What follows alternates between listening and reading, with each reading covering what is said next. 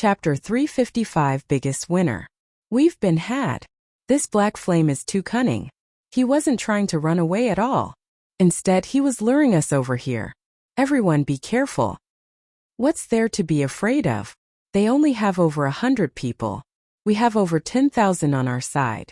Do they think they can really turn the tide?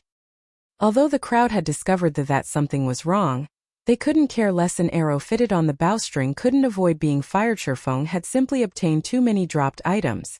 They might not get another opportunity to find such a fat sheep in the future. Right now, the total number of drops all of their guilds obtained was nowhere near what Sherfeng carried. Hence, they would not hesitate, even if they had to start a war with these hundreds of players from Zero Wing. Ha. Excellent. We could only play the role of side characters back in Creek Town. Now I can finally exercise my hands, Blackie said joyfully as he watched the incoming crowd. Blackie, don't kill too many. Let the others get some practice as well. It isn't very often we get to participate in such a large-scale battle. Fire Dance smiled faintly as she unsheathed her daggers and entered Stealth. Black and Fire Dance's excitement left their teammates speechless. In Zero Wing, it was common knowledge that Blackie and Fire Dance were the two gods of slaughter in the guild. In the previous war involving 4 of the top 6 guilds of White River City, if Blackie had not wielded large-scale magic such as the Stars of Light, Fire Dance's total number of kills would have definitely surpassed his. Everyone be careful. Since these people have survived until now, they should have some strength. Aqua Rose simply ignored Blackie's and Fire Dance's actions. The attack power the two of them possessed was simply not something others could replicate. Big Sis Aqua, don't worry. Now that we have upgraded our equipment, this is a perfect chance to see how much we have improved. The others started laughing after the death of the Mechanical Slayer. The magic barrier protecting the treasures of the Blood Hand Association also disappeared. The Blood Hand Association's treasures were a great eye-opener for everyone. In total, they claimed several hundred mysterious iron items. There were also plenty of secret silver and fine gold ranked weapons and equipment. After distributing and equipping these items, everyone's equipment standard had significantly improved now. Although their opponents numbered over 10,000, they possessed the advantage of levels and equipment. They also occupied a strategic location. After all, the teleportation hall could only hold so many people at a single time. It was not possible for all of the incoming players to squeeze into the hall simultaneously. In other words, despite the overwhelming odds, they were not without a chance for victory at this moment.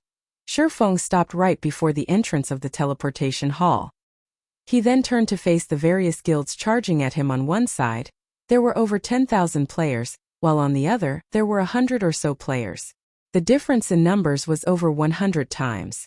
However, the various guilds abruptly stopped when the distance between them and Sherfeng shortened to 50 yards. Black Flame, don't think that you are invincible just because you now have backup. If you hand over the loot, we will consider sparing your life. Otherwise, today will be the day that your legend comes to an end. Hand over the drops and we'll spare you your life. Otherwise, you and your team will be finished. The guild leaders of the various guilds glared at Sherfeng with crazed eyes. They wanted nothing more than to murder Sherfeng right now. Previously, the massacre the Mechanical Slayer carried out under Sherfeng's lead severely wounded their guilds. Afterward, due to Sherfeng faking his own death, they even began to slaughter each other indiscriminately, decreasing their numbers once more. Now, so many reinforcements suddenly appeared. Who knew if Sherfeng had anything else prepared? Now that Sherfeng had suddenly turned to smile at them, how could they not feel worried? Hence, they all decided to halt their steps rather than continuing to charge forward. What if they recklessly rushed again, only to find themselves caught by another one of Sherfeng's traps? Thus, nobody dared to be the first to charge over. What's the point of talking so much trash? You've chased me for so long, so shouldn't it be my turn now?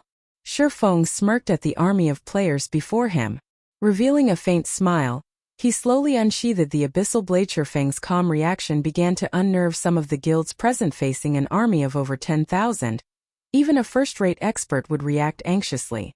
However, even after observing Sherfeng for so long, they could not detect the slightest hint of panic on his face. Did Sherfeng truly possess another card that could allow his small team to defeat them? Big Brother Red, there is definitely something suspicious going on. Now that Black Flame has reached the teleportation hall, he can escape at any time. Yet, instead of doing so, he actually plans to take a stand, Flourishing Willow said. Her brows tightening. Red Feather nodded in agreement, feeling that something was indeed wrong with this situation before. Feng could have simply escaped into White River City's safe zone. At that time, with the protection of the city guards, it would not be so easy to steal the Mechanical Slayer's loot from him anymore yet. Instead of doing so, Feng had gradually lured everyone to the teleportation hall. Why would Feng do such a thing? Crap! We've been tricked. Black Flame is trying to buy time. Red Feather suddenly panicked. Hurriedly, he opened the team member display to check whether or not his team members inside the White River City safe zone were safe. Big Brother Red. What's going on? Flourishing Willow looked at Red Feather, confused. Black Flame is trying to lure the tiger away from the mountain. Zero Wing has over 5,000 members, yet only 100 or so are here. Since he could call over these 100 or so members, why didn't he send for even more reinforcements? Red Feather explained. The only reason he did not send for more reinforcements was that he had sent the rest to hunt the transport teams who are safeguarding the loot. Moreover, by blocking the teleportation hall, he can choose to attack or retreat anytime he wants. As soon as the other members of Zero Wing obtain the drops, they can leave immediately. Red Feather had not used the team chat when he spoke. Moreover, he had not kept his voice down, so the other guilds had heard his words very clearly. Suddenly, the guild leaders of the various guilds turned pale immediately. They started contacting the players that were transporting the dropped items. However, none of their calls connected. The results were the same when they tried contacting the other team members of the transport team. You've only realized it now? Unfortunately, it's too late, Feng laughed, shaking his head as he watched the various guilds' actions. Indeed, just as Red Feather had guessed, even before he had slaughtered the members of Dark Star, he had arranged for Zero Wing's army to keep an eye on the transport teams of the other guilds. When Feng started his battle with Dark Star, Zero Wing's army took action as the various guilds had lusted after the items on Feng. They had not allocated many members to escort the transport team. Some guilds only allocated a few dozen members, while some had only allocated a dozen or so. Meanwhile, each of Zero Wing's groups consisted of at least more than 100. Some even possessed up to 400 members. There was no way they would fail. Moreover, in order to prevent these transport teams from reporting back to their respective guilds about the ambush, Feng had purchased a large number of information sealing scrolls from the magic shop. The information sealing scroll was extremely expensive, with each one costing 50 silver coins. This scroll could neither attack nor defend. It was also not a support item. In addition, the scroll could only target players. This scroll's only function was to prevent players from using the game's communication system for a certain amount of time. During this period, players could not receive or send any messages. The only form of communication they could use was ordinary speech. Hence, all this time the information sealing scroll was an item that the player populace of God's domain had ignored. During the ambush, although these transport teams were just a short distance away from the battlefield, they could not contact their respective guilds to request reinforcements. Faced with troops several times their number, these transport teams had no chance of protecting the loot they carried. Also, even though these transport teams were inside the city's safe zone, the city guards needed time to come to their rescue. During this time, unless the transport team of a guild possessed only top-tier experts, their deaths were all but certain. Even if the city guards arrived later, the dropped items of the Mechanical Slayer could simply be passed on and claimed by the Zero Wing members who had not participated in the battle. At this moment, Red Feather was livid. Although he did not know how Feng had sealed off their communication, when he saw the HP bars of his team members decreasing, he could guess what had happened without a doubt. His team members were definitely caught in an intense battle at this moment. Red Feather finally realized that he had massively underestimated Feng.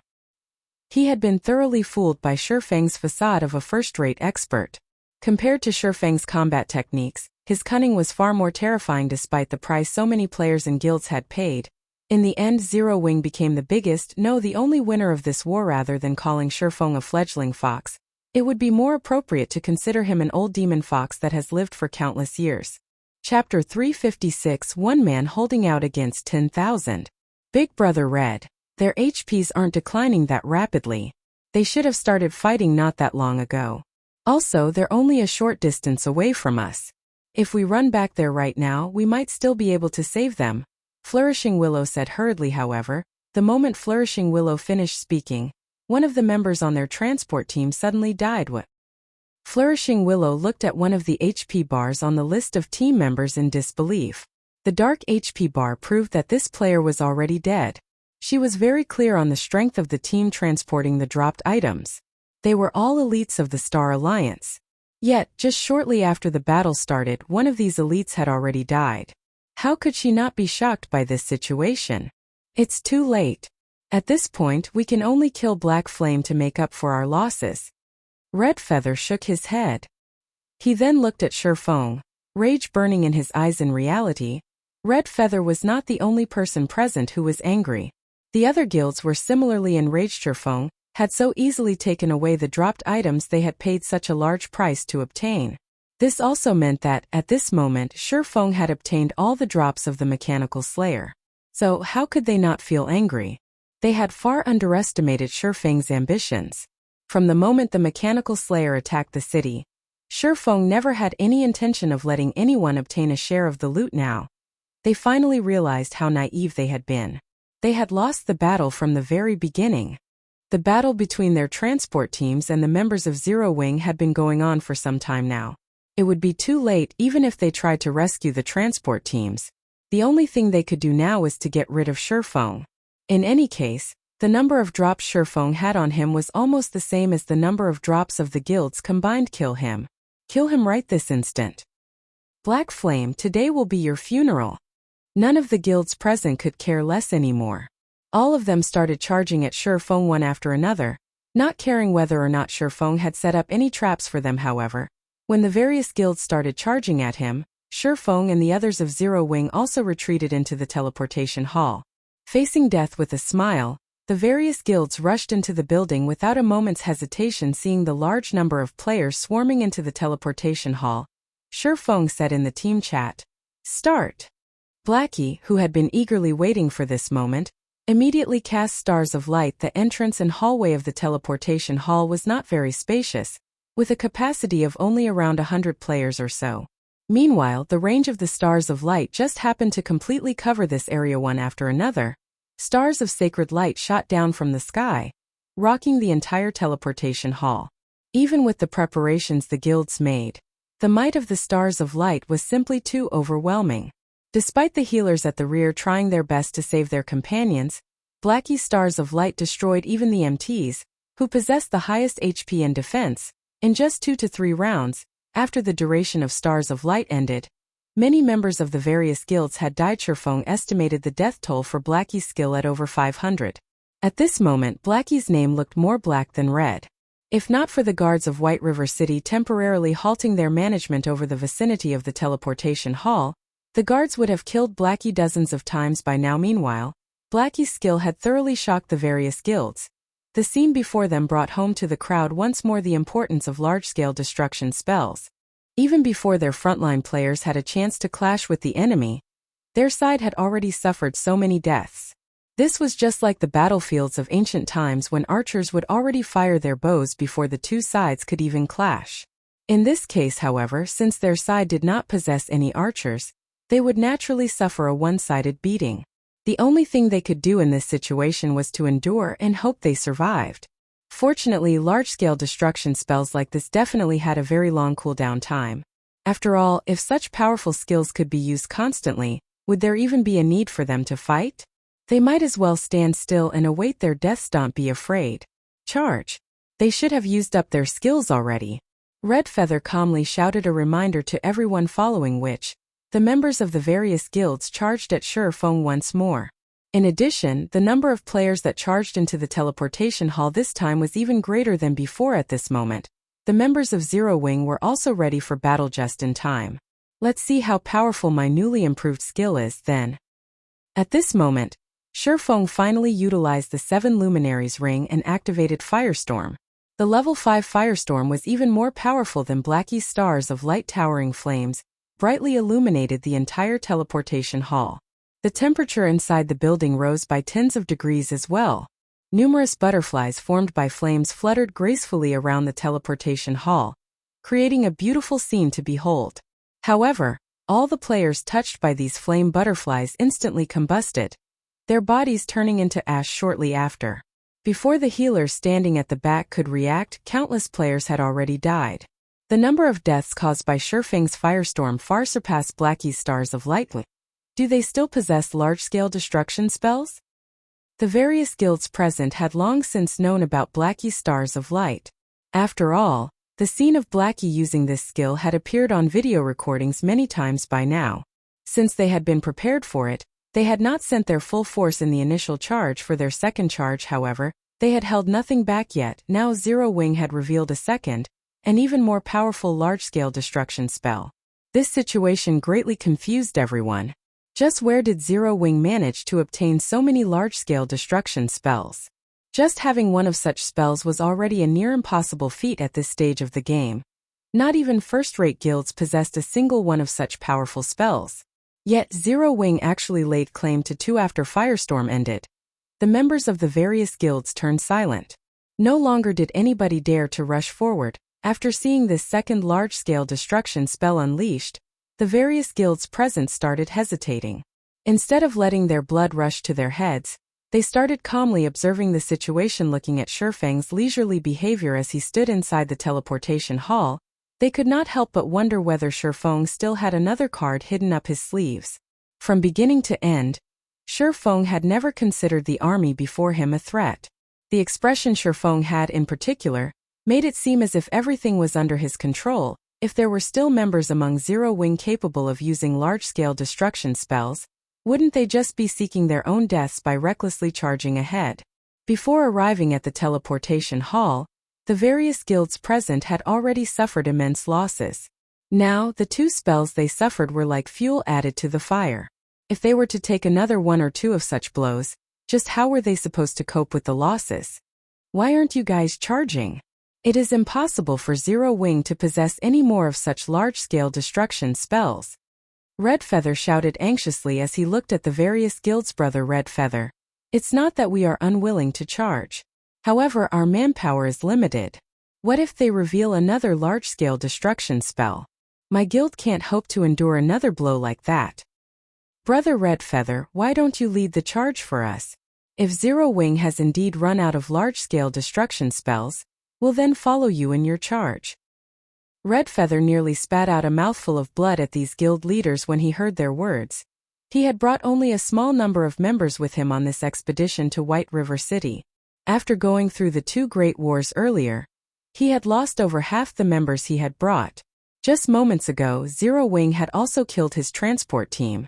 In the end, the only thing he gained from this trip was losses.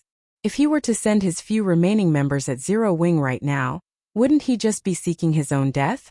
At this time, the various guild leaders present were also unwilling to let their own subordinates act as cannon fodder. Every death was a loss of money to them. As of this moment, they had yet to gain a single thing, so how would they be willing to continue throwing lives away? Previously, they had gotten caught in Shurfeng's plots one after another. Now Zero Wing's performance had even surpassed their expectations. After suffering successive blows, they were truly afraid. Now what? Not gonna charge at us anymore? If you guys aren't coming, then we'll be leaving.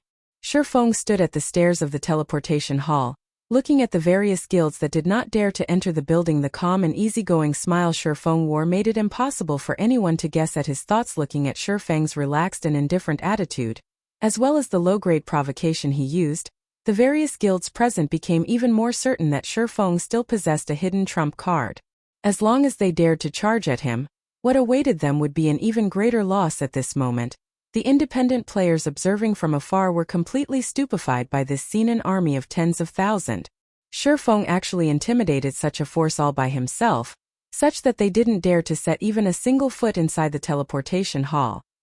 This scene was truly one man holding out against 10,000. Before today, nobody present would have believed such a nonsensical feat was actually possible.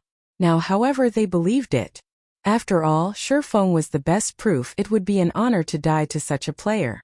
After a stalemate of more than 10 seconds, Red Feather suddenly stepped forward. Everyone, don't be fooled by Black Flame.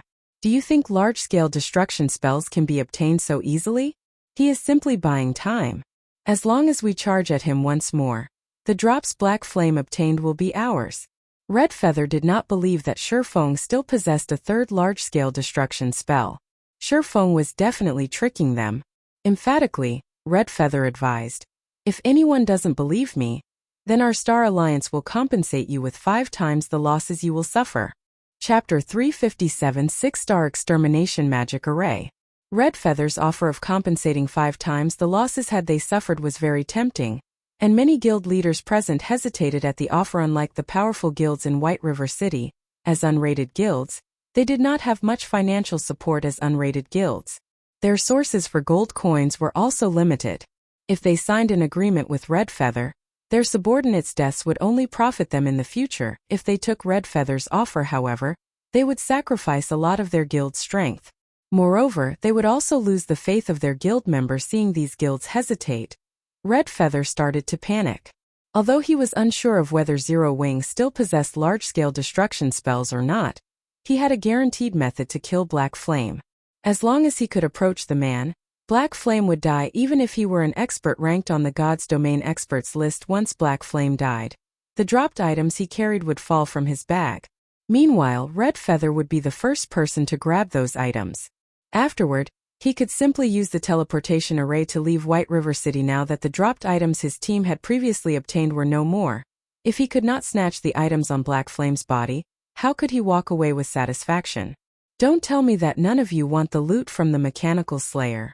That was a monster that even a Tier 4 Great Wizard struggled to kill. Not to mention dark gold items, it would not be odd to find epic items among the drops. Don't you want the power of an epic item? Red Feather's comments excited the various guild players. None of them had even seen a dark gold item before, let alone an epic item. If a guild obtained an epic item, it would instantly become a hot topic throughout the entire God's Domain. At that time, even an unknown guild would become famous, attracting the attention of many guildless players. Although it would still be no match for a truly powerful guild, it could still become an overlord of a city. The might of an epic item was unimaginable in God's Domain. Dungeons were one of the main sources for players to obtain weapons and equipment. As only a limited number of players could enter a dungeon, if one wanted an easier time rating, they could only do so by upgrading the combat power of a limited number of players. Hence, not only were epic items significant symbols to a guild, but they also played a very large role in the guild at this stage of the game.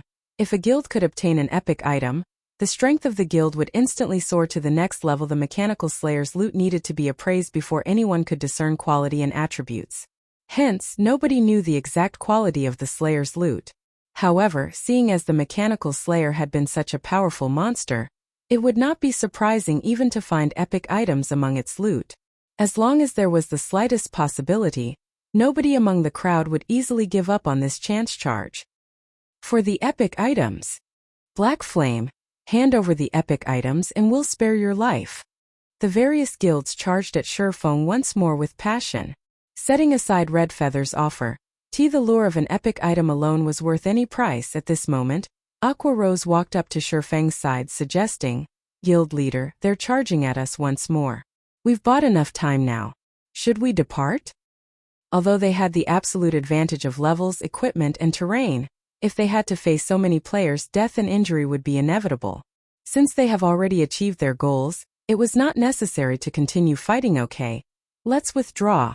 Shifeng nodded. Pass me the Tier 3 magic scroll that you obtained from Creek Town. I'll stall for time and leave them with a memento. Take this chance to activate the teleportation array. Indeed, just as Red Feather had guessed, large-scale destruction spells were not so easy to come by. At this moment, only he and Blackie possessed such spells. Although they had plenty of small-scale AoE attack spells, the might and range of these spells were not enough. They would not play a significant role in this battle. Are we really going to use that Tier 3 magic scroll? That's the only one we received from the crusade. Why don't we just have everyone hold those players off for a bit? In any case, we only need to stall for a moment. If we don't have to fight for that long, we should not incur any casualties. Aqua Rose's heart ached when she heard Shifeng's intentions. The value of a Tier 3 magic scroll far surpassed a single dark gold item. It doesn't matter. Now is the best time to use it. Shifeng waved his hand. Aqua Rose simply sighed in response to Shifeng's decision. With a heavy heart, She handed the Tier 3 magic scroll over. She only had herself to blame for working under such a guild leader. Normally, Shifeng spent his money lavishly, not bothering with a budget. However, it was also a fact that the results of his spendthrift actions would always pay off. Go. Leave this to me. The Tier 3 magic scroll Aqua Rose had handed Shifeng was deep blue with gold inlaid around its edges. Upon receiving the scroll, Shifeng unrolled it and clicked, Use. The Tier 3 magic scroll they had obtained from the Blood Hand Association's hidden warehouse was entitled Water Dragon's Flurry. This magic scroll contained a very rare large-scale destruction spell with a 2-second cast. Tamiya's water-type mana began to gather around Shifeng. A large-scale, deep blue magic array formed beneath his feet. Crap. It's another large-scale destruction spell. The Tier 3 spell's generated momentum was so immense that the incoming tide of players quickly discovered its appearance. The crowd immediately panicked and tried to withdraw. At this moment, Red Feather's face turned ashen. He would never have thought that Shifeng still possessed another large-scale destruction spell. Although the crowd retreated quickly, it was too late as Shifeng had already unleashed the magic of the Tier 3 magic scroll in his hands. Water gushed down from the sky like a massive waterfall, rolling into a tidal wave that was over a dozen meters high. The wave smashed across all of the guild players within the teleportation hall, and in the blink of an eye, the violent tidal wave devoured hundreds of players. Following which, the turbulent water flooded from the building's entrance. It was like a tsunami. The massive wave devoured many of the players outside the hall, and every victim of the spell became nothing more than an icy corpse. As to how many players had died, even Shifeng himself was not sure. However, what Shifeng did know was that the Water Dragon's Flurry had killed more players than both Stars of Light and Firestorm combined. It's about time for me to leave as well. Shifeng examined his surroundings, satisfied. The teleportation hall was void of any members of the various guilds. So? That's not right. Someone's still here. Shifeng suddenly sensed danger. Shifeng was very familiar with this feeling, so he knew to keep his guard up. Such a feeling only occurred when he encountered life-threatening danger. Hence, Shifeng immediately activated Omniscient Eyes since he had not seen anyone inside the hall. The only possibility left was Assassin's Omniscient Eyes allowed Shifeng to perceive any invisible or stealth units within 100 yards. After activating the skill, a golden glow enveloped both of his eyes. He then observed his surroundings. Like a god overlooking all life forms, nothing could hide from his vision. 6 people, is it? Shifeng quickly discovered 6 obscure figures slowly approaching him from 30 yards away. These 6 assassins felt a chill down their backs the moment Shifeng's gaze landed on them. Damn it. We've been discovered. Forget about it. This distances should be enough. We can't disappoint Boss Red Feather. The 6 assassins were all experts. Hence, they immediately decided to reveal themselves and take out the purple gold crystal balls. That's the 6-star Extermination magic array. How could they have it? Shifeng was abruptly shocked when he saw the purple gold crystal balls in the hands of the 6 assassins. These items were no less rare than a Tier 3 magic scroll. Though they were far more powerful than a Tier 3 magic scroll, the requirements and limitations were also far more troublesome than a Tier 3 magic scroll. Chapter 358 Cornered Beast. Although Shifeng knew that these assassins intended to use the 6-star Extermination magic array, it was too late for him to stop them in the next moment. The crystal balls released a dazzling purple glow. Purple flames then burst forth, enclosing Shifeng and the 6 assassins within a barrier of purple fire. This barrier only covered a small area of 30 by 30 yards. With their levels, it would only take a few steps to cross this distance. Guild leader Black Flame, since you so arrogantly offended the Star Alliance, we've come to teach you some manners. Tiger, what's the point of talking to him? He is merely a frog at the bottom of a well. How could he possibly know how amazing our Star Alliance is? Let's finish him off immediately. Boss Red Feather is waiting for us. I'm trying to give him some time to mourn his own loss. Now that the barrier has been activated, nobody can possibly interrupt us. We can take our time dealing with him since there's no way for him to escape anyway. You're right. Wouldn't it be boring if we killed this insufferably haughty guild leader Black Flame in just 2 to 3 hits? Does guild leader Black Flame have any last words? Ha ha ha. The 6 assassins chatted merrily among themselves. They looked at Shifeng as if he were an ant. It was as if everything was within their control, and victory was already within their grasp. The 6-star Extermination magic array was a magic barrier that possessed several restrictions. Unlike a normal magic scroll, activation required 6 players. Moreover, once the barrier was cast in a specific location, excluding the 6 wielding the crystal balls, it would randomly choose 1 player within range and trap them within. As for everyone else who was within the magic barrier's range at the time of activation, all would be sent out of the magic barrier, including players, NPCs, and monsters. After erecting the magic barrier, not even an army of tens of thousands could penetrate it. The same went for those inside the magic barrier. They could not leave. The magic barrier would only dissolve itself when the targeted player died, or the 6 activators were annihilated. In addition, while the barrier did not impose restrictions on the 6 casters, the targeted player, on the other hand, was banned from using any skills to any player in God's domain. Losing one's skills was like a tiger losing its claws and fangs. It was similar to how Shurfeng could one-sidedly massacre hundreds of players after activating Absolute Time, a regional silencing skill, though part of the reason Shurfeng could achieve such a feat was due to his frightening combat power. The regional silencing skill Absolute Time played a similarly large role currently. Shurfeng had to face 6 level 20 assassins who were capable of using all their skills. He was also trapped in this barrier until he defeated these 6 elite players. One could just imagine how dire the situation was. What a pity. Shurfeng sighed as he looked at the purple flames surrounding him before shifting his gaze towards the 6 assassins. Normally, the 6-star Extermination magic array was used to deal with high-tiered mage-type bosses. Compared to a high-tiered magic scroll, although barrier crystals possessed many restrictions, players could use it within a dungeon. On the other hand, Tier 3 magic scrolls like the Water Dragon's Flurry were useless inside a dungeon at this moment. However, these 6 assassins had used such a precious barrier crystal to deal with a single swordsman like Shurfeng. The word waste could not even begin to describe their actions. Guild leader Black Flame. So even you know the word pity? It would indeed be a pity if we were the only ones to witness your death. However, you can rest assured that we will upload a video of your death to the forums, showing everyone the end of your undying legend when that time comes. Guild leader Black Flame, you should not blame us for your ruin. Instead, blame yourself for being too arrogant and greedy.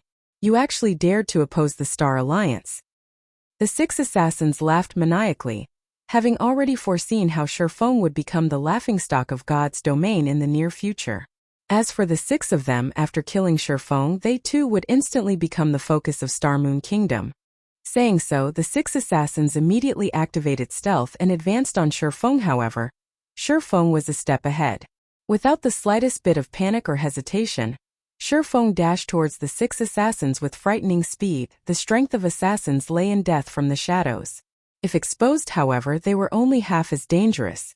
Knowing this, Shurfeng darted forward without hesitation and sliced up the 6 assassins. Dang! Dang! Dang! 6 clangs of metal clashing resounded inside the magic barrier, and the assassins who had just entered stealth were immediately exposed. Enraged, they glared at Shurfeng. Black Flame. No matter how much you struggle, the result will be the same. Since you want to die in early, let me fulfill your wish. A tanned and short assassin named Grey Squirrel tightened his grip around one of his daggers and jabbed it at Shurfeng's abdomen. With even greater speed than before, Grey Squirrel drew a strange arc with his other dagger, sliding it smoothly towards Shurfeng's side. Under normal circumstances, players would instinctively try to defend against the first attack and neglect the dagger from the side. Even if they managed to discover the second dagger, their instincts would still focus on the first. This deliberate misdirection clearly displayed how skilled this assassin named Grey Squirrel was.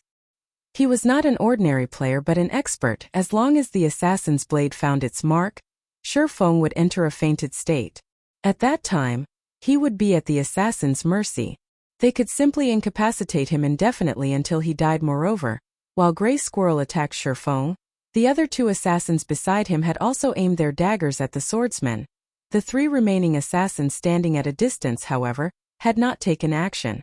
On the contrary, they simply stood there, watching with ridiculing smiles. In their opinion, Shurfeng was just a cornered beast struggling to stay alive. His initial charge was simply his last-ditch effort at survival. Just when the 2 daggers from Grey Squirrel were about to penetrate into Shurfeng's body, Shurfeng shifted his footsteps slightly and retreated half a step, effortlessly evading the 2 daggers. Immediately, he spun sideways, escaping the pincer attack of the two assassins behind him. The entire process was as smooth as flowing water without any excess movement. The assassins were inwardly startled. Shifeng had actually evaded their perfect joint attack with such simple motion. Shifeng's quick-witted response left the 6 assassins shivering slightly. However, he couldn't care less about his enemy's thoughts. Without a pause, Shifeng brandished the abyssal blade and the purgatory shadow, sending over a dozen afterimages slashing at the 3 assassins. Shifeng's swords moved with lightning speed, the 3 assassins emitting ear-piercing screeches as the blades found their vital points. The 3 attacking assassins were greatly shocked by this counterattack. In a panic, they hurriedly used their daggers to defend themselves, even going as far as using block. Although all 3 of them managed to defend against the afterimages sent at them, Shifeng's superhuman strength forced them into a retreat, the clash leaving their hands numb. Such speed and strength. At this moment, these 3 no longer dared to underestimate Shifeng. During their brief exchange, they could tell how powerful Shifeng was. Normally, when the 3 of them attacked together, even Red Feather would temporarily retreat rather than face them directly. However, Shifeng had done the exact opposite and fought them head-on. Surprisingly, he even forced them into a retreat.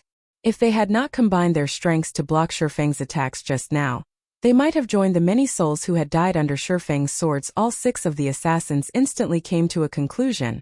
Although the Shifeng before them had lost his fangs and claws, he was no tiger. He was a monstrous beast clad in human skin. He could easily suppress them by only relying on his strength. Faced with Shifeng, only death awaited them. Suddenly, the assassins realized that they had made a massive mistake. They had actually chosen to lock themselves up with such a monstrous beast. As expected, it is impossible to get rid of them quickly without the 100% speed boost from purgatory power. Shifeng's onslaught had failed to achieve its intended purpose, though it did allow him to gain a general understanding of his attacker's strengths. In conclusion, these assassins were definitely experts. The 3 assassins had exposed many holes in their defenses after Shifeng shook them off. Hence, he brandished his blades once more, intending to strike the iron while it was hot and finish them off before they could reunite with their other companions. At this time, however, the other 3 assassins had already circled and arrived behind Shifeng. They immediately launched a flurry of attacks, giving Shifeng no choice but to stop his attacks and deal with the immediate threat first. Shifeng abruptly spun around, swinging his swords with all his might at the 3 new arrivals. Like before, his attack sent all 3 assassins flying. Shifeng then charged at the assassin in front of him, brandishing his swords multiple times. The assassin receiving Shifeng's attacks was greatly frightened. Immediately, the assassin used silent steps, hoping to take advantage of the short period of invulnerability the skill provided to defend against all these sword flashes. By doing so, he could also gain some precious time to allow his companions to come to his rescue. Otherwise, only death awaited him. The assassin's decision to use silent steps had undeniably given his 5 other companions plenty of time to react. After regaining their composure, the 5 assassins immediately dashed at Shifeng, forcing him into a momentary retreat. "We can't let this continue. We can't hold back any longer. All of you use the Berserk Potion," Gray Squirrel commanded. The other 5 looked at one another and nodded silently. At the same time, they all took out Blood Red Potions. This potion was none other than the extremely precious Berserk Potion. Originally, this potion was a last resort. They never thought that they would have to use it so quickly. Chapter 359: Breaking Through the Limit. First, they used the 6-star Extermination magic array. Now there are even Berserk Potions. Red Feather really is wealthy. Shifeng immediately recognized the Blood Red Potions in the 6 assassins' hands. At this stage of the game, there were no players capable producing a Berserk Potion. Moreover, the recipe was not easily obtainable. The only way to obtain these potions was through killing the bosses of a team dungeon. However, the drop rate was very low. Statistically, it was only 0.2%. In other words, one could only obtain 2 bottles after killing 1,000 team dungeon bosses. Hence, without sufficient strength, it was impossible for a guild to obtain 6 Berserk Potions. When consumed, the Berserk Potion would stimulate a player's physical potential, increasing their strength and agility. The player's physique would also exceed its limits, allowing the player to carry out actions that they normally couldn't do. To put it simply, the Berserk potion was a very overbearing potion. Black Flame, we admit that you are impressive. However, playtime is over. After the assassin named Grey Squirrel drank the Berserk potion, his skin began to turn red. The blood vessels all over his body bulged, and his body started emitting waves of heat. His aura had also completely changed the moment Grey Squirrel finished speaking. His body flickered, and the ground under his feet cracked. Leaving behind an afterimage, Grey Squirrel instantly appeared behind Shifeng. His bright snowy dagger transformed into a white flash that flew towards Shifeng's back. His speed reaching far beyond that of his previous attack startled. Shifeng hurriedly spun and used the abyssal blade to meet Grey Squirrel's dagger pung. Sparks flew in all directions as metal clashed. The collision forced Shifeng back by half a step. Grey Squirrel, on the other hand, was forced to take a full step backward. In terms of strength, Shifeng was still obviously superior. However, this single exchange forced Shifeng to take things seriously. From this single exchange, Shifeng could feel that the assassin's attributes were not far below his own. Facing Grey Squirrel and his team, Shifeng's small advantage of attributes was almost non-existent without the use of his skills. Even in a one-on-one battle, it would be very difficult to achieve victory, let alone a 1-on-6 battle. Compared to Shifeng's astonishment, Grey Squirrel and the others were even more shocked by their brief confrontation. After drinking the Berserk potion, they understood just how amazing the potion's effects were. Yet, even with the effects of the Berserk potion, their attributes were still inferior to Shifeng. Shifeng's strength completely surpassed their imaginations. This revelation was astonishing. Just how excellent is Black Flame's equipment? Grey Squirrel kept focused on Shifeng, his expression becoming serious. He then said to his 5 companions, "We'll attack him together." The other 5 nodded. If they only relied on Grey Squirrel to deal with Shifeng, the final victor of the battle would most likely be Shifeng. Seeing all 6 opponents approaching simultaneously, Shifeng dared not underestimate them. Shifeng took out a basic frost grenade from his bag, tossing it at the assassins. Although he could not use skills, there was no restriction on the items inside his bag. Compared to absolute time of the 7 luminaries ring, the 6-star extermination magic array was inferior. When the frost grenade exploded, the 6 assassins charging at Shifeng failed to react in time and froze on the spot. The 6 of them knew the dangers of being restrained. Hence, they all used Vanish to dispel the freezing effect. Originally, they had intended to continue their charge. However, the 6 of them suddenly saw Shifeng remove an extremely familiar item from his bag, Berserk potion. "How do you have one as well?" Grey Squirrel's eyes widened, intense fear appearing on his face. "What? Your Star Alliance can obtain this item, but our Zero Wing can't? Don't forget that I am also the leader of a guild. There should be a limit to how much you look down on us." Shifeng revealed a faint smile as he held the blood-red Berserk potion before emptying the contents of the bottle. In the next moment, Shifeng's skill turned blood-red. His entire body shone with a faint blue shimmer as well. Following which, his body emitted a violent heat wave, and even the 6 assassins, who were over 7 yards away, felt it. The effects displayed after Shifeng drank the Berserk potion were far stronger than theirs. Clearly, the increase Shifeng received was much greater than theirs. The Berserk potion would display strength corresponding to the potential of the consumer's existing physique. Shifeng was superior to the 6 assassins in every aspect. Hence, after drinking the Berserk potion, the resulting upgrade was far more impressive. "Let's start the second round, shall we?" Shifeng cracked his knuckles. He could feel his entire body brimming with strength. Despite the fact that he stood still, cracks already began to form beneath his feet. His strength now far surpassed the strength he possessed after activating Purgatory power. He then smiled at the 6 terrified assassins. The assassins stared at Shifeng as if he were the demon god, and they couldn't help but gulp. Taking a step forward, Shifeng suddenly disappeared. Before the 6 could react, Shifeng appeared before Grey Squirrel. The silvery gray abyssal blade descended. Grey Squirrel tried to raise his daggers to block the attack. However, he suddenly discovered that his speed could not keep up with Shifeng.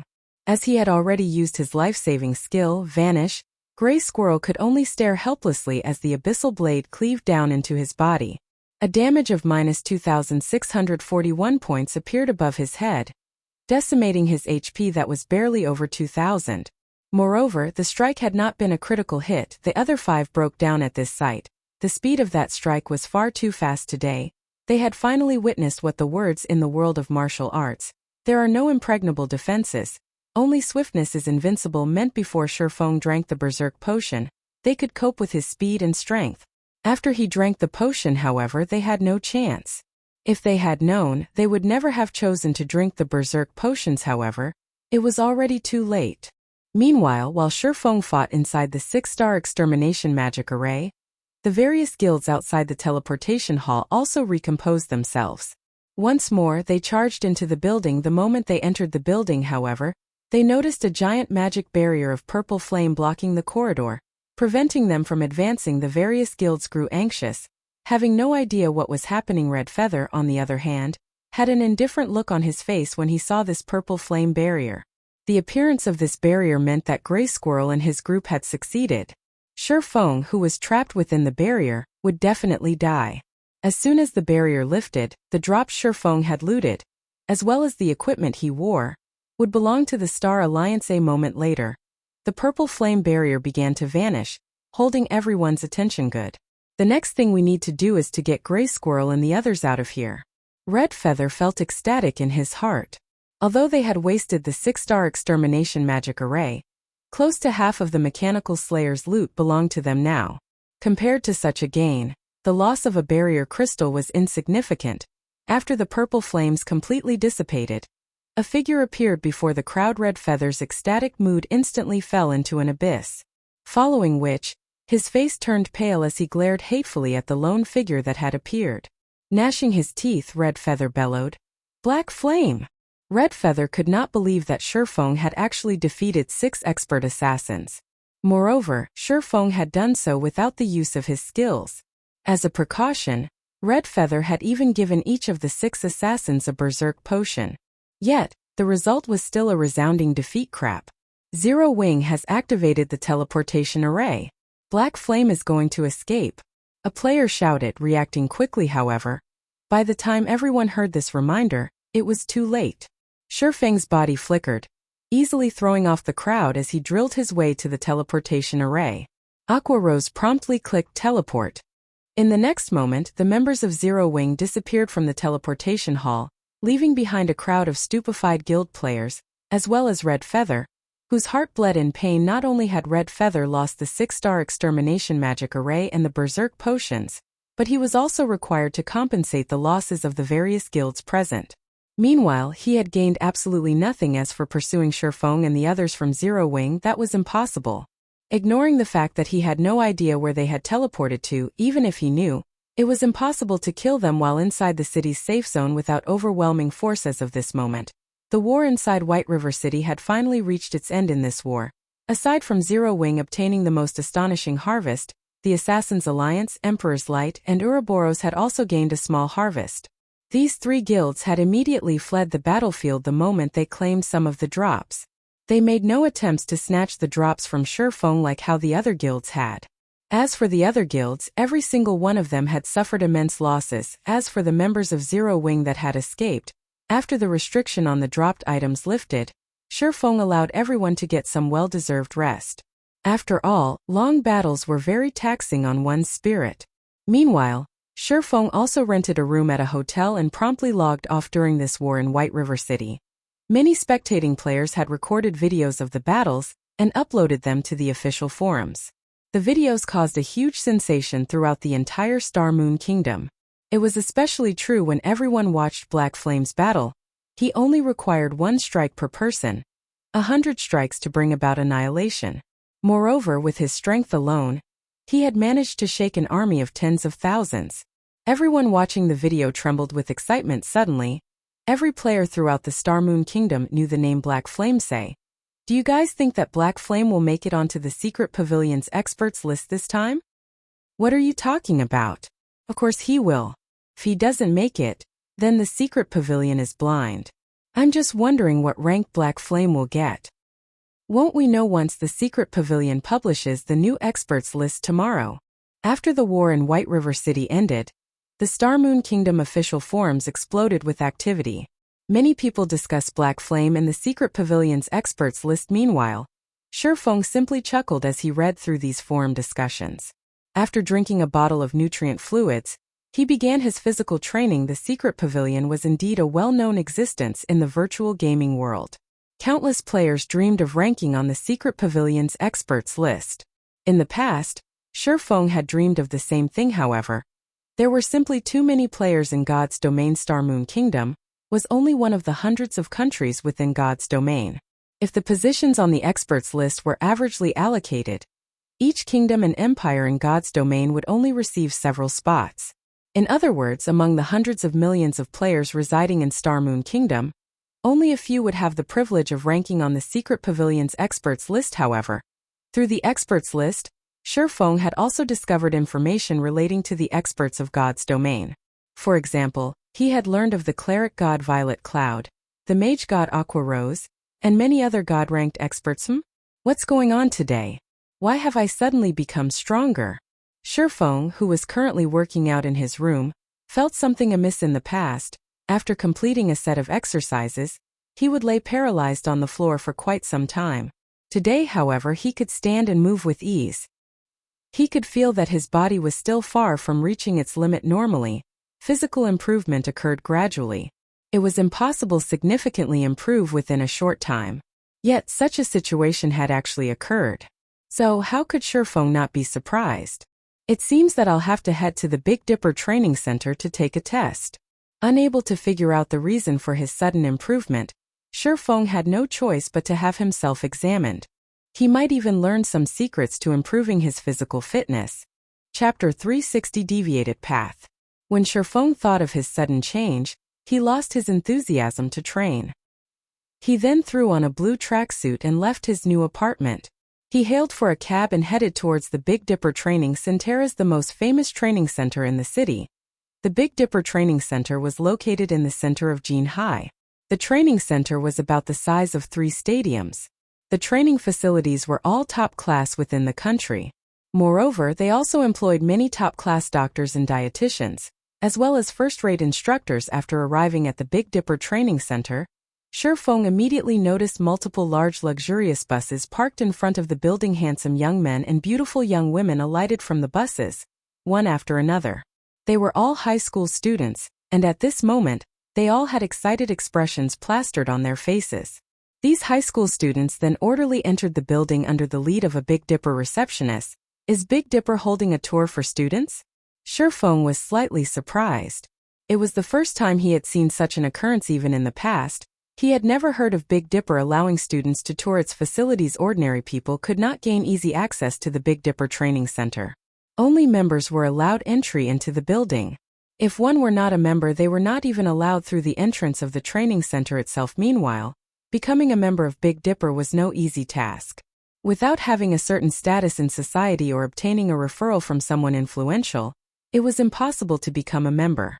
If Zhou Yuhu had not entered the top 10 in Jinhai University's fighting competition, he would not have obtained a Big Dipper membership card. Now that hundreds of high school students suddenly entered the training center, no matter how one looked at it, something must have changed. However, this was no concern to Shifeng. He had only come here for a physical checkup. Fortunately, the Big Dipper Training Center possessed inspection equipment and other facilities that even the hospitals envied. Following which, Shifeng had also followed the crowd into the building. Excuse me, sir, only members can enter, a robust security guard said as he blocked Shifeng's path. Here is my membership card. Shifeng swiped his Big Dipper member card at the electronic lock. The red display on the machine promptly changed to green, signifying that Shifeng was allowed to pass. The tempered glass doors then parted. Seeing that there were no problems, the bodyguard promptly turned and left. The 15th floor of the Big Dipper Training Center contained equipment for testing punching power, grip strength, speed, reaction, and much more. At this moment, many people crowded around the equipment. Shortly after arriving on the 15th floor, Shifeng discovered a familiar figure currently testing her reaction time. Is she here? Shifeng was very surprised. It was none other than his female class monitor, Zhao Ruoxi. At this moment, Zhao Ruoxi had her hair pulled back into a ponytail. She wore a black sports vest and a pair of tight capris. Zhao Ruoxi's perfect figure, which she normally hid, was vividly displayed at this moment, and she looked completely different from when she was at school. The reaction machine would fire varying amounts of special rubber bullets at the examinee. One could test their reaction time by dodging these special rubber bullets faced with the flying bullets. Zhao Ruoxi danced like an elegant butterfly and effortlessly dodged the rubber bullets, one after another. Many of the men present were mesmerized by her fluid movements, and they only wished they could approach and strike up a conversation with her. However, this wasn't unusual. Zhao Ruoxi was already an alluring beauty. In addition to her elegant and noble demeanor, ordinary girls were simply no match for her. When the test ended, and Zhao Ruoxi exited the reaction testing room, many were startled. The result displayed on the testing machine was actually intermediate perfection. Who is this beauty? She can't possibly be a professional fighter, right? Many people inside the hall started a discussion among themselves. At this moment, even the handsome men who had intended to talk to Zhao Ruoxi hesitated. As frequent customers of the Big Dipper Training Center, they had an acute understanding of that result's significance. The reaction test was categorized into 4 ranks: basic, intermediate, advanced, and special.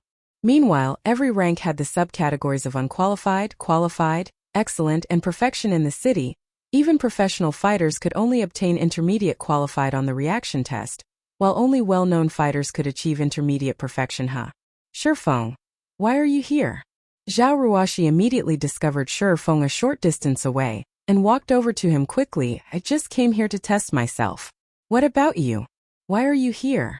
If the others in the class to find out about this, they will be shocked to think that the normally gentle and elegant class monitor actually has such a side to her, Shifeng said. A grin plastered across his face when Zhao Ruoxi realized that Shifeng has watched as she tested. Not knowing why, her cheeks burned slightly and a small shred of happiness filled her heart. Immediately after, she waved her little fist at Shifeng, softly saying, "You are not allowed to tell anybody about this. If you do, I'll get very angry, and you'll have to suffer dire consequences. Class monitor, since you have ordered it, I will naturally keep my lips sealed." Shifeng laughed, failing to detect the minor changes to Zhao Ruoxi's expression. He only felt that Zhao Ruoxi was far more approachable than he previously thought. That's more like it.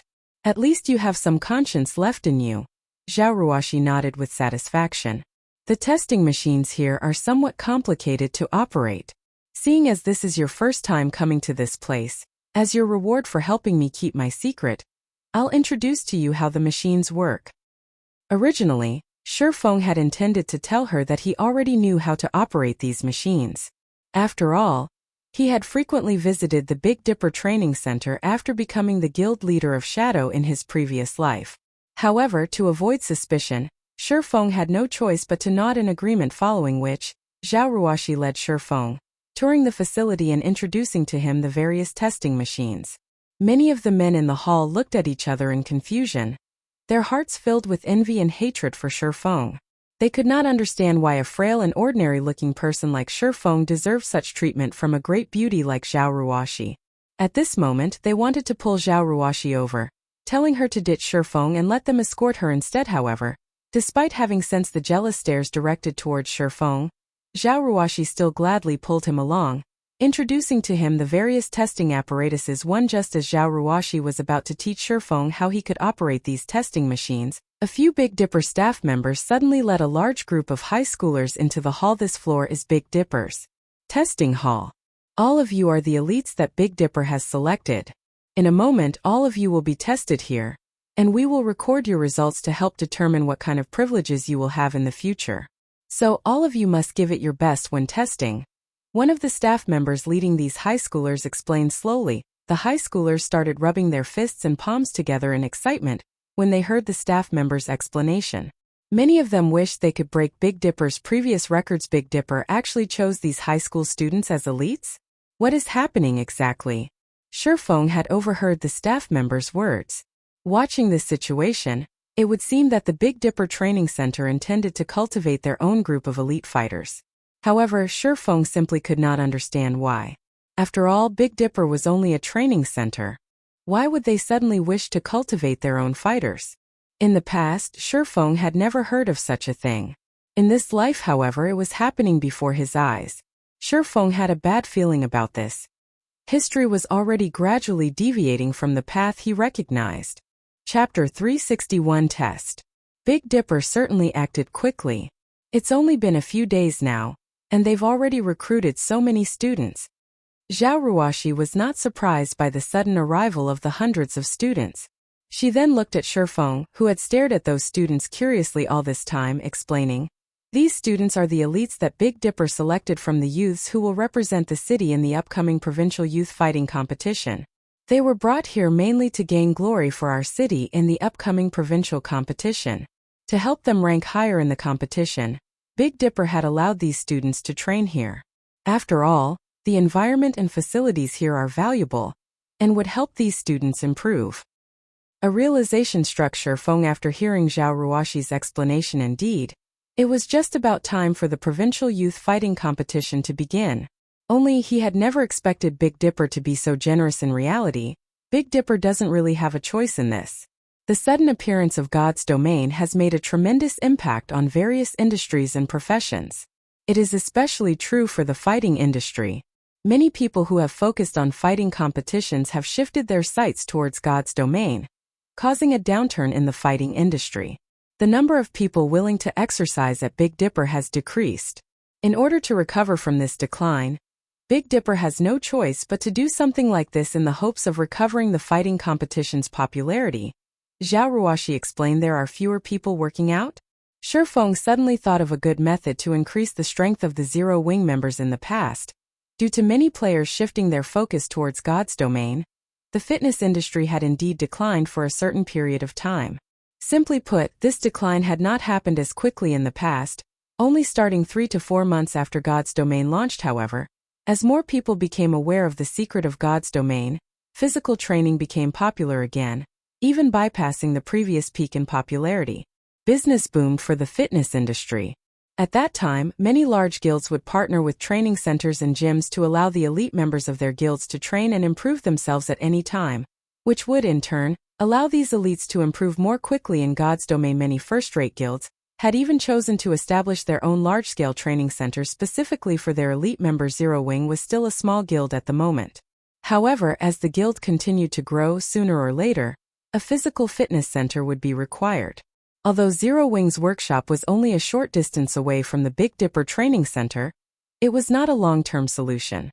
Now that the fitness industry was going through a slump, it was the perfect time for him to take action. Considering the situation, Shifeng did not dislike the idea of working with Big Dipper. If he established his own training center, he would need to spend an astronomical sum of money. He certainly did not possess that kind of money at the moment. By partnering with Big Dipper, not only could he encourage his guild members to train ahead of everyone else, but he could also obtain the best training environment at a significantly lower cost. While Shifeng pondered about how he could gain Big Dipper's cooperation, a few more people had arrived at the testing hall. As soon as these people arrived, the staff members rushed to greet these newcomers, displaying respect. "Manager Xiao, the students chosen are all here. Following your instructions, we have already begun testing," one of the Big Dipper staff members said respectfully as he looked at a middle-aged man wearing black robes. "Good. Have them continue. I've simply come to observe their conditions. This year's provincial youth fighting competition will affect Big Dipper's future development, so we must not be careless," the man surnamed Xiao instructed. "Yes." The staff members promptly retreated and led the students to their tests. Due to the arrival of this manager Xiao, the students' fighting spirits soared. They were all eager to perform well and attract more of Manager Xiao's attention. That way they could receive even more training resources in the future. As the tests began, many Big Dipper members who had also come to test stopped what they were doing, quietly observing the students test instead. After all, they would not have an opportunity like this often. Most of the visitors of this testing hall were usually ordinary folk who only trained casually. Meanwhile, although these youths were only students, they possessed the ability to participate in the provincial youth fighting competition. They should be more powerful than the average person. Even Zhao Ruoshi seemed excited, and she demanded to go over and have a look as well. Helpless, Shifeng had no choice but follow her. The first test the students went through was the punching power test. An ordinary person's punch usually carried around 100 to 150 kg. Meanwhile, every one of these students managed to achieve a result of over 200 kilograms. Among them, a student named Wang Cheng had even achieved a force of 356 kilograms. He was at least twice as strong as an ordinary person. Many of the spectators gasped in shock when they saw Wang Cheng's result. Even Manager Zhao's eyes glowed with delight, and he praised Wang Cheng as a talented youth. The punching power standard of the professional fighters in Jinhai City was only 320 kilograms. Meanwhile, Wang Cheng, a high school student, had effortlessly surpassed that standard. Wang Cheng obviously had a promising future ahead of him. After all, Wang Cheng was still a kid. He still had growth potential. He would have no issues achieving a force of 400 kilograms in the future. Having a force of 400 kilograms meant that he could reach the standard of the well-known fighters in Jinhai City. These students are amazing. That Wang Cheng, in particular, has already surpassed Zhou Yuhu.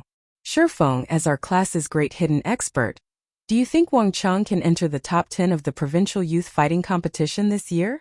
Zhao Ruoxi asked as she shifted her gaze towards Shifeng. Curiously, she had personally witnessed Shifeng's strength.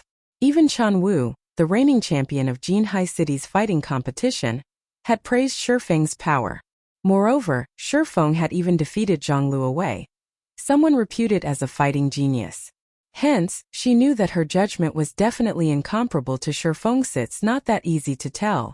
Victory and defeat aren't solely decided by a person's punching force. Shifeng laughed bitterly as he shook his head. He was not a god, so how could he make a judgment based solely on a person's punching power? Zhao Ruoxi nodded, feeling that Shifeng had a point. Following the punching power test was the reaction test. Of the hundreds of students, they all achieved a result of basic perfection or above. Among them, there were a few who achieved intermediate excellent. A student named Wu Chuan even achieved intermediate perfection, shocking everyone. Although the tests had yet to end, Wang Cheng and Wu Chuan had immediately captured the crowd's attention. Manager Xiao treated them both like treasures, doubling their training resources on the spot. Many students had cast envious gazes at the two after the tests ended. Manager Xiao of Big Dipper had originally intended to take both Wang Cheng and Wu Chuan to meet the best instructor in Jinhai City, someone whom the Big Dipper Training Center had gone through a lot of trouble to invite. However, after he noticed Zhao Ruoxi among the spectators, he halted his steps. Ruoxi, you little girl, why didn't you tell Uncle Xiao that you were visiting Big Dipper? Manager Xiao said as he walked over to Zhao Ruoxi. I was afraid that Uncle Xiao would be busy. Zhao Ruoxi giggled sweetly. Meanwhile, Wang Cheng and Wu Chuan, who stood behind Manager Xiao, were immediately stupefied when their eyes fell upon Zhao Ruoxi's sweet and beautiful smile. If not for Manager Xiao's presence, they might have dashed forward and promptly introduced themselves to this great beauty. At this moment, Manager Xiao discovered Shifeng, who currently prepared to take his own test, standing beside Zhao Ruoxi, and he could not help but ask, Ruoxi, this person beside you is? This is my classmate Shifeng, Zhao Ruoxi introduced. He has come here today to test himself and check on his own physical condition. Uncle Xiao, haven't you wanted to nurture those students to participate in the provincial youth fighting competition? I have a great way to help them obtain a good rank, Zhao Ruoxi said, giggling. Really? Manager Zhao's eyes suddenly glowed. The provincial competition was incredibly important to the Big Dipper Training Center. Zhao Ruoxi would have really helped him big time if she had a way to help the students to get a good rank in the competition. Of course, Zhao Ruoxi said with confidence. What kind of method is it? Manager Xiao asked concernedly.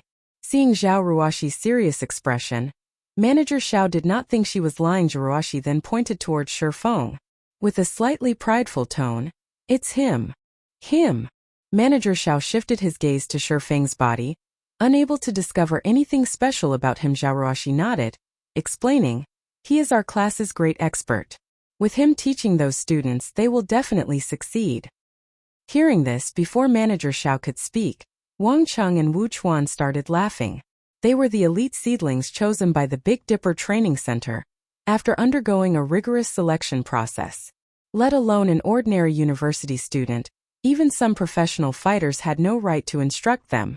How powerful could the great expert of a class of university students possibly be? They could probably knock Shifeng out with a single punch. Chapter 362 Rank. Although Wang Cheng and Wu Chuan had not voiced their opinions, their expressions exposed the disdain they felt.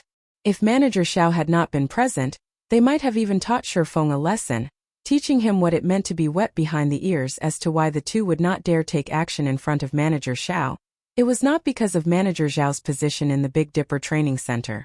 Rather, they feared Manager Zhao's personal strength. Because Manager Zhao's strength frightened Wang Cheng and Wu Chuan, they would not make any casual remarks in front of him. Why else would geniuses like them remain silent at such a ridiculous statement? Manager Zhao's full name was Xiao Yan, and he was well known in Jinhai City. He had also been a professional fighter during his youth. However, after winning a championship, he retired as a professional fighter.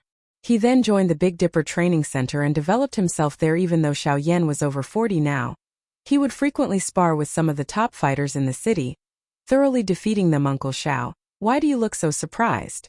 Zhao Ruoxi's lips curled up slightly when she saw Manager Yan's face. Since you don't believe me, why don't we place a bet? Zhao Ruoxi's mesmerizing smile left Manager Yan greatly confused. He could not figure out what the little girl before him was trying to accomplish. However, since Zhao Ruoxi wished to play, he certainly wouldn't mind humoring her for a while.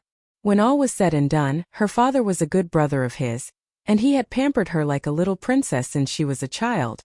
It seems that you have a lot of confidence in your classmate, Shifeng Ruoxi. In any case, since you've already made the offer, I'm guessing that you won't let your uncle say no. What do you wish to bet, then? However, I'll tell you this in advance. Your Uncle Xiao cannot get you the secret pavilion's information viewing rights. Manager Xiao laughed, having already prepared to lose hearing the words secret pavilion. Both Wang Cheng and Wu Chuan behind Manager Xiao were shocked. What was the secret pavilion? Anyone who played virtual reality games definitely knew about the secret pavilion. The secret pavilion was the creator of the experts list that recorded all the excellent individuals throughout the world. The secret pavilion's information gathering was unmatched throughout virtual gaming world. It had also been titled as omniscient. In the virtual gaming world, it was an exalted existence other than the experts list. One could also search for various information relating to the virtual gaming world through the secret pavilion's official website. However, depending on the type of information, the price varied. If one had a strong relationship with the secret pavilion, they could obtain different levels of information viewing rights. To those who played virtual reality games, that kind of access was a dream. Even Shifeng, who taken aback by Manager Zhao's words. He had not thought that the Big Dipper Training Center would have a relationship with the secret pavilion. I know. I never said I wanted to bet the viewing rights anyway. Although Zhao Ruoxi made that claim inwardly, she was somewhat disappointed. She then smiled and said, "Let's bet 3 bottles of S-rank nutrient fluids. I know that you have recently received some." Manager Xiao laughed bitterly when he heard her offer. "Little girl, you are always thinking about taking what little family fortune I have left. I've only managed to obtain these few bottles of S-rank nutrient fluids after much difficulty, and I had planned to reward them to the most excellent students." When Wang Cheng and Wu Chuan heard these words, their hearts began to pound with excitement. They had even thought that they had heard wrong for a second there. Even C-rank nutrient fluids were considered a luxury, let alone S-rank nutrient fluids. S-rank nutrient fluids could not be purchased even if one had the money for it. When consumed, S-rank nutrient fluids provided notable physical recovery and enhancements. It even played a role in delaying the body's aging process, and was known as the water of life. Moreover, even if one found the opportunity to purchase these S-rank nutrient fluids, each bottle costs 1 million credits. Ordinary people could not afford it even if they bankrupted themselves. Only a wealthy organization like Big Dipper could willingly award such an item. If Wang Cheng and Wu Chuan could each obtain a bottle of S-rank nutrient fluids before the provincial youth fighting competition, they would have more confidence in succeeding in the competition. Uncle Xiao, you aren't going back on your word, right? If so, I'm going to tell Big Sis Bingyu that you're bullying me. Zhao Ruoxi giggled. Ha. You're the one who bullies your Uncle Xiao. Since I've already agreed to your bet, I won't go back on my word. Say it then. What are the terms? Manager Xiao agreed without hesitation upon hearing the name Bingyu. His action stupefying both Wang Cheng and Wu Chuanham. After giving it some thought, Zhao Ruoxi shifted her gaze towards Wang Cheng and Wu Chuan. She then smiled faintly as she pointed towards the two, saying, "The two of them then. What do you want the two of them to do? Don't tell me you want them to fight your classmate. Ruoxi, you should consider this carefully. Although Wang Cheng and Wu Chuan are not professional fighters, an ordinary university student is no match for them." Manager Xiao kindly explained. Wang Cheng and Wu Chuan both proudly raised their heads upon hearing Manager Zhao's words, expressing their agreement. After all, they were the most excellent candidates selected by Big Dipper. Of course not. It would be too unfair to them if we let them fight Shifeng, Zhao Ruoxi said righteously. For a second there, even Manager Xiao almost believed her. So let's compete using the punching power test and reaction test results. That way they can't complain when they lose. Zhao Ruoxi's words left both high schoolers utterly speechless. The two of them promptly shot a glare at Shifeng, provocation filling their eyes as if saying, "A brat like you thinks you're fit to compete with us? You'll pay for this." "Huh. Little girl, what goes through your mind all day long? You better not blame me when you lose," Manager Xiao sighed. He then looked at Wang Cheng and Wu Chuan asking, "What do you think? If you two lose, your S-rank nutrient fluid rewards will be gone. If you win, I will double the rewards. We don't have any problems. However, we wish to retake the test and use the new results. Will that be fine?" Wang Cheng and Wu Chuan had long since discussed the bet among themselves. Hence, they quickly put forward their request. This surprised many of the silently spectating crowd. They could not understand why the two students would request for a retest. After all, their previous test results were the best out of 3 tries. If they retook the test, they might not get better numbers. Only Manager Xiao understood the two students' intentions. Nodding his head, he said with a smile, "Okay. I knew you two little brats were holding back just now." The realization struck the spectators upon hearing Manager Zhao's words. They managed to get such high test results, even while holding back? Are those two really high school students? Those two are simply too frightening. Many among the crowd expressed their shocks at this revelation. However, Shifeng was not the slightest bit surprised at this news. Only, he was very surprised by Zhao Ruoxi's actions. He could not figure out just what she was trying to do. "I've earned you the chance to obtain 3 bottles of S-rank nutrient fluids. The rest is up to you now. Also, I prohibit you from losing." Zhao Ruoxi walked up to Shifeng and smiled, not giving him a chance to say no. After Zhao Ruoxi issued her command, Shifeng finally realized what she wanted to accomplish.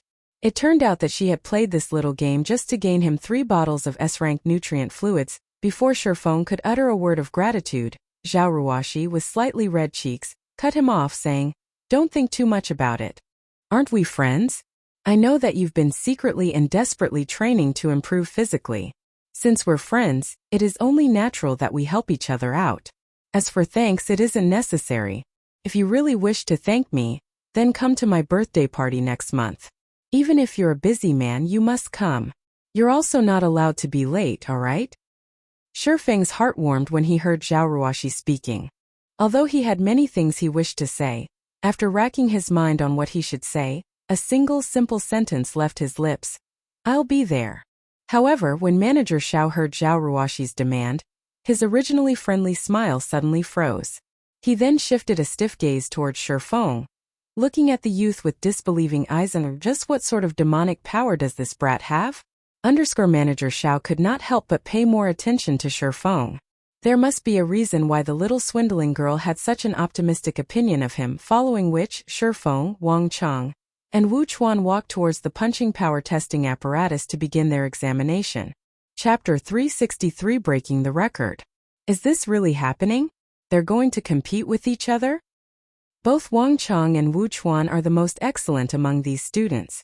Their results were so impressive despite their age. Calling them geniuses wouldn't be an exaggeration.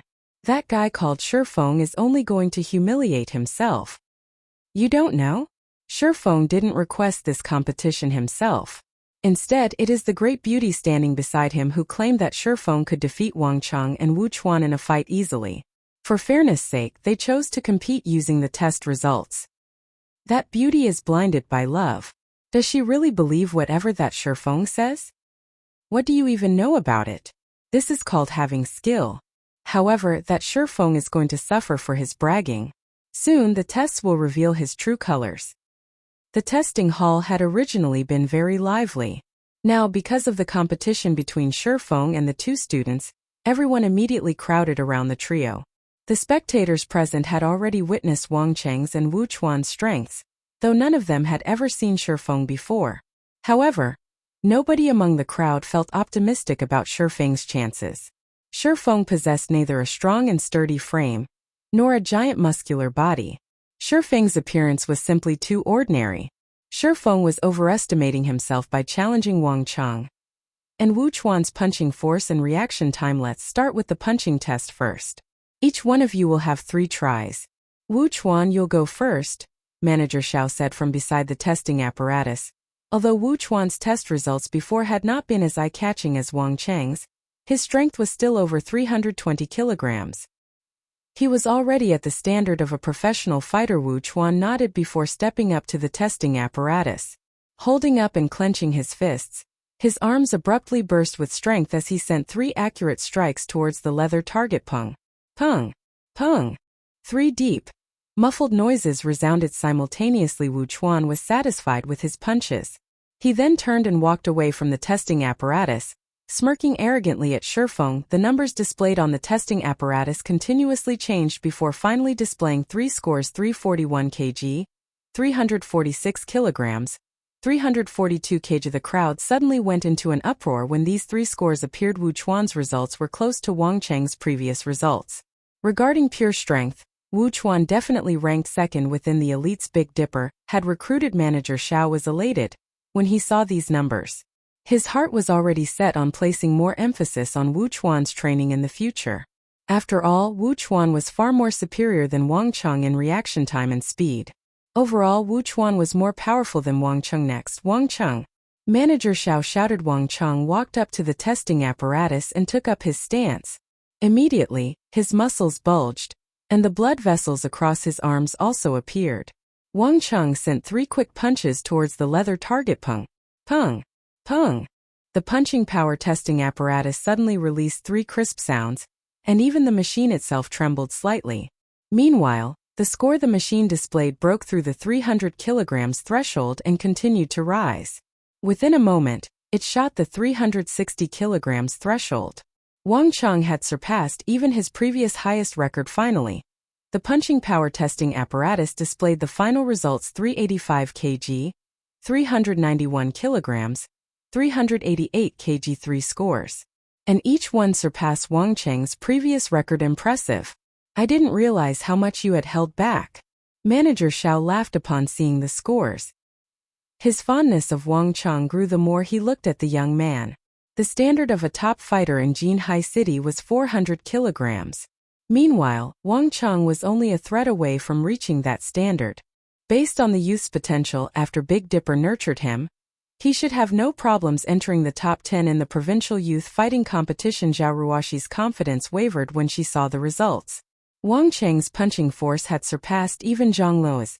Although there was only a difference of around 30 kilograms between Wang Cheng's previous record and his current scores, it was exceedingly difficult to increase one's force by even 1 kilogram after passing the 350 kilograms threshold.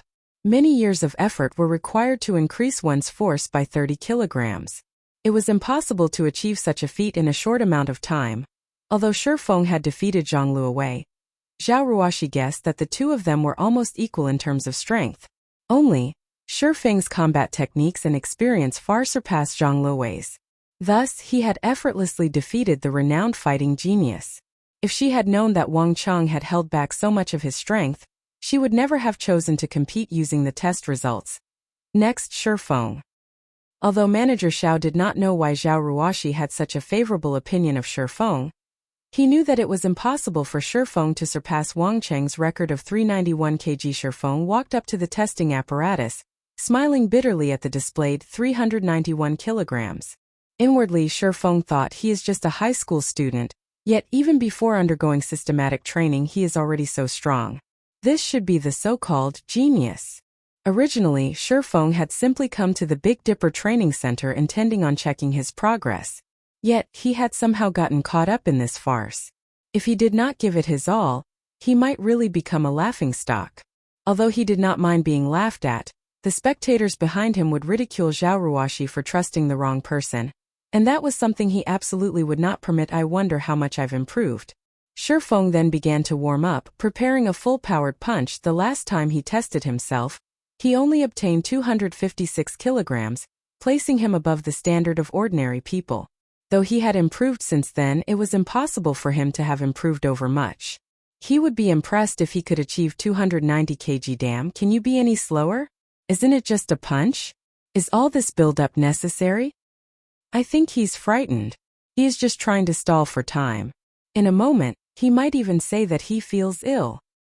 Watching Shifeng take his time warming up, many in the crowd began to grow impatient and taunt him. Shifeng paid no attention to the noisy crowd behind him and continued with his warm-up. That should be enough. After feeling his entire body loosen up, he clenched his fist and sent a quick punch at the target. Pung. The testing apparatus displayed a score of 302 kg. The heck? Here I thought he would be amazing, but he only managed to hit 302 kilograms. Many among the crowd laughed when they saw Shifeng's first result. In the next moment, however, Shifeng abruptly took half a step forward, firing a punch once more. This time, the crowd could faintly hear the joints all over Shifeng's body crack. Pa! Pa! Pa! A series of 8 pops resounded. In addition to the sounds, some of the spectators with sharp eyesight noticed that, while Shifeng launched his second punch, the hairs all over his body had stood on end, following which, Shifeng's punch landed on the target. Boom. This time, instead of a normal punch, Shifeng had used the 1-inch punch. This move concentrated the power of his entire body into a single burst. It was an advanced technique that required a certain degree of control over their own body. The testing apparatus trembled slightly from Shifeng's strike, and the score promptly changed to 437 kg. However, he was not done. In the next moment, Shifeng whirled his body around and threw out a punch, his fist striking the target. Suddenly, the testing target bent inwards, and the entire apparatus rocked back slightly. Meanwhile, as if struck by a sledgehammer, web-like cracks appeared on the marble floor where Shifeng's foot landed. At the same time, the testing apparatus complained loudly, the machine's display revealing a frightening score of 576 kilograms. Shifeng's punch had broken the punching power test record of the Big Dipper Training Center. Wang Qing's eyes nearly popped out of their sockets after seeing this score. What the hell? Wu Chuan was greatly shocked as well. Shifeng's final result stupefied every witness in the testing hall, every one of them falling silent. Chapter 364 Internal Force Expert. Not only did Shifeng knock the punching power testing apparatus back with a single punch, but he also cracked the marble floor with a single stomp. However, there was one point that confused everyone watching. Shifeng's punch and stomp both looked very light, and no matter how one looked at the two actions, it was impossible for them to exert such immense power. Yet, the impossible had actually happened. Moreover, the burst of power was simply terrifying. Shifeng's punch and stomp struck the testing apparatus and the marble floor, respectively. If they landed on someone's body, wouldn't the hits be fatal? Both Wang Cheng and Wu Chuan inadvertently gulped when they saw the cracked marble floor. They no longer looked at Shifeng with contempt. Instead, they gazed at him in awe. Only now did they understand why Zhao Ruoxi's claim. If they fought Shifeng, the result would not be pleasant. What a hateful bastard. Despite being so powerful, he is constantly trying to hide it. For a second there I was afraid he might lose. Zhao Ruoxi finally sighed in relief after watching Shifeng's stunning performance. Standing beside the testing apparatus, Manager Xiao gaped at Shifeng's flushed and sweating face with disbelieving eyes. He suddenly thought of a possibility for Shifeng's shocking results, and he couldn't help but ask softly, "Is this internal force?" Manager Xiao was well versed in physical techniques and combat. He knew only grandmaster martial artists could utilize an advanced technique like internal force. It is, Shifeng nodded. Not expecting Manager Xiao to recognize the technique. Internal force was an advanced combat technique. It was not a myth or a legend, and it was not a superpower. In the past, in order to learn this technique, Shifeng had spent many years consulting several martial arts masters, constantly training and refining his skills in God's domain. Only after he finally achieved a certain level of control over his own body could he perform this technique. Although internal force granted vast destructive power, it was also extremely taxing on the body. A single strike fatigued him. Right now, he began to show signs of collapsing. If he launched another strike using internal force, he would most likely fall flat to the floor. Mr. Shi, I represent Big Dipper to thank you for breaking our all-time punching power record. According to Big Dipper's rules, we will award you 300,000 credits for this achievement. However, at my disposal, in addition to paying you 300,000 credits, Mr. Shi, in the future, you will be a platinum member of Big Dipper. You can enjoy a 60% discount on all expenses at Big Dipper.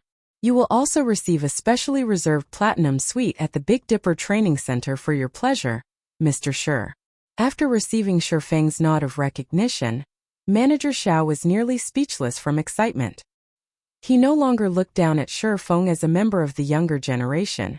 Instead, he treated Shi Feng as his predecessor, even changing the way he addressed Shi Feng since his youth.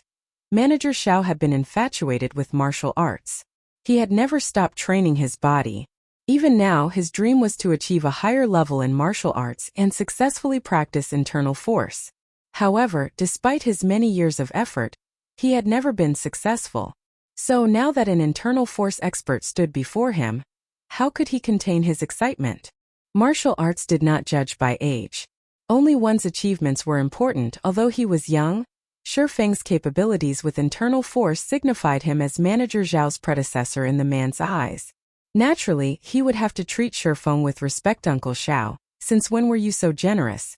For a second, Zhao Ruoxi even thought she had heard wrong. At this moment, her Uncle Xiao not only gazed at Shi Feng with respect and reverence, but he also addressed her classmate as Mr. He even upgraded Shi Feng from a normal membership to being a platinum member. There were less than 100 platinum members in all of Jinhai City. It was a symbol of status. Even she was only a gold member. Zhao Ruoxi could not understand what her uncle was thinking. Little girl, Mr. Shi is a true martial arts expert. Why would you be surprised by this upgrade? On the other hand, why didn't you tell me that Mr. Shi was a martial arts expert, little girl? You've really caught me by surprise this time, Manager Xiao said sharply, shooting a glance at Zhao Ruoxi. Didn't you say that you wanted Mr. Shi to teach these students? This isn't the proper place for such a discussion. Why don't we go to a meeting room and have a proper chat? Uncle Xiao, what about the results of the competition? Zhao Ruoxi pointed at the score on the testing apparatus. Of course, Mr. Shi won this bet. There's no need to employ the reaction test anymore. I'll have the 3 bottles of S-rank nutrient fluids delivered to you later, Manager Xiao said. He then shifted his gaze to Wang Cheng and Wu Chuan, asking, do you two have any concerns? Both Wang Cheng and Wu Chuan hurriedly shook their heads. Even a person as skilled as Manager Xiao treated Shi Feng with great respect. Shi Feng's strength and skill were obvious. If they continued to compete with him, they would only humiliate themselves. Mr. Shi, now that this competition is over, let's go to a meeting room upstairs and talk. I have many things I would like to ask you, Manager Xiao said. Zhao Ruoxi's heart fluttered with joy when she saw her Uncle Zhao's respectful attitude towards Shi Feng. She also felt a little prideful, as if Shi Feng's success were her own. After the crowd in the testing hall dispersed, Manager Xiao led Shi Feng and Zhao Ruoxi to a meeting room on the 21st floor. Mr. Shi, would you be interested in becoming the head instructor of Big Dipper? Manager Xiao asked seriously. As long as Mr. Shi is interested, you can state any conditions you want. It was extremely rare to meet an internal force expert. After all, every one of these experts was a master of the martial arts world. Their statuses and positions were all extremely impressive. Manager Xiao could not meet such a master even if he wanted to. Employing such a master to Big Dipper was an even more impossible task. The Big Dipper Training Center was famous in Jinhai City and possessed a certain amount of influence. Outside of Jinhai City, however, it was unknown and insignificant. Big Dipper had no way to compete with the training or fitness centers commanded by martial arts masters. If Big Dipper had an internal force expert like Shi Feng in command, their longtime goal of becoming famous beyond Jinhai City might soon become a reality. Uncle Xiao, are you joking? Zhao Ruoxi was stunned. The position of Big Dipper's head instructor was no laughing matter. At that time, the rights Shi Feng would possess would surpass even Manager Zhao's. In her opinion, Shi Feng was only a university student slightly skilled in martial arts. In the beginning, she had pestered her Uncle Xiao with the intention to help Shi Feng get a good part-time job, as well as train the current batch of students. Now that the situation had evolved, even she was slightly caught off guard. Since when has your Uncle Xiao joked around before? I am very serious. I am only afraid that Mr. Shi Feng is unwilling to accept my offer. Manager Xiao did not know what to say to Zhao Ruoxi. Despite clearly having an internal force expert by her side, she had not realized the true value of an internal force expert. Manager Zhao's anxiety was overbearing. He was deeply afraid that Shi Feng would just stand up and leave, taking Big Dipper's dream of growing out of Jinhai City with him. Big Dipper's head instructor? Shi Feng thought for a moment before saying, "It isn't impossible, but I have 2 conditions." "Mr. Shi, please speak your mind." Manager Xiao hurriedly said he wanted to become a member of Big Dipper's board of directors and establish a specialized training area. Meanwhile, I want full responsibility over this training area, Shifeng demanded earnestly. Chapter 365 Ranked. Shifeng's conditions were quite harsh. Manager Zhao's brows pinched upon hearing them. His expression turned somewhat grim, and he was at a loss on what to do. If Shifeng had only wanted some of Big Dipper's shares, Manager Xiao could easily approve by himself.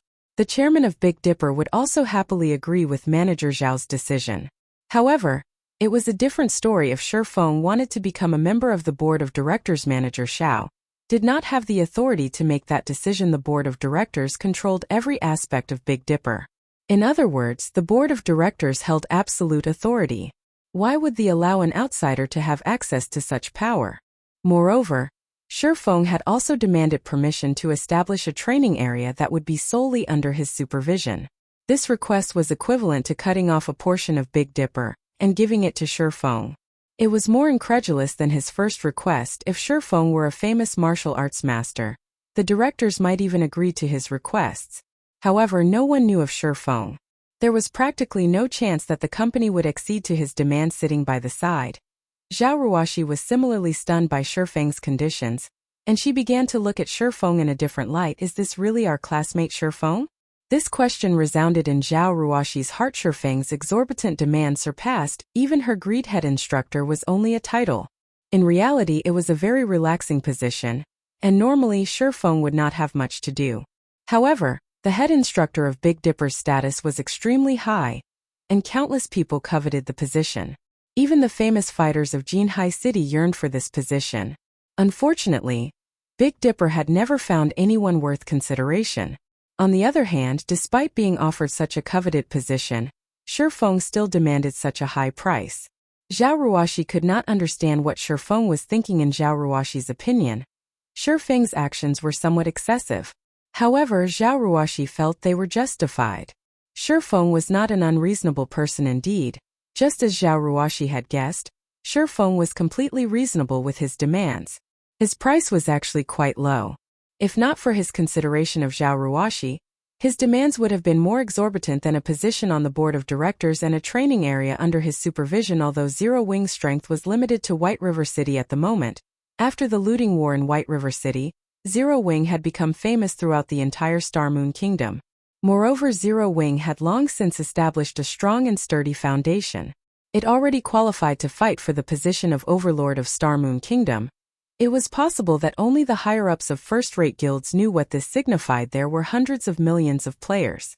Moreover, this number increased with each passing day. Only a few million people lived in Jinhai City. At most, it was as large as White River City.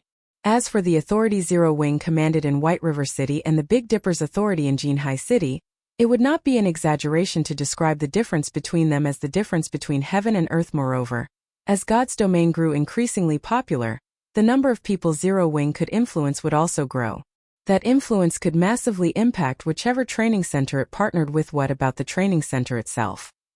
To put it bluntly, it was simply a place for people to improve physically. What sort of influence could it possibly have? A casual remark made by a first-rate guild could allow a training center to rise to prominence at any given minute. Hence, rather than sharing the profits with others, wouldn't it be better just to establish their own training centers? What is your opinion on this, Manager Xiao? Shifeng looked at Manager Xiao and asked, Mr. Shi, your conditions are a little harsh. How about 5% of Big Dipper's shares? Manager Xiao could tell that Shifeng was not some random knowledgeable person, and Shifeng most definitely knew the value of an internal force expert. Hence, after giving it some thought, he offered the highest possible benefit that he could authorize by himself. Although 5% of the shares of a successful company like Big Dipper is generous, my conditions are firm. It would truly be a pity if you cannot agree to them. Shifeng shook his head. Mr. Shi, I do not have the authority to agree to the demands you've stated. Can you give me some time? I'll report this to my superiors. After they have reached a decision, I'll give Mr. Shi an answer. How about it? Shifeng's unwavering attitude frightened even Manager Xiao. Originally, he had thought that a young man like Shifeng would jump with joy when offered the position of head instructor and 5% of Big Dipper's shares. However, he had never expected anything like Shifeng. Manager Xiao refused to believe that Shifeng was only a university student. 5% of Big Dipper's shares was a lot of money, enough to grant one a lifetime of luxury. However, Shifeng had insisted on his original demands. If Shifeng were not insane, then he was absolutely confident. Certainly. I'm not in a hurry for this matter. I'll wait for your reply, Shifeng smiled. He had not expected to deal with Zero Wing's training issues in a short amount of time. He still had many things he needed to do in God's domain. Zero Wing's workshop had also just opened, and he needed time to allow all these changes to settle, and he had simply come here today to test his physical limits. However, Shifeng also had Zhao Ruoshi to thank. If not for her, establishing a dialogue with Big Dipper's upper management would have been a struggle and taken some time. His current progress had already surpassed his expectations, following which, Manager Xiao had consulted with Shifeng on some matters relating to martial arts. Although Zhao Ruoshi was indifferent to such topics, when she saw how her uncle Xiao looked up to Shifeng, she could not help but find the scene funny. If she related this matter to her father would definitely be shocked. After roughly 3 hours of lengthy conversation, Manager Zhao's admiration towards Shifeng had grown by leaps and bounds. If not for the lack of time, Manager Xiao would have continued the conversation for 3 days and 3 nights. After Shifeng left the Big Dipper training center, Zhao Ruoshi drove him back to his rented apartment. Meanwhile, Manager Xiao immediately contacted Big Dipper's chairman, his elder brother Xiao Yu. Manager Xiao was prepared to discuss Shifeng's demands in detail. As the sun set, a bright red luxury sports car stopped in front of Shifeng's apartment complex. Shifeng, you must store these 3 bottles of S-rank nutrient fluids properly. Unlike other nutrient fluids, S-ranks need to be kept below freezing. Otherwise, their effects will gradually weaken, and after 2 or 3 days they will lose their effects completely. Also, you can only consume them once every 5 days. It would be detrimental to your body if you drink them more often. You must keep this in mind, alright? Zhao Ruoshi said, carefully handing over the metal briefcase containing the S-rank nutrient fluids. She reminded Shifeng repeatedly, worried that he would carelessly waste the S-rank nutrient fluids as he had never consumed them before. Although 1 million credits was only a small matter to her, S-rank nutrient fluids were impossible to obtain even if one had the money. Shifeng could not easily get more. Big Dipper was only lucky enough to procure a few bottles after much difficulty because of some of its connections, and I understand, Shifeng said, a bitter smile on his face.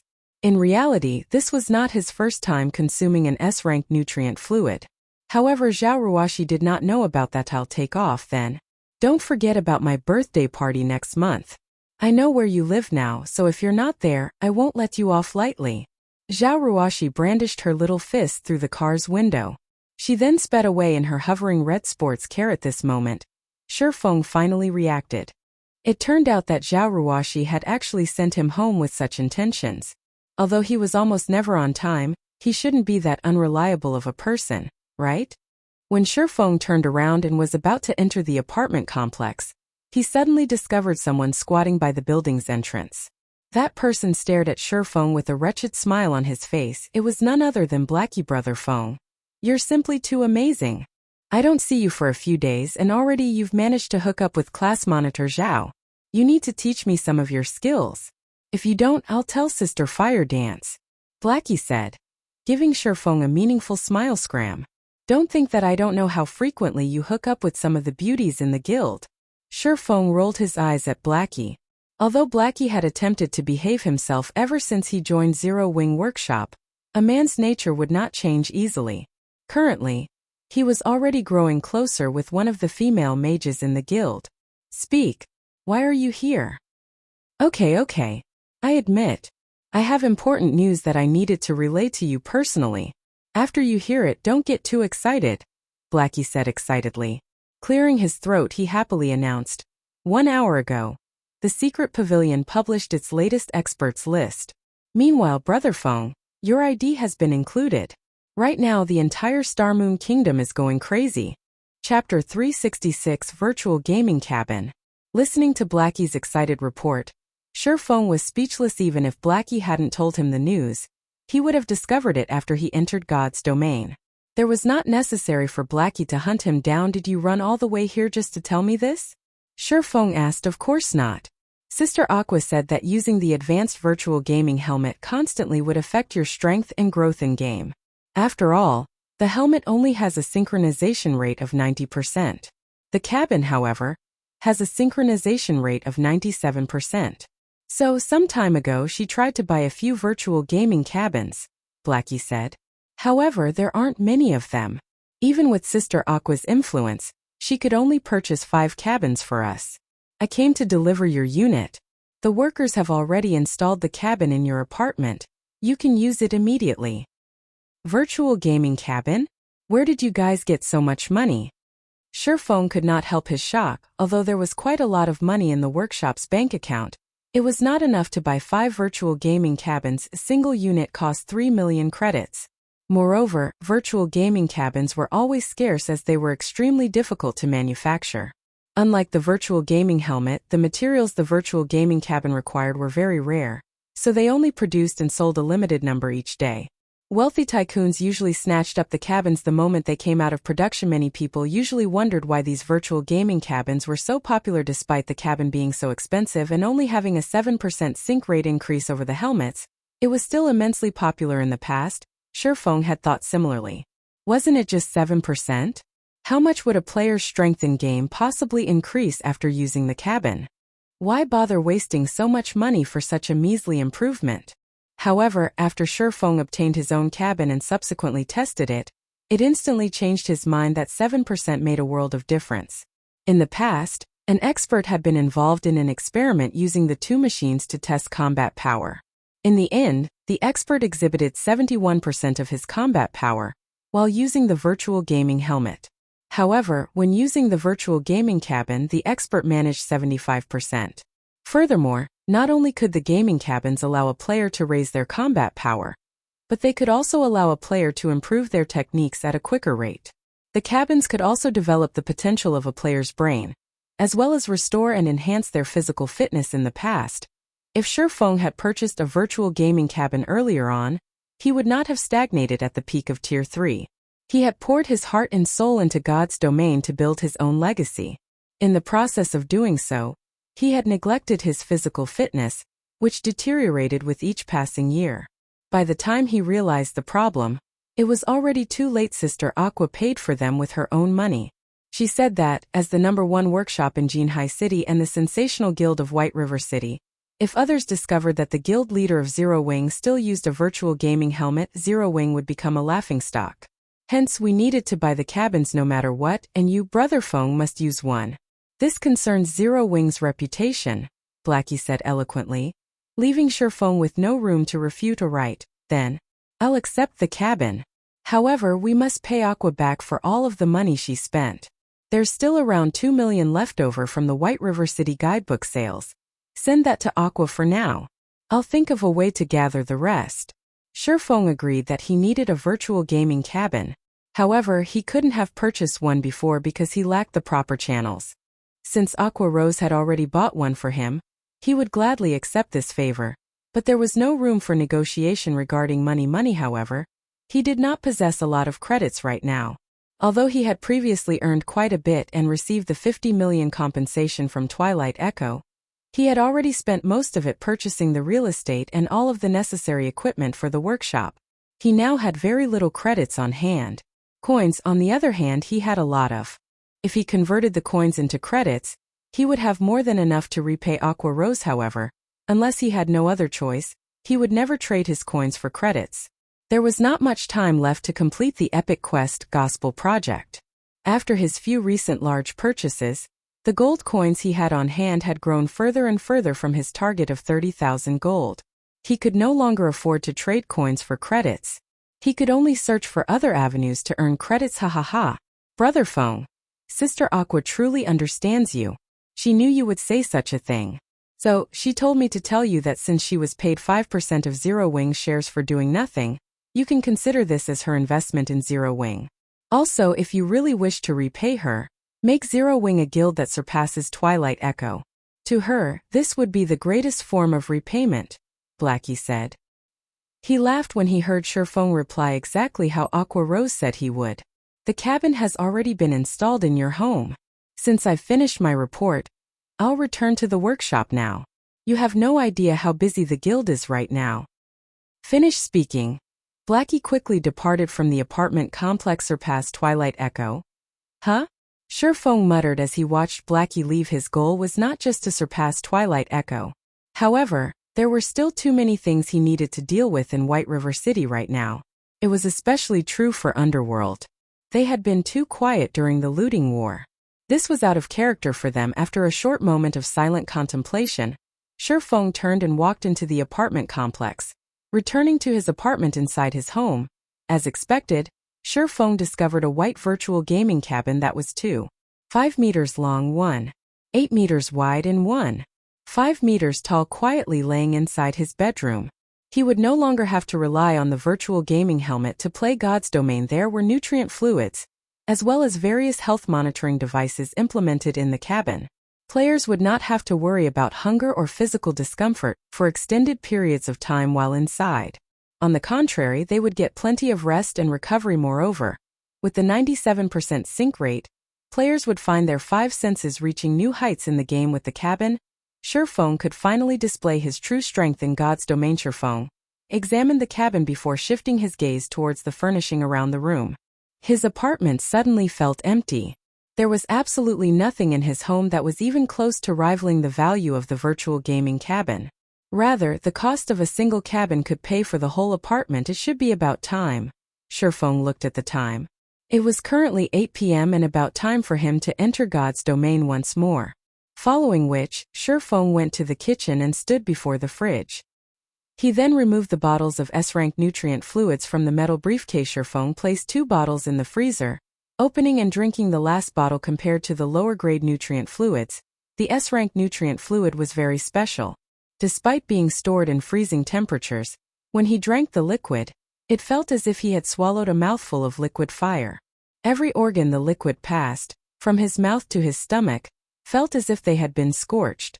There was no pleasure when drinking the S-rank nutrient fluid, only piercing pain. Moreover, this pain quickly spread throughout his body. Even his skin started to redden. It felt as if hot air flowed through his body, cleaning away all the toxins and restoring the vitality of his cells. His previous efforts had paid off, increasing his punching power from 256 kilograms to 302 kg. Everything in life involved balance. It was the same with the human body. If there were gains, then there were bound to be losses as well. Such a huge and sudden improvement would definitely cause plenty of damage to his body. Originally, Shifeng had intended to purchase an A-rank nutrient fluid to recover slowly. However, that was no longer necessary. A single bottle of S-rank nutrient fluid could completely heal all the damage to his body. It's been so long since I've drunk this. I almost forgot about the burning sensation. Shifeng smiled faintly. Although he was in pain, his body had never felt better. As for the remaining 2 bottles, he planned to leave them for his parents. That way, it could also help strengthen his parents and relieve some of the exhaustion they had piled up from work. Following which, Shifeng lay down in the virtual gaming cabin and connected to God's Domain. The drops from the mechanical slayer still waited for his appraisal. After all, aside from a 2-hour waiting period, there was also a 12-hour period before the drops of field bosses could be unsealed, appraised, or used. Fortunately, by the time Shifeng logged in, that 12-hour period should be almost over. The drops of a mutant. Just thinking about them excited Shifeng. In the past, the drops from a common mutant were enough for guilds to drool over. Meanwhile, the mechanical slayer was a High Lord mutant. Shifeng couldn't even begin to guess just how amazing its drops would be. Chapter 367 Asura. A series of notifications flooded Shifeng the moment he logged into the game. There sure are a lot of people trying to contact me. Shifeng slowly browsed through the notification list, discovering that a vast majority were friend requests or private messages. Among them, there were plenty of messages from high-ranking members of first-rate guilds. Most of them wanted to acquire Zero Wing. There were also a few first-rate guilds who had messaged Shifeng with different intentions. These first-rate guilds stated that, as long as Shifeng willing joined their guilds, they promised to promote him into an elder position in their guild immediately, and offered him a significant percentage of the guild's shares. Shifeng couldn't understand these offers. Since when had he become so valuable? Even Feng Xianyang sent me a message? Interesting. Shifeng read Feng Xuanyang's message, feeling slightly surprised. Although he had yet to discard all pretenses with Feng Xianyang, they were already mortal enemies. Neither would rest until one side was annihilated. Based on Feng Xianyang's arrogance, it would be a miracle if he stopped trying to dispose of Shi Feng. So why would Feng Xianyang contact him?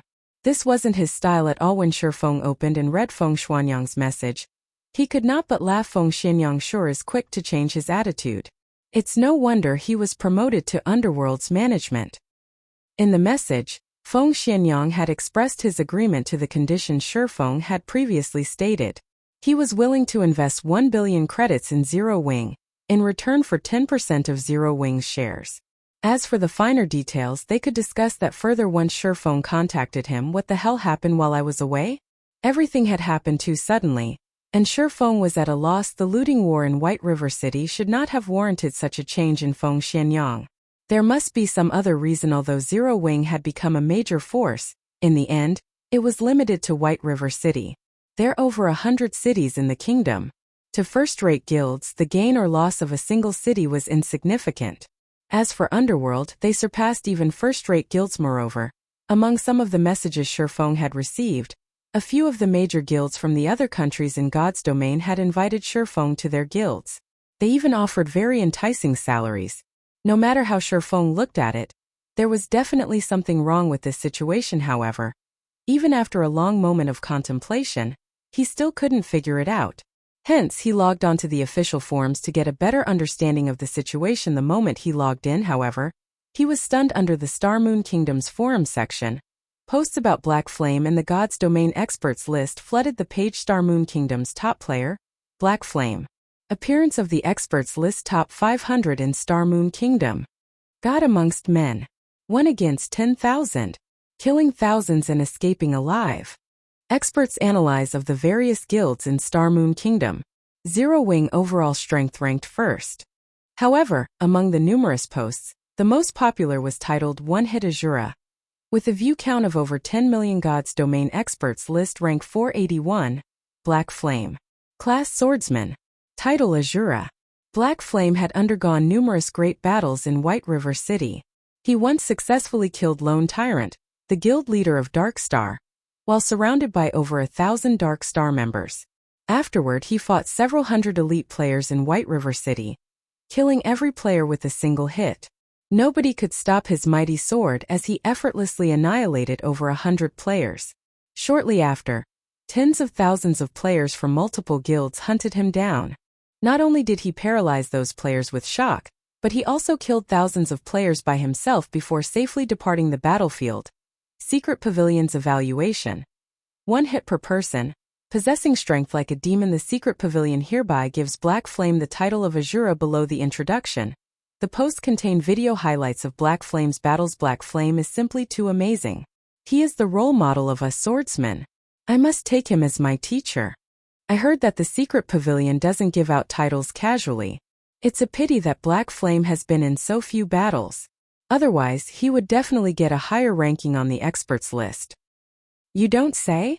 1 hit per person.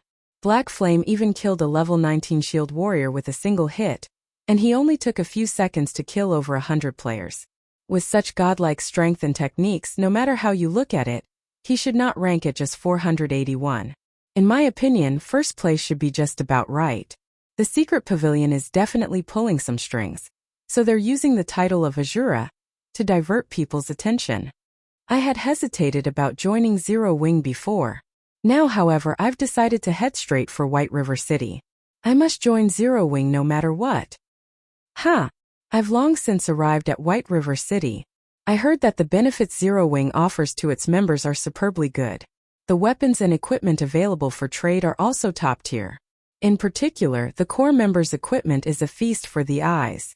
You'll just be ashamed if you wear secret silver equipment in front of them. The lowest quality equipment is at least of fine gold rank. Moreover, Zero Wing also has a guild residence. I hear that there are private rooms in the guild residence, and even normal members can rent these rooms.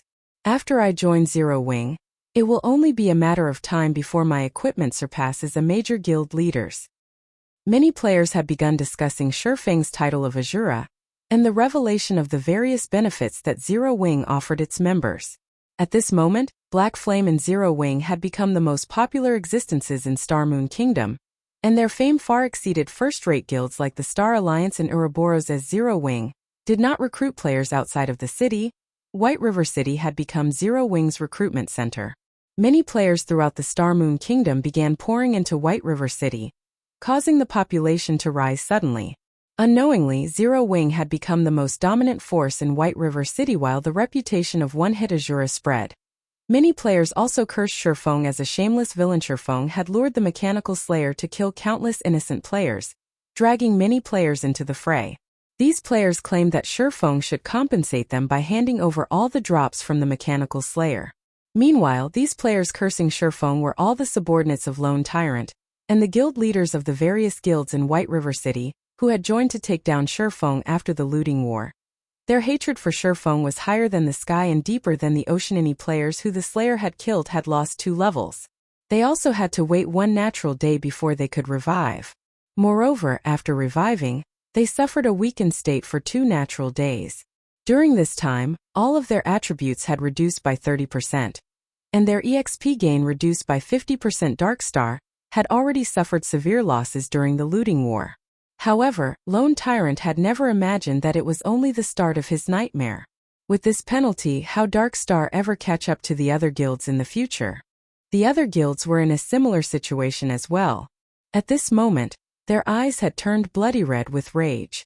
Just why had they so foolishly sent their members after Shurfeng?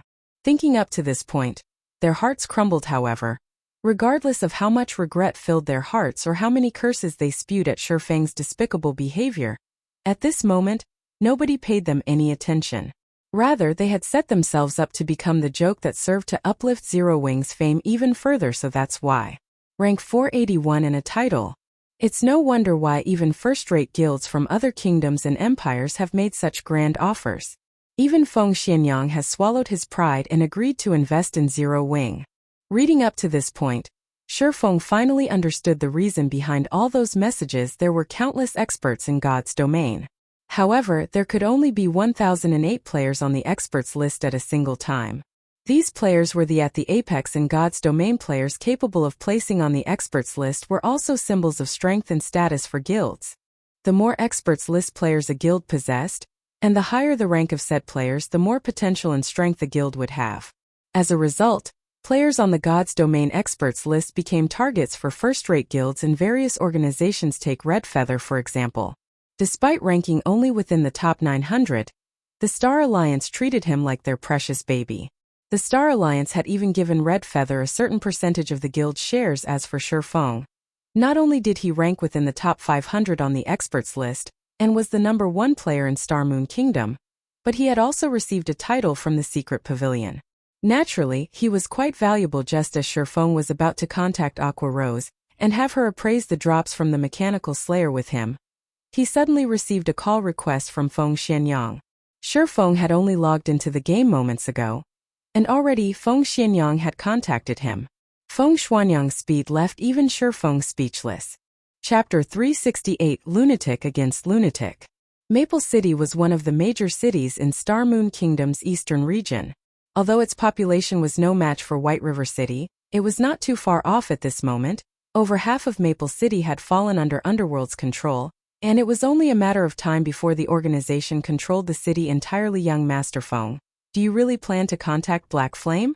Southwolf asked curiously, watching Feng Xianyang as he sat on the sofa enjoying delicacies. Currently, Black Flame had become one of the great experts ranked on the God's Domain experts list and had even received the title of Asura from the Secret Pavilion. He had now become an expert recruiting. However, Black Flame had once rejected their kind offer in the past, going as far as to toy with Feng Xianyang.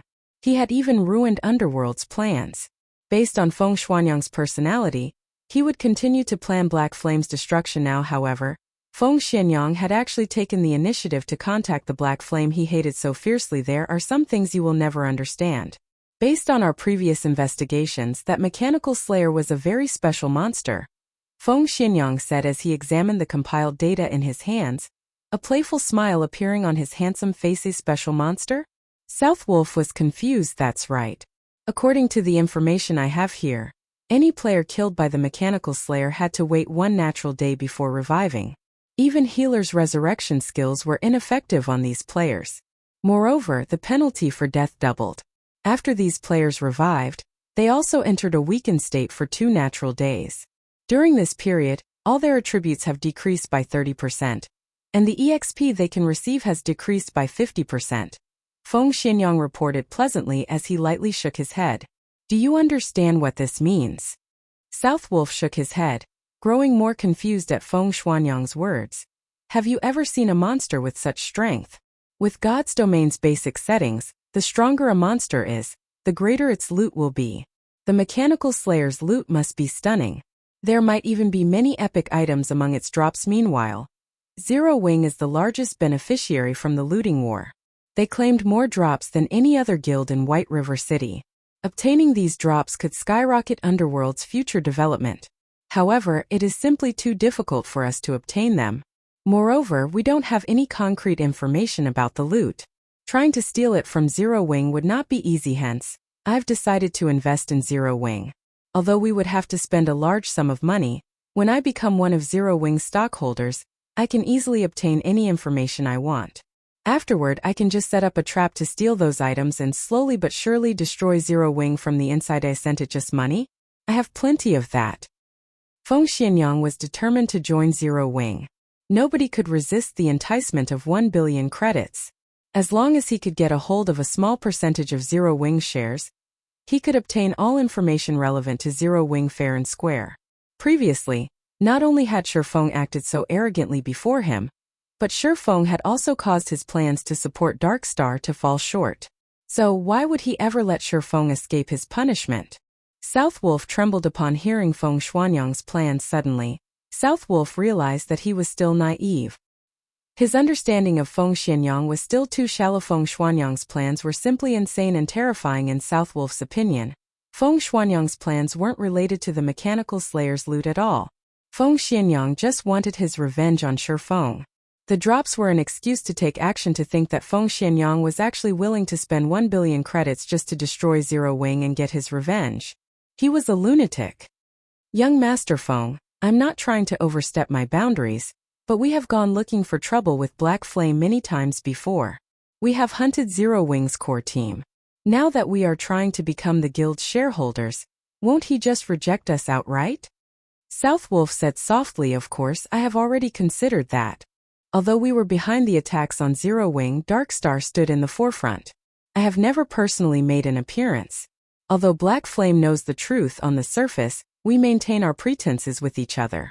Moreover, the reason I've contacted Black Flame during his time of glory is that I want him to think that I noticed his potential and that I am willing to pay any price to obtain him. That way, I can smoothly become a shareholder of Zero Wing without arousing any suspicion. Feng Xianyang smiled coldly as he gazed into the wine glass in his hand. After taking a sip, he added, "Besides, is there anyone who would willingly refuse money? I've investigated Zero Wing's background. This guild does not possess any sort of funding. If Black Flame wishes to develop his guild further, he will inevitably need large sums of credits. To Zero Wing, 1 billion credits is like a heaven-sent fortune. If Black Flame is intelligent, he will set aside personal feelings and act logically. He has no reason not to accept my offer." Southwolf's heart suddenly pounded. He never expected that his guess would hit the mark. Feng Xianyang's true goal had never been to obtain the drops of the Mechanical Slayer. Instead, he only ever cared about Zero Wing's destruction. To put it another way, Feng Xianyang planned to incidentally obtain the drops after he destroyed Zero Wing. As fear began to grip Southwolf's heart, Feng Xianyang contacted Shifeng. "Oh, Vice Leader Feng, to what do I owe the pleasure of your call today?" Shifeng asked rhetorically the moment the call connected Guild Leader Black Flame. "Regarding the matters we discussed during our last meeting, I have thought them through. Regarding a guild with boundless prospects like Zero Wing, Underworld is willing to pay 1 billion credits to become one of its shareholders. At that time, with the support of Underworld, Zero Wing will certainly grow to become the overlord of Star Moon Kingdom's eastern region." Guild Leader Black Flame, when will you have time to sign the contract with us? Feng Xianyang asked, smiling. "It looks like you have finally realized Zero Wing's value. Although your previous conduct was slightly excessive, I will be magnanimous and forgive you this time. Let's first talk about the shares then. If there are no problems after our discussion, we can discuss a time to sign the contract. After all, the shares of the utmost importance to Zero Wing, Shifeng said, expressing his interest. However, the moment Feng Xianyang heard Shifeng's words, he very nearly erupted into a flurry of curses. The wineglass Feng Xianyang had held, however, was less fortunate as it fell from his trembling hand and shattered on the floor. Shifeng spoke as if he thought Feng Xianyang was a child who had done something wrong, and that Feng Xianyang was currently pleading for Shifeng's forgiveness. Why wouldn't such blatant humiliation enrage the proud and arrogant Feng Xianyang? Black Flame. I will endure today's matters. The moment I become a shareholder of Zero Wing, I will sign your death certificate. Feng Xianyang inwardly swore as he suppressed his anger. As calmly as possible, he said, "Of course, Underworld will willingly purchase 10% of Zero Wing's shares for 1 billion credits.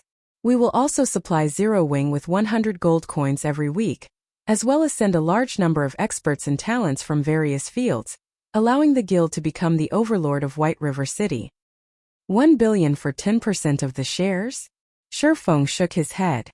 Revealing a cold smile, he said, "I think we may have a misunderstanding. Vice Leader Feng, do you know what times have changed means? Is Guild Leader Black Flame planning to reject my well-intentioned investment because of our previous issues?" Feng Xianyang hurriedly said. "It was truly just a misunderstanding. I had no knowledge of the actions against Zero Wing. Lone Tyrant was responsible for those attacks. Despite my explicit command barring him from taking action against Zero Wing, Lone Tyrant insisted on doing so. Underworld never intended to strike Zero Wing. Vice Leader Feng, you misunderstand me. I'm not saying that I don't agree to Underworld's investment. However, 1 billion for 10% of Zero Wing's shares? Vice Leader Feng, don't you think you're being a little too greedy?" Shifeng shook his head slightly. He said seriously, "Vice Leader Feng, greed can ruin one's life. However, seeing Vice Leader Feng's sincerity, I will sell you 0.1% of Zero Wing's shares in exchange for 1 billion credits. What do you think?" At this moment, Shifeng's tone implied that this was an incredibly generous offer. There was no sense of disharmony in Shifeng's words, and it sounded as if his every word was true. Black Flame. Feng Xianyang's face immediately flushed red upon hearing Shifeng's remarks, the hair all over his body standing on end and the blood vessels on his forehead surfacing. Feng Xianyang was no longer capable of suppressing the rage within him. Word by word, he angrily bellowed, "Have you gone insane? Why don't you rob a bank instead?" Shifeng's offer even frightened South Wolf a 100-fold increase. Even if Zero Wing had grown. Chapter 369 King's Return. By demanding such a price, Shifeng made it clear that he was still angry about Feng Xianyang's previous actions. Misunderstanding was just another form of deceit. Everybody knew this. After all, if anything could be chalked up to a misunderstanding, why would anyone need the police? Vice Leader Feng, I'm really losing a lot with this transaction. If you aren't interested, there are many others who will jump at the offer. Shifeng chuckled. In fact, Shifeng wasn't lying.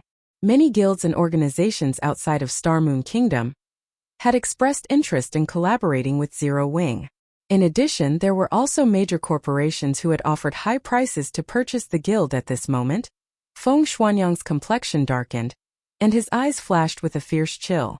Even South Wolf, who stood by Feng Xianyang's side, silently lowered his head, his legs trembling.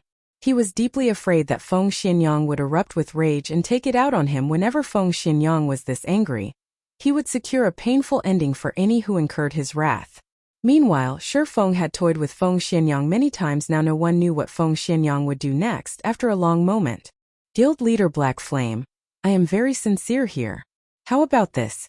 In exchange for 1 billion credits, I will ask for 5% of Zero Wing's shares. Feng Xianyang suppressed his anger and expressed an extraordinary serenity. No negotiations. I will only do 0.1%. This is the very limit that I can offer. If Vice Leader Feng is not interested, then forget it. I won't demand your acceptance. Shifeng had only probed since he doubted Feng Xianyang's intentions. He had not expected that Feng Xianyang could actually endure his game so well. Feng Xianyang had always possessed a dominant approach. He would immediately take action against anyone who disagreed with him. Now, however, he actually controlled his anger to negotiate with Shifeng. Why wouldn't Shifeng be suspicious? There must be a reason for Feng Xianyang's attitude change. Feng Xianyang gnashed his teeth to the point of almost cracking them when he heard Shifeng's reply. 1 billion was not a small number. If he had to give away so much money, even his heart would ache. If it was in exchange for 10% of Zero Wing's shares, he could barely accept it. However, he could never accept 0.1% Black Flame. You dare treat me like a fool? Sooner or later, I will make you pay this debt 100-fold. Feng Xianyang inwardly bellowed. As long as he became one of Zero Wing's shareholders, he could investigate Zero Wing fair and square and insert his own men into Zero Wing's core. When that time came, he could crush everyone in Zero Wing. Hence, suppressing his anger right now, he said in a low tone, I understand. I hope that guild leader Black Flame will not disappoint me. Let's sign the contract as soon as possible then. Feng Xianyang's agreement surprised and concerned Shifeng. Originally, he thought he could anger Feng Xianyang and send the young master flying into a rage. He had expected Feng Xianyang to break off their relationship completely, spouting a few curses and making some vengeful statements such as, not resting until one of them was annihilated, and the like. However, Shifeng had never expected this ending. Feng Xianyang had actually endured such an insult to his reputation. Feng Xianyang was actually willing to exchange 1 billion credits for 0.1% of Zero Wing's shares. Unless Feng Xianyang had truly lost his mind, he was definitely plotting something considering the events up to this point. Shifeng revealed a faint smile and said, Vice Leader Feng, why are you in such a hurry? I still haven't finished. Aside from the 1 billion credits, I also want 50% of Underworld shares. If you can promise that, I won't hesitate to sign. Black Flame, you're courting death. Feng Xianyang exploded. He was now fully aware that Shifeng was not deliberately raising the price out of anger. Instead, Shifeng was wholeheartedly toying with him right now. Not only did Shifeng want to sell 0.1% of Zero Wing's shares for 1 billion credits, but he also wanted 50% of Underworld shares. What was Underworld? It was a force that far surpassed a first-rate guild. Not to mention 50%, Feng Xianyang did not even possess 1% of the organization's shares. Yet, Shifeng wanted 50%. Vice Leader Feng, you're not going to keep up the act anymore? Shifeng faintly smiled. I wanted to play around with you for a little longer. Black Flame, don't think that just because you are invincible in White River City that I can't do anything to you. You underestimate Underworld too much. Zero Wing is merely the overlord of White River City. Meanwhile, the several cities surrounding White River City have already fallen under our control. It won't be long before I personally finish you off and eradicate your guild. Feng Xianyang could no longer control his anger. Like a berserk beast, he let out a lung-piercing roar, causing everyone who heard it to shiver with fear. Black Flame, originally, you could have had 1 billion credits as your retirement fund. Now you no longer have that chance. I will force you into a corner, bit by bit, and make you regret all your actions today. At first, Shifeng was slightly surprised when he heard Feng Xianyang's fury. In the next moment, however, he smiled and said, I will be waiting. Afterward, Shifeng disconnected the call. Although he had only said 4 words, his statement contained utter confidence and determination. Even Feng Xianyang was slightly stunned. Having no comeback, Feng Xianyang fully understood the meaning behind Shifeng's words. Zero Wing is not afraid to start a war. If you think you're strong enough, bring it on. However, Feng Xianyang was confused. Just how had Shifeng remained so calm, even when facing 1 billion credits? It seems that I need to speed up my plans, Shifeng thought after he disconnected the call. His surprise during the call had not been due to fear. Instead, it was because he had not expected Underworld's background to be so powerful. They had acted so quickly and had already conquered the cities surrounding White River City. If it were not for Feng Xianyang losing his cool for a moment and revealing this information, Shifeng would not have known how serious the situation was. However, Shifeng could now release a sigh of relief. Fortunately, he had not discovered this too late. He could still prepare if he started taking action right now. It wasn't Underworld's iron grip on those several cities. Rather, they were under the absolute control of the guilds beneath Underworld. Otherwise, Feng Xianyang would not have tried to spend 1 billion credits to bury Zero Wing currently. The average player's level was still low, so interaction between cities was limited. However, when players reached higher levels, they would have to head to higher-leveled areas. Meanwhile, these high-level areas were close to the common borders between cities. At that time, Underworld could trap Zero Wing. With enemies on all sides, Zero Wing's members would not be able to level up safely, as they would face the risk of an enemy ambush at any time. In the end, Zero Wing would slowly but surely be pushed into a corner. However, thanks to Feng Xianyang's temper tantrum, Shi Feng could act early to prevent such a situation. Otherwise, by the time everyone had leveled up, Zero Wing would be declawed. Considering the situation, Shi Feng hurried back to White River City. Upon his return, Shi Feng discovered that the area outside the teleportation hall had already been fully repaired. Meanwhile, many players wandered the streets. A majority of these players were independent. Whenever these independent players saw someone wearing Zero Wing's emblem, they would watch that person enviously, letting the Zero Wing member feel very proud. As for the members of Dark Star and other guilds, whenever they saw a member of Zero Wing, they would consciously avoid contact. These guild players were no longer as arrogant as before. Moreover, Shi Feng discovered that the independent players walking around on the streets possessed very high levels. These independent players were clearly above the standard of ordinary players.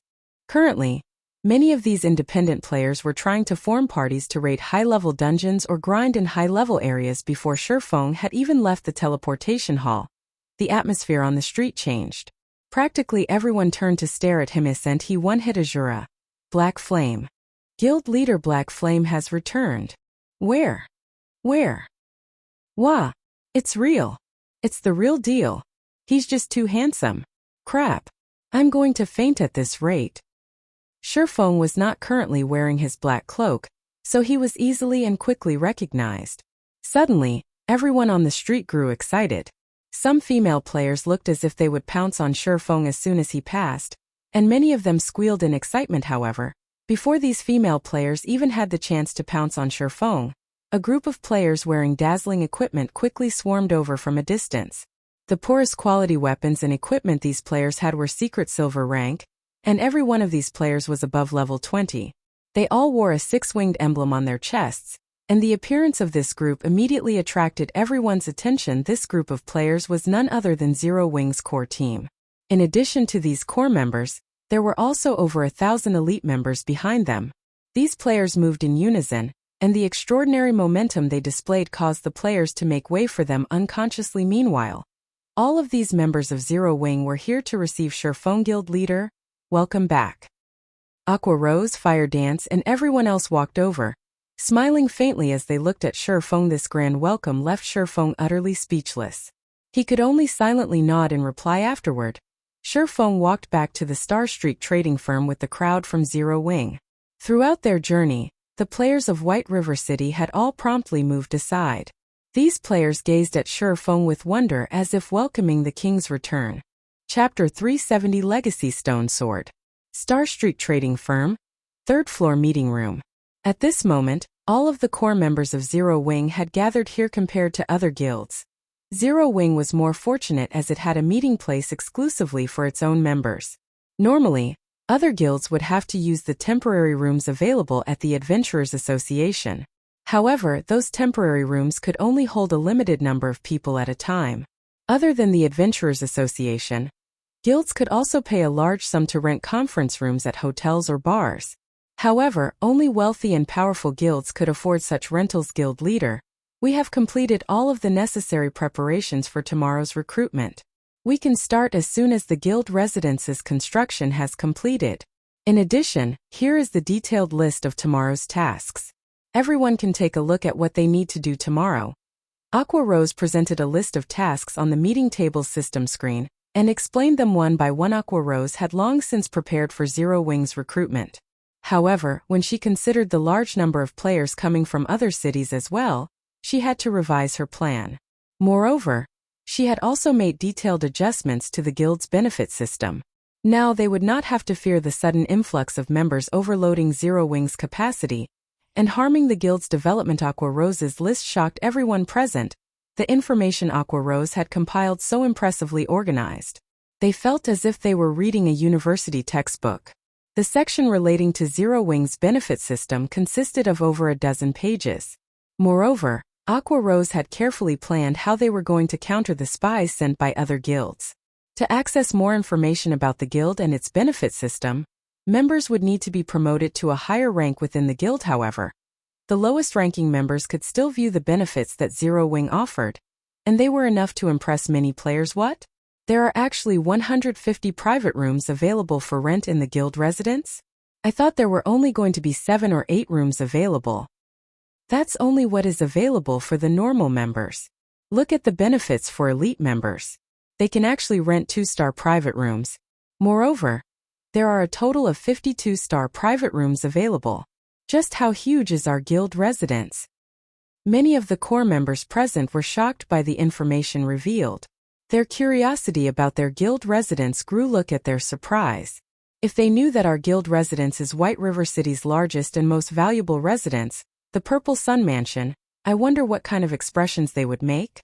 Blackie chuckled softly. Although Zero Wing's core membership had grown past 100, only a few actually knew where their guild residence was located. After everyone had their assigned tasks, Aqua Rose suddenly stood. Clearing her throat, she said seriously, "The next thing we are going to talk about is classified information regarding Zero Wing. It is also what that everyone present is most concerned about today, the loot from the Mechanical Slayer. Other than the people here, no one is allowed access to this information." Everyone nodded nervously in reply to Aqua Rose's words. Every player who had been invited to this meeting today had a huge responsibility to the guild. The Mechanical Slayer was extraordinarily powerful, so the items it dropped were also extraordinary. The importance of the role these items could play went without saying. Whether it was competing for a dungeon's first clear or fighting in a guild war, these items would definitely be of immense help a guild's development. If the information of these items went public, not only would their enemies have an edge against them, but it would also rouse the greed in others.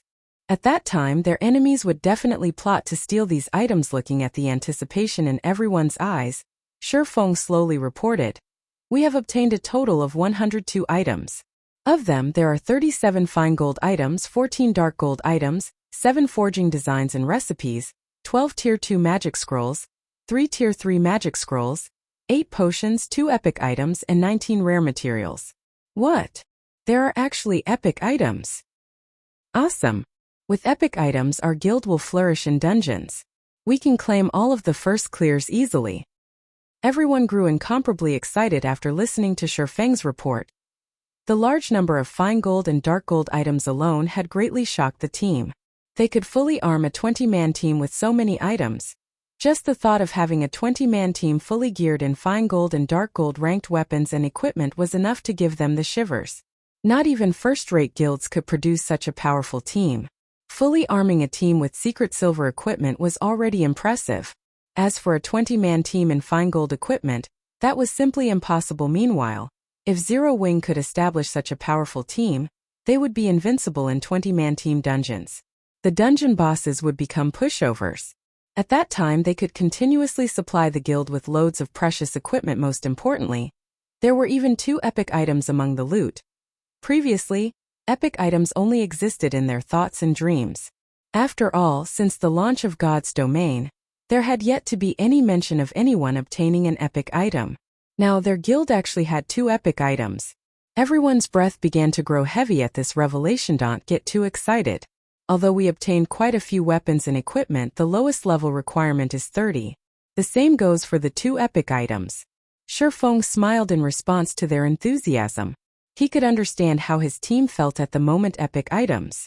In God's Domain, they were symbols of extraordinary strength. In Shifeng's previous life, he too had been elated when he first saw an epic item. After all, it was an item every player dreamed of having. I know that all of you are eager to see how powerful the epic items are, so today, I'll let all of you have a look at them. While we're at it, I'll let all of you know that I do not plan to allocate these 2 epic items to anyone in particular. Instead, I'll place both of them in the guild warehouse. However, only core members can see them. Once you have accumulated sufficient contribution points, You can trade your points for any of these 2 epic items at any time, Shifeng explained. He then presented the information of the 2 items on the screen of the meeting table. Song of Beatrice. Staff, epic rank. Level 30, level 90. Equipment requirement. Intelligence 200. Attributes will be adjusted according to user's level. Magic damage increased by 25%, cooldown of all spells reduced by 20%, casting speed increased by 20%, spell critical rate increased by 15%, cast range +3. All magic type skills +2 levels. Ignore levels +15. Durability 200/200. Additional passive skill. Song of Elements. All successful attacks have a chance to trigger this skill, increasing players' magic damage by 20% for 15 seconds. Does not stack cooldown. 1 minute. Additional skill 1. Forest Sprites. Summons 3 forest sprites to battle for you. Forest sprites can also be sacrificed to recover players' mana. Each forest sprite sacrifice will recover 15% of players' maximum mana cooldown. 20 seconds. Additional skill 2. Elemental Domain. All allies within a radius of 50 yards will have their magic damage increased by 15%, cast speed increased by 15%, and mana consumption decreased by 20% for 1 minute cooldown 30 minutes. Additional skill 3. Song of Sprites. Increases the effect of a specified spell by 300% cooldown. 5 minutes. Shadowcraft. Leather armor, epic rank. Level 30, level 90. Equipment requirement. Agility 200. Strength 150. Attributes will be adjusted according to user's level. Agility increased by 25%, strength increased by 10%. Evasion +20. All magic resistance +20. Defend +4 levels. Ignore levels +10. Additional passive skill 1. Dark Shadow. Movement speed increased by 20%. In dark places, movement speed increased by 30% and agility increased by 10%. Additional passive skill 2. Rapid movement. Agility increased after receiving damage. Agility increases by 5% with every 10% decrease in HP. Additional skill. Shadowless. Player can consecutively appear behind targets within a distance of 40 yards. Each use consumes 1 charge. Replenishes 1 charge per minute up to a maximum of 3 charges of the 2 epic items. The Song of Beatrice required 600,000 guild points, whereas Shadowcraft required 400,000 guild points. 1 guild point was the current equivalent to around 30 copper coins. Even Aqua Rose and Fire Dance would require a relatively long time before they could accumulate so many points. When everyone saw the attributes on the 2 epic items, they were all stupefied. The equipment they wore was simply too inferior compared to these 2 items. Meanwhile, when everyone thought about how they could trade guild points for these items, a passionate flame lit up in all of their eyes. The absurdly high demand of guild points didn't deter their passion at all. At this moment, they wanted to rush out of the room and start earning guild points immediately. You've seen the attributes on these items for yourselves. As to whether or not you can trade for them, that will depend on the effort you put in. In addition, I also have some good news to tell all of you. I will reward guild points to the first 100 members in the guild to get promoted into a Tier 1 class. First place will receive a reward of 50,000 points, so all of you work hard. Seeing the high morale of the crowd, Shifeng added more fuel to the fire. Currently, not a single player had become a Tier 1 class in the entire Star Moon Kingdom. The various guilds around the kingdom were all focused on raiding the 50-man team dungeons in their respective cities. None of them knew the importance of Tier 1 players. Presently, only Shifeng knew that Tier 1 players were the key requirement to raid a level 20, 100-man team dungeon. In addition, Tier 1 players also played an important role in the competition between guilds. The sooner a guild possessed Tier 1 players, the more beneficial it would be to the guild's future development. This was the reason why Shifeng had ordered his guild members to level up quickly rather than waste time competing over the first clear for the level 10, 50-man team dungeons. Everyone's fighting spirit soared once more when they heard Shifeng's announcement. At this moment, they all viewed their decision to join Zero Wing as the best decision they had ever made. No other guild would offer fine gold and dark gold items to its members, much less epic items. On the other hand, not only had Shifeng made the items available for trade, but he also spent a large sum of money to encourage everyone to raise their strengths. Players would never find these opportunities in any other guild. If they could earn the reward of 50,000 guild points, even if they didn't want the epic items, they could still gain several fine gold or dark gold items, greatly increasing their prowess. After the meeting ended, the core members headed towards the class association to receive their class change quest, afraid that the others would beat them to the top prize. It should be about time for me to upgrade my class as well. Shifeng smiled faintly. Shifeng had wanted to take on his class change quest for a while now. However, he celebrated the fact that he had not already done so. He would have regretted that decision before the meeting started. Shifeng had already appraised the drops from the Mechanical Slayer. In the looting war, Zero Wing had actually managed to obtain 103 items, not 102. There was one item Shifeng had not revealed. The item Shifeng hid was none other than the crystal-encased ancient sword. Shifeng had kept it hidden because that item was simply too frightening. Even if he added together the value of the other 102 items, it would not reach even 1/100th of the sword in the stone. If others learned about this item, it would definitely cause a sensation to sweep throughout God's domain, which was why Shifeng had decided to keep silent about it. The sword in the stone was neither a weapon nor armor. It was a legacy item.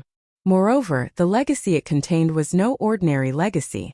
It was a legacy item even more powerful than the magic weapon Star's Reminiscence. Chapter 371 Peak Legacy. A legacy hinted at a hidden class. This was also one of the reasons why legacy items were extremely rare in God's domain previously. The fact that they had obtained the Astromancer's legacy from the Bloodhand Association's stronghold had already blown Shifeng's mind. Now, however, he had an even more powerful legacy. Moreover, only berserkers and swordsmen could use this legacy. Shifeng knew that the legacy contained within the sword in the stone was more powerful than the Astromancer's legacy was because of its unsealing conditions. Violet Cloud's legacy item, the magic weapon Star's Reminiscence, required a Tier 3 Great Mage to help unseal it. Based on these stringent requirements, the Astromancer's legacy should be superior among the many legacies that existed in God's domain. However, Shifeng's sword in the stone was far more amazing than the Star's Reminiscence sword in the stone. The sword inside the crystal faintly emits a power from the ancient era. It occurs naturally with no signs of being crafted. However, a frightening power had damaged this ancient sword severely in the past. If one wishes to awaken the power contained within and gain a better understanding of this sword, they need to gather the power of 3 Tier 4 classes and expend 21 mana stones. Class restriction: Berserker and Swordsman. Not to mention the 3 Tier 4 NPCs. Just the number of mana stones required was a huge headache for Shifeng. Mana stones were extremely precious in God's domain. Although they weren't as valuable as 7 Luminaries crystals, they were not far from them either. Mana stones were rare materials required to craft epic ranked weapons and equipment. However, the most dreadful aspect of mana stones was that nobody sold them in God's domain. Only bosses in 100-man hard mode team dungeons dropped mana stones. Moreover, the drop rate was a minuscule 2% currently. Throughout all of God's domain, Shifeng had yet even to hear news about anyone obtaining the first clear of a level 10 50-man team dungeon, not to mention a level 20 100-man team dungeon.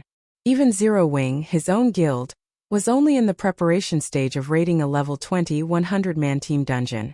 Only players who had gathered 100 Tier 1 players had a chance of success in the hard mode versions of those dungeons.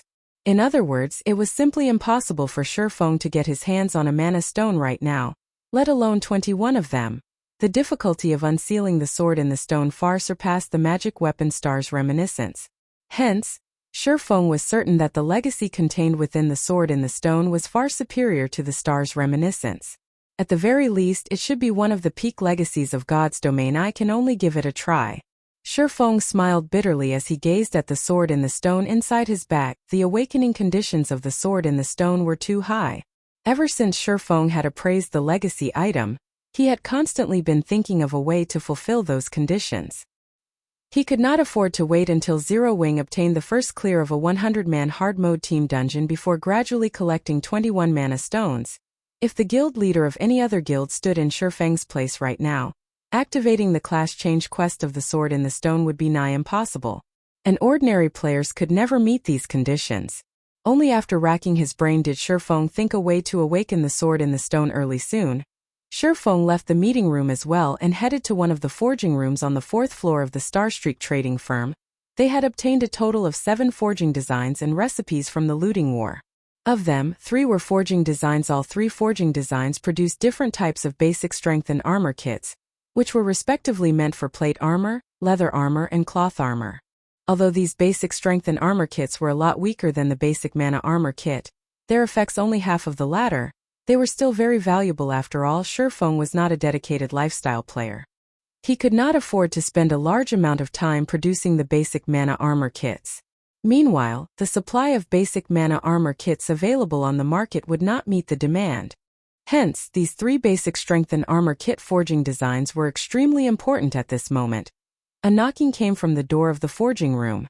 "Guild leader, the ones you called for are here," Melancholic Smile said respectfully as she entered the room. While Shifeng had been busy, Melancholic Smile had grown to have the aura of a strong and capable woman.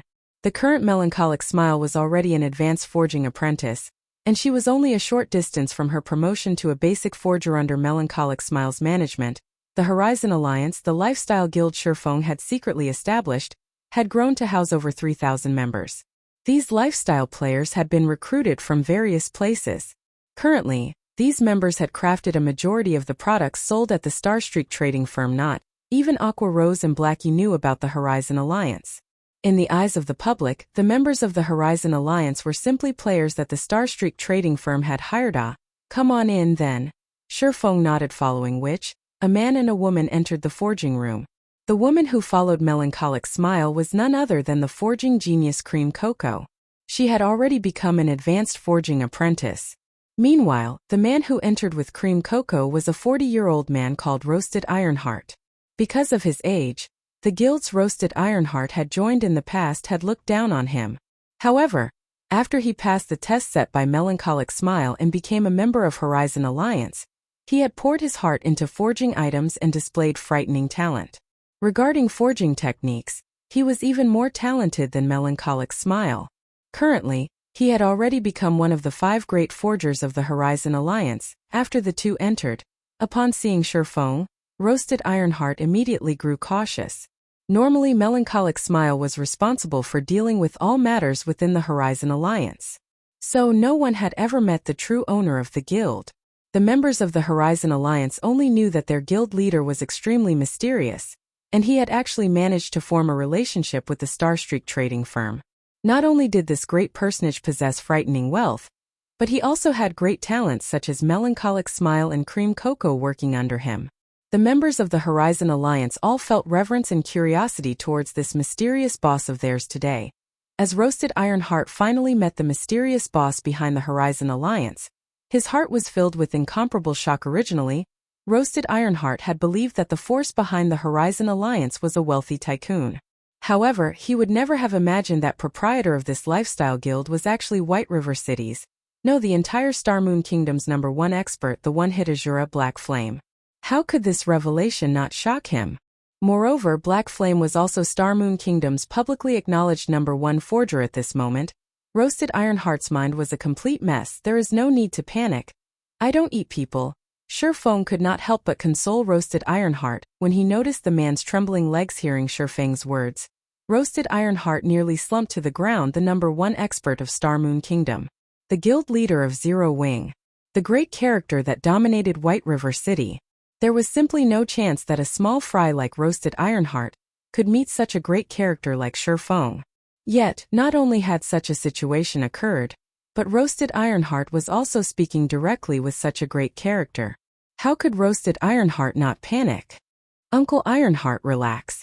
Our guild leader is a very kind and friendly guy," Cream Coco said, smiling. Roasted Ironheart silently nodded.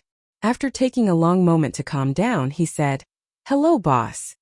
Melancholic Smile and Cream Coco giggled at this sight. Shifeng had grown speechless at Roasted Ironheart's actions as well. He was not a monster. Why was he so intimidated? "All right. I have some important matters to discuss with you. I've called the 3 of you here today because of these." Saying so, Shifeng took out the 3 basic strength and armor kit forging designs. "Each of you will take one. Your task for this is to produce these items. The more, the better." As forgers, Melancholic Smile's group was stunned when they saw the forging designs. They understood the value of the basic strength and armor kits. By producing these items, not only could they increase their promotion speed to basic forgers, But they could also use these items to dominate the forging market and create names for themselves. When the trio thought about how Shifeng was actually willing to let them learn such precious forging designs, their hearts were moved. I'll leave these forging designs to you, so research them properly. If you can achieve a 20% success rate, then you can start mass-producing them, Shifeng said. Although the basic strength and armor kits were not as difficult to produce as the basic mana armor kits, advanced forging apprentices still had a low success rate. Melancholic Smile and the others would be lucky if they could successfully produce 1 or 2 pieces out of 10 tries. Guild leader, rest assured, we will accomplish this task. We definitely won't disappoint you. All 3 of them guaranteed, following which, the 3 returned to their respective forging rooms and began their research on the forging designs. Meanwhile, Shifeng also departed from the Starstreak trading firm and hurried towards White River City's bank. He planned to start the first step of awakening the sword in the stone. Chapter 372 5 Big Cities. Walking in the middle of the street in White River City, Shifeng had used the demon mask to change his appearance back to Yifeng. The color of his ID reverted to white as well. All this while, Shifeng had used his artificial ID of Black Flame. It had been a long time since he used his actual ID. In a rapidly changing game like God's Domain, not only were there tons of new players flooding into the game every day, but there were also many experts rising and falling with every passing moment. Meanwhile, the duration of Yifeng's disappearance from the public eye had been long enough for everyone in White River City completely forget about him. Throughout Shifeng's whole journey to the bank, not a single player he passed by had recognized him. Although some players had glanced his way, they had not done so because of Shifeng's identity. Instead, it was because of the equipment he wore. The magic weapon Abyssal Blade and the dark gold-ranked Purgatory's shadow hung from his waist. Even if Shifeng had removed the 2 weapons' glow effect, when one saw the intricate patterns carved onto the swords as well as the flowing lights flashing on the blades, no one believed they were ordinary weapons. White River City sure has changed. Even the average level of ordinary players is almost the same as Star Moon City. Making a casual observation, Shifeng discovered that a majority of the independent players wandering the streets were level 15 or 16 and armed with a few pieces of bronze equipment. Shifeng occasionally saw some independent players who were level 17 or 18 and fully geared in bronze equipment with a few pieces of mysterious iron equipment. In the past, this sight could not have been found in White River City. Suddenly, Shifeng thought of an idea. What if he transformed White River City into the heart of Star Moon Kingdom? Originally, Shifeng had intended to develop a branch guild in Star Moon City, once Zero Wing was sufficiently powerful to compete for the resources available there. After all, Star Moon City was the heart of Star Moon Kingdom. It was a gem that incited fierce competition among the many first-rate guilds. Star Moon City was also the hub for elites. The player population there was simply immense, with no other city within Star Moon Kingdom capable of being its rival. Meanwhile, controlling Star Moon City meant obtaining the large number of elite players and resources there. A guild's development in Star Moon City would be much faster than in any other city in Star Moon Kingdom. However, when Shifeng saw the current state of White River City, a thought suddenly came to his mind. Why must he torture himself to compete over Star Moon City with all those first-rate guilds? Most players went to Star Moon City was because it had far more opportunities for development. The city also contained many advantages that no other city possessed. But what about now? Due to Zero Wing's existence in White River City, and the fact that the guild did not recruit members in any other city, many players had now migrated to White River City. As for the reason behind this migration, wasn't it because Zero Wing offered advantages that no other guild possessed? As long as Zero Wing offered its members more benefits than other guilds, players would continue to flood into White River City. Moreover, as players' levels increased, their income would increase as well. Soon, the teleportation fee between cities would no longer be a problem. At that time, it was not entirely impossible for White River City to surpass even Star Moon City. Is it about Underworld's inside information? Shifeng suddenly heard the arrival of a message. Absolute Heaven had contacted him. Meanwhile, the assassin's message was perfectly timed. Underworld had already become the dominant force in the several cities surrounding White River City. As for how much control they possessed over those cities and exactly which cities they controlled, Shifeng had no clue. Without that information, he could not take appropriate measures against Underworld. Feng did not want to waste too much time searching for Underworld and subsequently ruining the organization's plans. If he could find access to detailed information about Underworld, he would have a much easier time preparing for the future. There sure is a lot of information here. Feng was inwardly surprised when he opened up the file attached to Absolute Heaven's message. The file was dozens of pages long, and its level of detail was above and beyond what Feng had expected. An outer member like Absolute Heaven should not have had access to the kind of information contained in the file. Most likely, only those at Feng Xuanyang's level would possess the authority to know such information. Did Absolute Heaven kidnap and interrogate Feng Xianyang? I'm impressed that he could obtain such detailed information. Now that he had such detailed information about Underworld, without wasting any time, Feng quickly found a quiet spot inside the bank and sat down. He then started carefully reading through the file Absolute Heaven had sent him 2 hours later. Feng finished reading the final page. He could not help but exhale deeply, although I already expected as much. I did not realize that Underworld is actually so terrifying. They control a total of 316 guilds in Star Moon Kingdom's eastern region. It is no wonder even Gentle Snow is wary of Underworld. Making a rough estimate, Feng guessed that Underworld controlled over 1 million players in Star Moon Kingdom's eastern region. Alone Zero Wing's current member count was just over 5,000. To Underworld, Zero Wing was no more intimidating than an ant. Furthermore, there were also the Underworld Guards, a group of elites that the organization secretly nurtured. Although the Underworld Guards only had around 400 members, each one was an expert. If they formed a 100-man team, they could effortlessly annihilate hundreds of elite players out in the fields. In addition, Blue Frost City, Maple City, Gale City, Twin Lion City, and Cold Star City, the 5 big cities neighboring White River City, had all been dominated by the guilds under Underworld's control. Moreover, these guilds were not inferior to Underworld in the slightest. Without any powerful enemies, these guilds had grown rapidly. Of these guilds, overwhelming Smile, the guild holding dominance over Gale City, was currently even more powerful than Darkstar had been during its peak. Without any obstructions, it was a matter of time before these powerful guilds became the overlords of their respective cities. Underworld really is a headache. This situation is much worse than what I had imagined. Feng wrinkled his brows and scratched his head.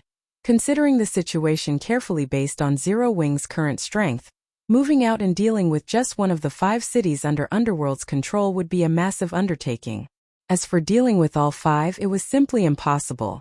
Setting aside the disadvantages of fighting in enemy territory, Zero Wing would first need sufficient strength. With the current number of members Zero Wing possessed, it wouldn't even be a threat for any of these guilds.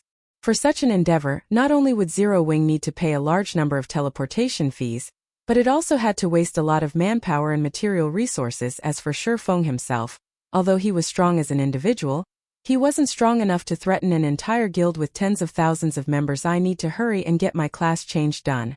Feng looked at the sword in the stone inside his bag, a sense of urgency overwhelming his thoughts of upgrading his class no matter how. Feng racked his mind. He could not think up of a proper solution.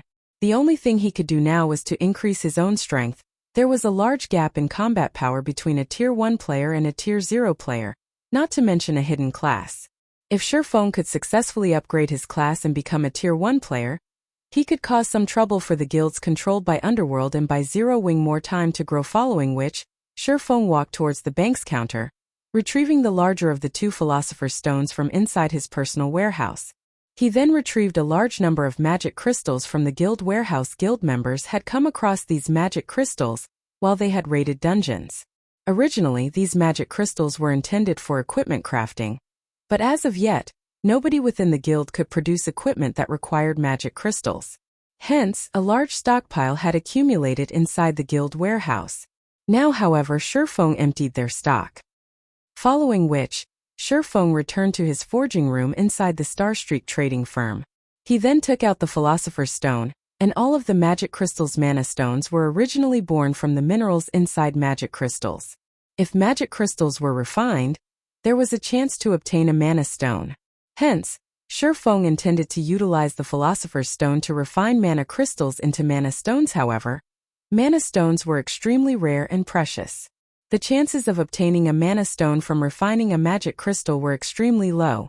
And even Shifeng himself wasn't very confident in success. Hopefully, this works.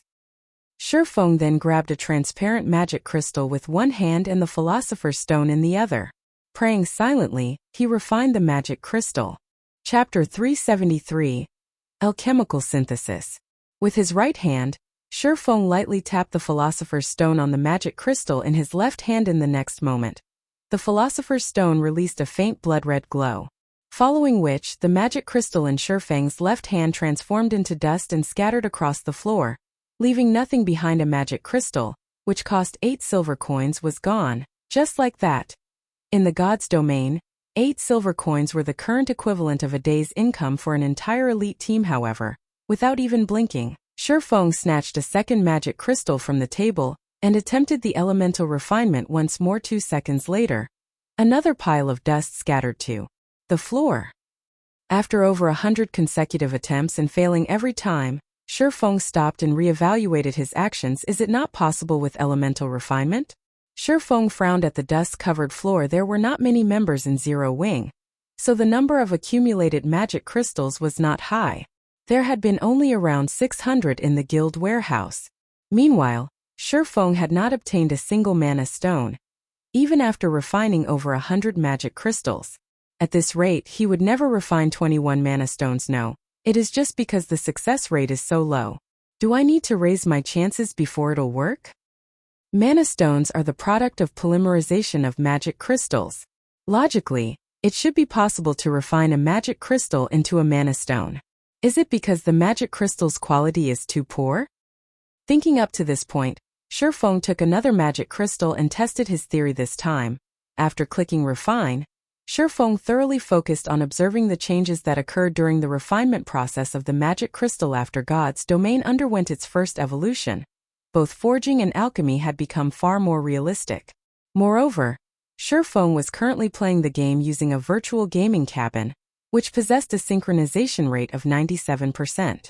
Hence, if he observed the refinement process of the magic crystal carefully, he might discern the cause for failure. However, the refinement process happened far too quickly. Even if Shifeng had exceptional dynamic vision, everything still happened in a flash. It was too hard to see anything. System recording. Activate full simulation mode. Shifeng suddenly said, "System, please hold for system identification." System. Interface used by player detected as the virtual gaming cabin. Full simulation mode is supported. System. Full simulation mode has activated. After the system activated full simulation mode, Shifeng picked up a magic crystal and attempted elemental refining once more. As expected, the magic crystal still crumbled into dust that scattered all over the floor. Unperturbed, Shifeng said, "System, play the video recorded through full simulation mode." In the next moment, a 3D holographic image appeared before Shifeng's eyes, showing the exact scene when Shifeng had attempted elemental refinement on the magic crystal. Aside from allowing players to experience a synchronization rate of 97%, the virtual gaming cabin also allowed players to activate full simulation mode in the game. With this function, the videos players recorded in-game could be viewed as a holographic projection rather than on a flat surface. This function was unavailable to those who used both the ordinary and advanced helmets in the God's domain of the past. If one were a master lifestyle player, they would have definitely purchased a virtual gaming cabin for themselves. They did so for the sole purpose of this holographic recording function. Through this function, players could realistically reproduce the videos they recorded. Players could experience what they normally couldn't through a flat-screen video, and this included the refinement process of the magic crystal. However, the main purpose of the full simulation mode lay in the analysis of enemies. Players could record their battles with enemies to study their enemies' fighting habits, defenses, attacks, dodges, and other detailed actions. After analyzing their enemies' habits and weaknesses, even if they were weaker than their opponents, players could take advantage of said habits and weaknesses to triumph against their enemies. In the past, this often happened in God's domain. It was especially true for fights between experts. At the same time, players could also utilize the holographic recording for self-reflection, improving weaknesses and discovering new techniques. This was one of the quickest ways for a player to improve themselves. This was also why players who used the virtual gaming cabins improved so quickly in the past. Shifeng had done countless self-evaluations through using the full simulation mode, continuously improving his combat power. Back then, if he had used the virtual gaming cabin a few years earlier, he might have reached even greater heights. Unfortunately, Shadow had only a few million credits. A single virtual gaming cabin cost 3 million. How could Shadow possibly afford a virtual gaming cabin? Moreover, even if they purchased one, Shifeng would not have had access to it, following which, Shifeng adjusted the settings of the holographic recording and played the refinement process into slow motion. That way, he could fully observe and analyze the entire process in detail without needing to waste magic crystals and stress his eyesight over and over. After observing the process dozens of times, Shifeng finally discovered the reason. As expected, the mana density inside the magic crystals is too low. I wouldn't get a single complete mana stone even if I used the elemental refinement 10,000 times. Although Shifeng had discovered the cause of his failures, he didn't have a solution. In God's domain, there was no difference in quality between magic crystals. In other words, it was simply impossible to obtain a mana stone through refining mana crystals. Shifeng could not help his frustration if refinement could not work. Then he had to go at it from another angle. The only method he had left was to use alchemical synthesis, combining two magic crystals into one. Once the accumulated mana inside the magic crystals reached a sufficient level, it would become a mana stone naturally. However, how could alchemical synthesis be easy? Even a grandmaster alchemist would struggle with alchemical synthesis. The price they had to pay would also exceed the value of the final product. Normally, nobody would willingly take on such a risk. Meanwhile, Shifeng was merely a forging apprentice. He was not even an alchemist to begin with. His chances of successful alchemical synthesis were abysmal. On the other hand, the Philosopher's Stone and Alchemy Treasure had such an ability. However, the Philosopher's Stone Shifeng had right now was a defective product. He could only use alchemical conversion and elemental refinement, not alchemical synthesis. That's right. If one Philosopher's Stone won't do, what about two? Shifeng suddenly recalled the fragmented piece of Philosopher's Stone that he had obtained from the god's grave. The Philosopher's Stone had been broken into 5 fragments, so its abilities had greatly weakened. However, the Philosopher's Stone was inherently of one body. As long as Shifeng could gather all 5 fragments, he could restore the Philosopher's Stone. Although Shifeng did not possess all 5 fragments at the moment, if he fused the 2 fragments he had, it should become much stronger than 1 fragment alone. I can only give it a try. Shifeng had no other options. The Philosopher's Stone was his only hope. The Philosopher's Stone had broken into 5 fragments of different sizes, and the abilities each fragment possessed were different.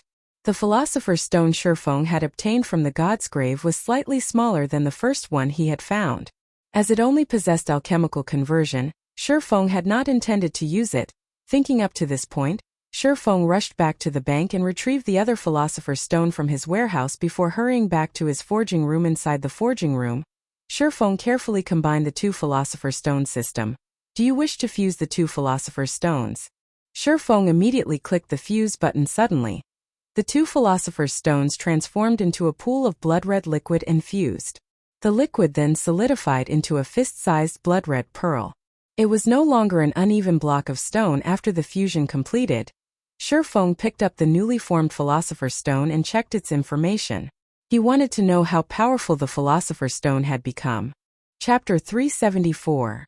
Results Beyond Imagination. Good. Shifeng sighed in relief when he read the information displayed. Philosopher's Stone, 36% completed. Epic rank special item, dropped upon death.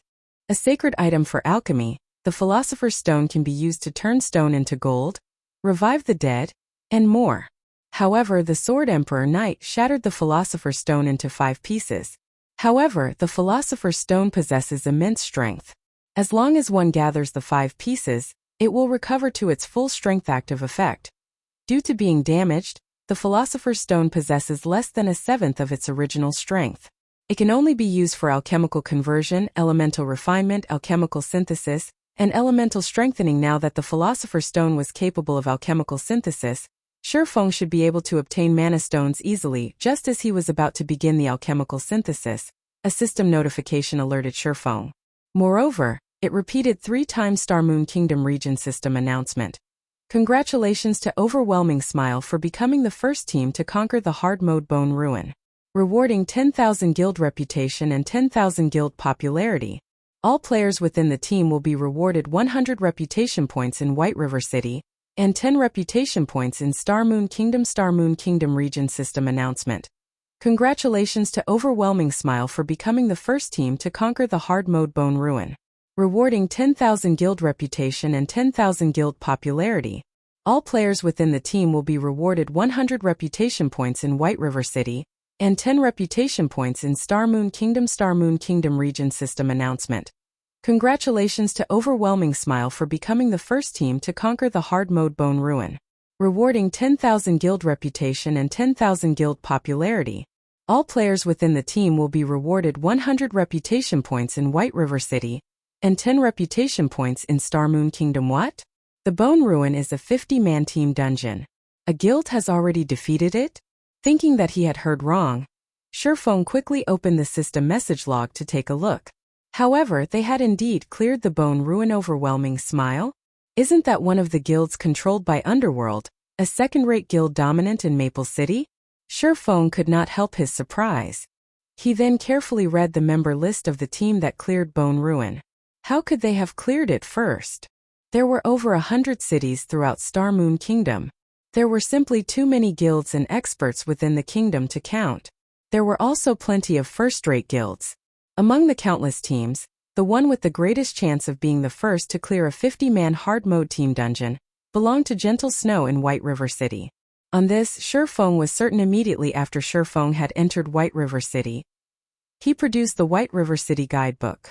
Gentle Snow had even spent a large sum to purchase the most detailed version, gaining a huge advantage over the other guilds right off the bat. Moreover, to secure the first clear of the 3 great dungeons, Gentle Snow had assembled many of Ouroboros' experts in White River City. She even purchased multiple fine gold-ranked arclight shields and a large stock of basic mana armor kits from Sherfong. Not even the core team of the most powerful first-rate guilds in Star Moon Kingdom could compete with Gentle Snow's team in terms of personnel or equipment yet. Gentle Snow's team had actually lost to a second-rate guild like Overwhelming Smile.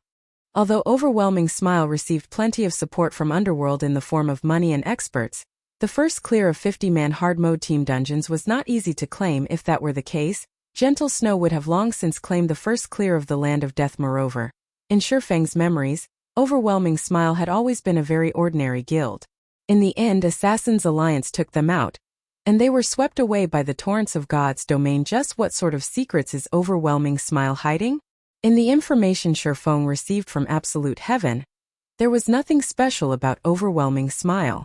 Despite Underworld going all out with its support, even sending 50 Underworld guards to help the guild, Sherfong did not believe for a second that Overwhelming Smile could take the lead in claiming the first clear of a 50-man team dungeon yet. Overwhelming Smile had done exactly that. This showed that Overwhelming Smile's team had an advantage that not even Gentle Snow's could compete with if Overwhelming Smile continued to develop without rival guilds. In addition to Underworld's hidden support, even Sherfong could not guess how powerful the guild would become. The appearance of the 3 system notifications had immediately caused a sensation throughout Star Moon Kingdom. Previously, everyone had their guesses as to which first-rate guild would be the first to claim the first clear of a 50-man team dungeon. However, no one expected this result. A second-rate guild had actually accomplished what first-rate guilds couldn't.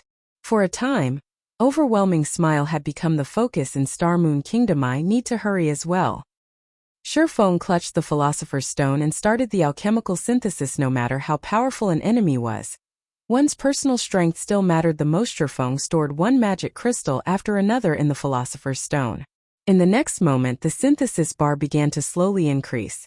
The synthesis bar only reached 100% after Sherfong stored 50 magic crystals. Although Sherfong could now synthesize mana stones using magic crystals, the Philosopher's Stone in his possession was still incomplete. Hence, the synthesis rate was only 50%. This item really is an alchemical treasure. The power of this stone awed Sherfong. If Grandmaster alchemists could see this synthesis rate and the number of required base materials, it would leave them speechless. With shock, Grandmaster alchemist's synthesis rate only hovered around 20%, which was already quite high. Meanwhile, normally over 200 base materials were required. Hence, nobody would willingly sacrifice high-tiered materials through alchemical synthesis. However, Grandmaster alchemists paled in comparison to the Philosopher's Stone. It was as expected of a treasure of alchemy. Meanwhile, Alchemical combination was only a small part of the Philosopher's Stone's abilities. It was no wonder so many kingdoms and empires had gone to war over the Philosopher's Stone. Let's start. Then, Shurfeng clicked the synthesize button. 3 seconds later, an additional fist-sized gray stone appeared in Shurfeng's hand. This was none other than the Mana Stone. Awesome. After successfully synthesizing a Mana Stone, Shurfeng quickly added more magic crystals into the Philosopher's Stone, starting the second round of alchemical synthesis at the same time. Shurfeng had also contacted Melancholic Smile and instructed her to purchase a large stock of magic crystals immediately. With the stockpile Zero Wing possessed, he wouldn't have enough to synthesize 21 mana stones. Even if the synthesis rate was 100%, he would need 1,050 magic crystals for 21 mana stones. With only a 50% rate, he would need at least 2,100 magic crystals. Shurfeng had previously used quite a lot of magic crystals, and he only had 508 remaining by Shurfeng's estimation. He would need at least 2,000 more magic crystals. Guild leader, please tell me you're joking. You want to purchase 2,000 magic crystals? The current market value for them is 8 silver coins each. 160 gold for 2,000 pieces. Moreover, this is the best and lowest cost. If we buy them in bulk, the prices in White River City will soar. When that happens, we'll need to pay at least double or triple the current price. Making a rough estimate, we'll need to spend at least 300 gold to get 2,000 magic crystals. Although Melancholic Smile had always dealt with the purchasing of materials for the Horizon Alliance, this was her first time handling a transaction that involved over 300 gold. She struggled against her sudden anxiety. If converted to credits, 300 gold coins would be over 4 million credits. All her life, she had never even seen so much money. It doesn't matter. Just get it done quickly. Shurfeng couldn't care less about the potential consequences. His class change quest took priority. Even if he had to spend 1,000 gold to purchase the 2,000 magic crystals, he would not hesitate. By the time Melancholic Smile's group of 3 could mass-produce the basic strength and armor kits, it would only be a short time before he earned the money back. After half an hour passed, Melancholic Smile delivered 2,000 magic crystals to Shurfeng. She had experienced the pleasure of being a wealthy tycoon. Meanwhile, during this period, Shurfeng had also kept himself busy. After using 500 magic crystals, he had an additional 6 mana stones. In addition, he had also produced some basic mana armor kits for his guild, as well as slightly raising his own forging proficiency. Hopefully my luck won't be too bad. Shurfeng took the 2,000 magic crystals and started the alchemical synthesis once more. He used 100 pieces, 200 pieces. The new stock of magic crystals continuously diminished. After using 1,650 magic crystals, Shurfeng had finally managed to collect 21 mana stones. Chapter 375. I'd like to borrow someone. Now that I've got 21 mana stones, I only need the 3 tier 4 NPCs. Shurfeng thought about where he could find these NPCs as he collected the 21 mana stones and Philosopher's Stone from the table. There were only 3 tier 4 powerhouses currently residing in White River City. If Shurfeng wanted to gather all 3 of them, even if Shurfeng were 10 times stronger than he was now and became a Count of White River City, he would not possess the authority to gather all 3 of these NPCs to help him.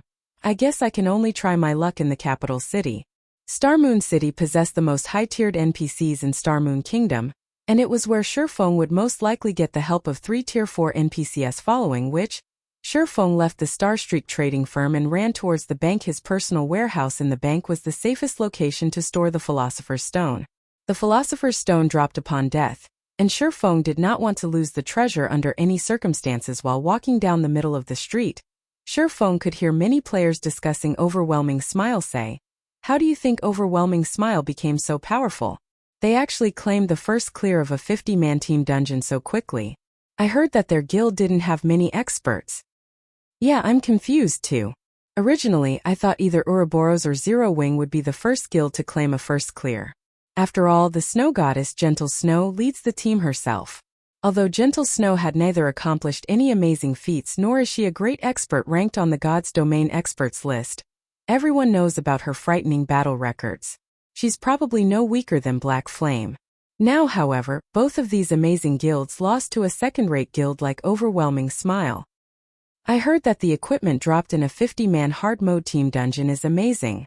The attributes on the equipment are far superior than the equipment found in other dungeons. Now that Overwhelming Smile has equipment from Bone Ruin, they will have a much easier time raiding level 20 large-scale team dungeons. I heard that Overwhelming Smile has already become the overlord of Maple City. Moreover, they are currently mass recruiting players, and the benefits they offer are insanely good. There is also proof posted online showing that someone recently invested 1 billion credits for the guild's development. Just thinking about that much money makes me drool. I have never heard of any guild receiving such a large investment. I'm somewhat tempted to head over to Maple City to join them. Players on both sides of the street were talking about Overwhelming Smile. Overwhelming Smile had destroyed the previous Momentum Zero Wing had garnered Sherfone could only smile bitterly at this sudden shift. He had to admit that Overwhelming Smile's timing of obtaining the first clear of a large-scale team dungeon was perfect. Not only had Overwhelming Smile managed to spread their name throughout Star Moon Kingdom, but it had also suppressed Zero Wing's fame. However, this was only natural compared to individual strength. Players were more concerned about dungeons. After all, dungeons were the main source of equipment in God's domain. It was especially true for high-quality equipment. Just after Sherfone returned the Philosopher's Stone to his personal warehouse, the system notified him of a voice communication request. It was Gentle Snow. Miss Snow, how are you? Sherfone greeted her warmly after answering the call. Although the situation of Overwhelming Smile's first clear had impacted Zero Wing, the one most affected by this result should be Gentle Snow. In order to claim the first clear of the Land of Death, she had paid a huge price. Other guilds could not compete with the advantages she possessed. Yet, just as she was about to harvest the fruit of her efforts, Overwhelming Smile stole the Glory Guild leader Black Flame. I wish to discuss something with you. Gentle Snow's tone was indifferent. Only she understood her current state of mind. Miss Snow, please speak your mind. Sherfone said, smiling. I'd like to borrow someone. Gentle Snow said, borrow someone? Sherfone was confused. Ouroboros had many experts. They should not lack personnel. That's right. I wish to borrow Yifeng. Gentle Snow nodded, resolving Sherfang's confusion. As for the price, I am willing to pay 5 million credits. Borrow Yifeng? Sherfone nearly stumbled. Just what was going through Gentle Snow's mind? Borrow Yifeng? Didn't that mean she was trying to borrow him? Since when did he have such great charm to attract the attention of the Snow Goddess? Moreover, Gentle Snow even offered an astronomical price of 5 million to borrow him. That was the equivalent of a famous gaming expert's annual salary. And she only wanted his help with a single matter? Wasn't Gentle Snow's opinion of him a little too high? I know that this is somewhat abrupt. Honestly, I initially considered asking you. Guild Leader Black Flame. However, not only are you the guild leader of Zero Wing, but you are also very famous in Star Moon Kingdom. The implications for obtaining your help are too grave to ignore. Hence, my only option is to ask for Yifeng's help, as he is only a member of Zero Wing. However, I doubt he will help me without your explicit permission, Gentle Snow explained. If she had any other choice, she wouldn't be asking. However, now that Overwhelming Smile had claimed the first clear of a large-scale team dungeon, this was her only option. Listening to Gentle Snow's request, Sherfone could guess that Gentle Snow needed experts. However, these experts could not be too famous, and the more hidden they were from the public eye, the better. Thus, she thought of the now-forgotten Yifeng. Although I wish I could agree to your request, Yifeng is currently busy an extremely important task. I'm afraid he can't help you right now, Miss Snow. How about the other experts in Zero Wing? Although Sherfone wished to help Gentle Snow, his class change quest took priority. Other experts? Gentle Snow fell silent for a moment, considering the idea. She then said, it is possible if they are as skilled as Yifeng. I'm afraid they have yet to reach that level, Sherfone said, definitely setting aside techniques. If speaking purely in terms of weapons, equipment, and skills, nobody within the guild could even come close to being a match to him. In terms of techniques, though, Fire Dance, Aqua Rose, Violet Cloud, and Cola might catch up to him in the future. It was especially true for Violet Cloud, who had improved leaps and bounds with each passing day. If Sherfone hadn't had his decades worth of experience campaigning in God's domain, Violet Cloud would have left him in the dust by now. I'm afraid they won't do if they are not as strong as Yifeng, Gentle Snow said, disappointed. However, when she gave it more thought, how could great experts such as Yifeng be easy to find? She then asked, Guild Leader Black Flame, How long will it take for Yifeng to complete his task? Normally, an ordinary class change quest required 2 to 3 days to complete. Meanwhile, Shifeng's class change quest should be a lot more difficult. At the very least, he would require 3 to 5 days, around 5 days. Shifeng said, giving a conservative estimate. 5 days, huh? Gentle Snow's brows wrinkled slightly. After thinking for some time, she slowly asked, Guild Leader Black Flame, will 5 days really be enough? Emichim. Shifeng nodded. Shifeng could tell that Gentle Snow was carefully considering a very important decision. I'll have to trouble Guild Leader Black Flame to pass on the message. Then, I'll transfer 5 million credits into your account immediately. Gentle Snow sighed in relief upon hearing Shifeng's confident answer. She then disconnected the call after thanking him. Chapter 376 Great Divine Official.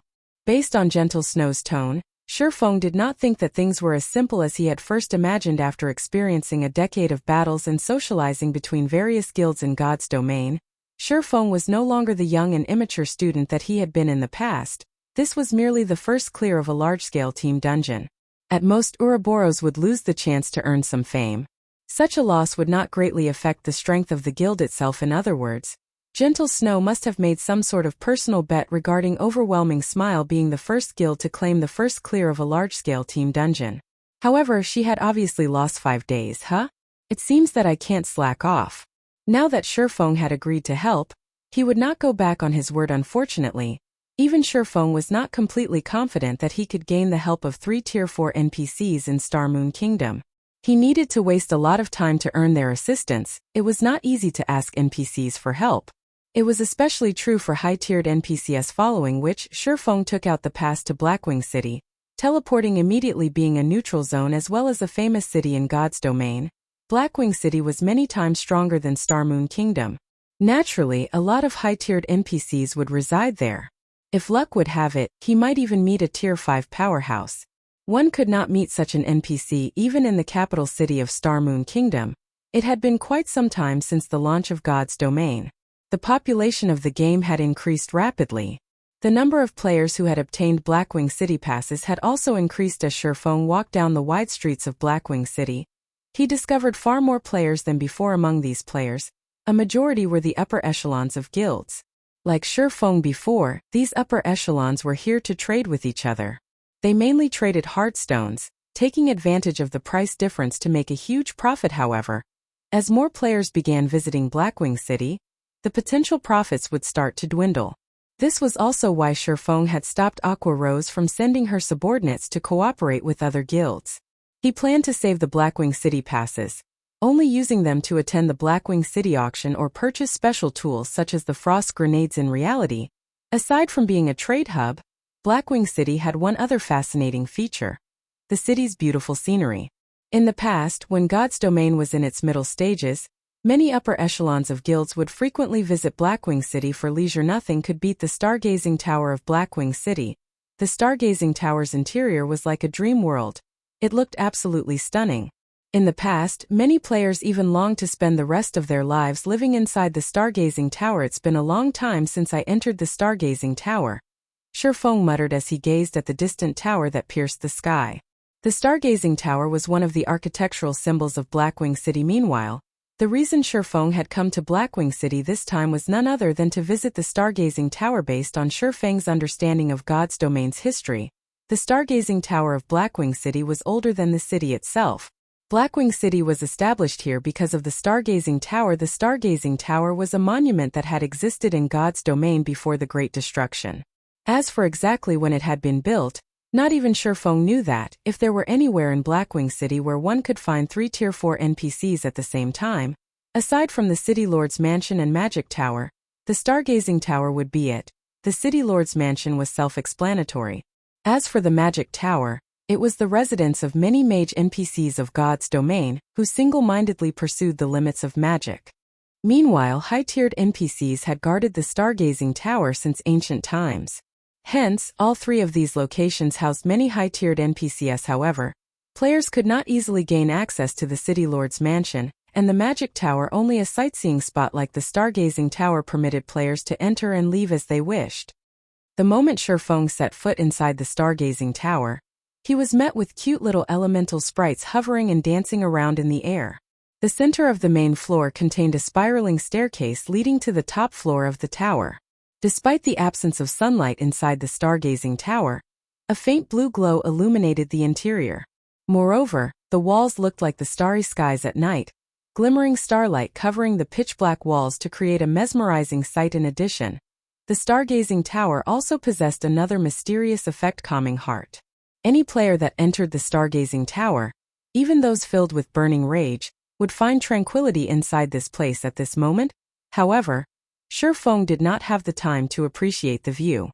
Immediately, he ascended the spiral staircase until he arrived at the Weeping Moon Pavilion of the stargazing tower. Before Shifeng could enter the Weeping Moon Pavilion, the two level 180 Tier 2 Black Robe Knights guarding the entrance stopped him. Outsiders are not allowed entry into the Weeping Moon Pavilion. This humble one is called Yifeng, a demon hunter. I wish to meet Lord Aslan Heartbrew. Can I trouble you to inform the Lord? Shifeng immediately flashed his identity as a demon hunter to the two knights. As for his identity as the Viscount of White River City, it was utterly worthless. Here look, another fool is trying to enter the Weeping Moon Pavilion. I bet that he's a newcomer who has just arrived in Blackwing City. Everyone in Blackwing City knows that the Weeping Moon Pavilion is the most important place in the stargazing tower. It's where many power NPCs reside.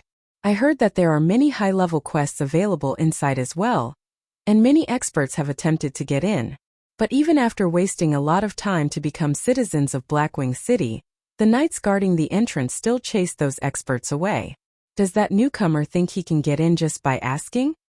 The stargazing tower was well known in Blackwing City.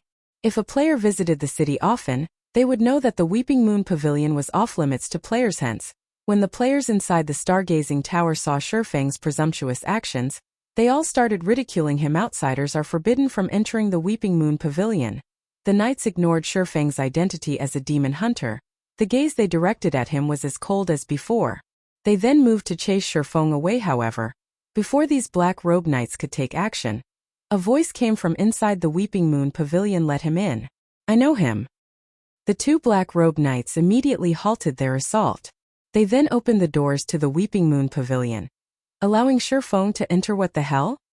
Damn, that player actually got in. The players who had come to enjoy the show were all stupefied. Until now, not a single player had been allowed into the Weeping Moon Pavilion. Now, however, a newcomer actually got in. The first floor of the Weeping Moon Pavilion was a large and spacious hall. The hall was filled with books and crystal tools. Meanwhile, the ceiling was made of a gigantic water mirror that reflected the starry skies of the outside world. You relate. You've kept me waiting for a long time. How are you going to pay me for my time? A crisp and melodious voice reached Shifeng's ears. Turning around, Shifeng noticed a female priest in white robes walking down the staircase at a distance. Meanwhile, this female priest who emitted a sacred aura was none other than the divine official Charlene. Listening to Charlene's accusatory tone, Shifeng suddenly recalled the scene back at the City Hall of White River City. Back then, Weissman had told him that Charlene would wait for him in the stargazing tower. However, as he had been preoccupied at the time and had completely forgotten about it, watching Charlene's slowly approaching figure with a saintly smile plastered on her face, a sense of foreboding bloomed in Shifeng's chest. Moreover, Charlene was no longer the Tier 3 divine official that Shifeng had known. Now, she was a Tier 4 great divine official. Chapter 377 Unknown. Shifeng stared at Charlene's information, dumbfounded by what he saw from a level 8 NPC in Red Leaf Town. Charlene had first jumped to become a level 20 Tier 3 divine official. Then she grew from a level 20 Tier 3 divine official to a level 180 Tier 3 divine official. Now, she had grown even further, becoming a level 200 Tier 4 great divine official. She was now on the same level as the Tier 4 wizard, Weissman. Lady Charlene, I heard that you have been looking for me. May I know how I may be of service to you? Shifeng reluctantly asked after calming down. Whenever Shifeng encountered Charlene, he feared for his wallet. It was especially true when Charlene revealed that saintly smile of hers. Shifeng suddenly felt that he had come to the wrong place. If he had known that he would meet Charlene here, he would have definitely gone to Star Moon City instead. I do have something I need you to help me with, but this matter can only be addressed inside the Weeping Moon Pavilion. Unfortunately, The Weeping Moon Pavilion does not permit entry to outsiders. You should know that I am taking a big risk by allowing you in. Seeing as we are acquaintances, I can help you pay half of the 1,000 gold security deposit, but you will have to pay the remaining 500 gold yourself. Otherwise, these black robe knights will escort you out. Even I am helpless about this rule. Charlene sighed and shrugged. A helpless look on her face. Feng immediately cast a scornful glare at Charlene again. She was trying to take his money again. This was the first time he had heard about a security deposit for entering the Weeping Moon Pavilion. He had only brought around 700 gold with him this time. Yet, in just a moment, Charlene had relieved him of 500 gold. However, even though Feng's heart ached, he had no choice but to pay. Before Charlene, Feng was like a helpless little boy. Charlene's senses were simply too sharp, and she would sniff out his weaknesses every time they met. This time as well, in order to find 3 Tier 4 NPCs to help him, he had to enter the Weeping Moon Pavilion no matter what. Although he had other plans he could use to try to enter the Weeping Moon Pavilion, there was no guarantee that those plans would succeed. Moreover, those plans would demand a lot of his time. Reluctantly, Feng took 500 gold coins from his bag and handed them over to Charlene. Why are you looking at me like that? This is only a security deposit. It's not like you won't get it back, Charlene said. At this moment, her eyes were completely glued to the glittering gold coins in Feng's hands. With a slight wave of her delicate finger, the gold coins flew into her pocket inwardly. Feng flipped her off. Since this is a security deposit, why are you pocketing the money instead of the administrator of the stargazing tower? As if having read Feng's thoughts, Charlene smiled faintly as she took out a silver moon emblem and pinned it to her chest. The words carved onto this silver moon emblem were, Stargazing Tower Administrator. Damn! Just how many jobs does she have? When Feng saw the silver moon emblem on Charlene's chest, Feng understood one thing. He would never see that 500 gold again. There was not even a trace of hope of getting his money back, in which case, he had not just paid a security deposit, but an entrance fee. Moreover, it was an entrance fee of 500 gold. Humph! Little dummy, did you really think that I'd lie to you? Charlene tapped the silver moon emblem on her chest, chuckling. Alright, let's go then. Sighing helplessly, Feng followed Charlene up the pavilion. As for the sword in the stone, it would not be too late to ask for Charlene's help after accepting her quest. The second floor of the Weeping Moon Pavilion consisted of a single wide corridor with many tightly locked rooms. It looked like an apartment complex. Massive stone doors loomed at the end of the corridor. Numerous images were carved onto the stone doors, and each image carried its own meaning and story. Charlene pointed towards the distant stone doors, smiling as she said, Beyond those doors lie the deepest secret of the stargazing tower. Do you want to go in and have a look? Can I? Feng had always been curious about the stargazing tower. In God's domain, any monument that survived the ancient era was a massive treasure, not to mention a monument that had survived the Great Destruction. If a player could explore the secrets hidden beyond those stone doors, their path towards godhood would definitely become much easier. Unfortunately, Feng had not been strong enough in the past, and he simply had not qualified to explore the secrets beyond those doors. Of course not. I should remind you that, without sufficient strength, you are better off not knowing certain things. Just like how you open the entrance to the endless abyss. Now, not only do you carry a stigmata on your body, but you also plan to gather the 7 treasures. You are looking to get yourself killed. Do you know how many years the War God's Temple has spent trying to gather those treasures? Meanwhile, you haven't even obtained your Tier 1 class. Do you think it is even possible for you to accomplish something the War God's Temple cannot? They are only trying to. Forget it. There are some things you are better off not knowing. Charlene sighed as she looked at Feng.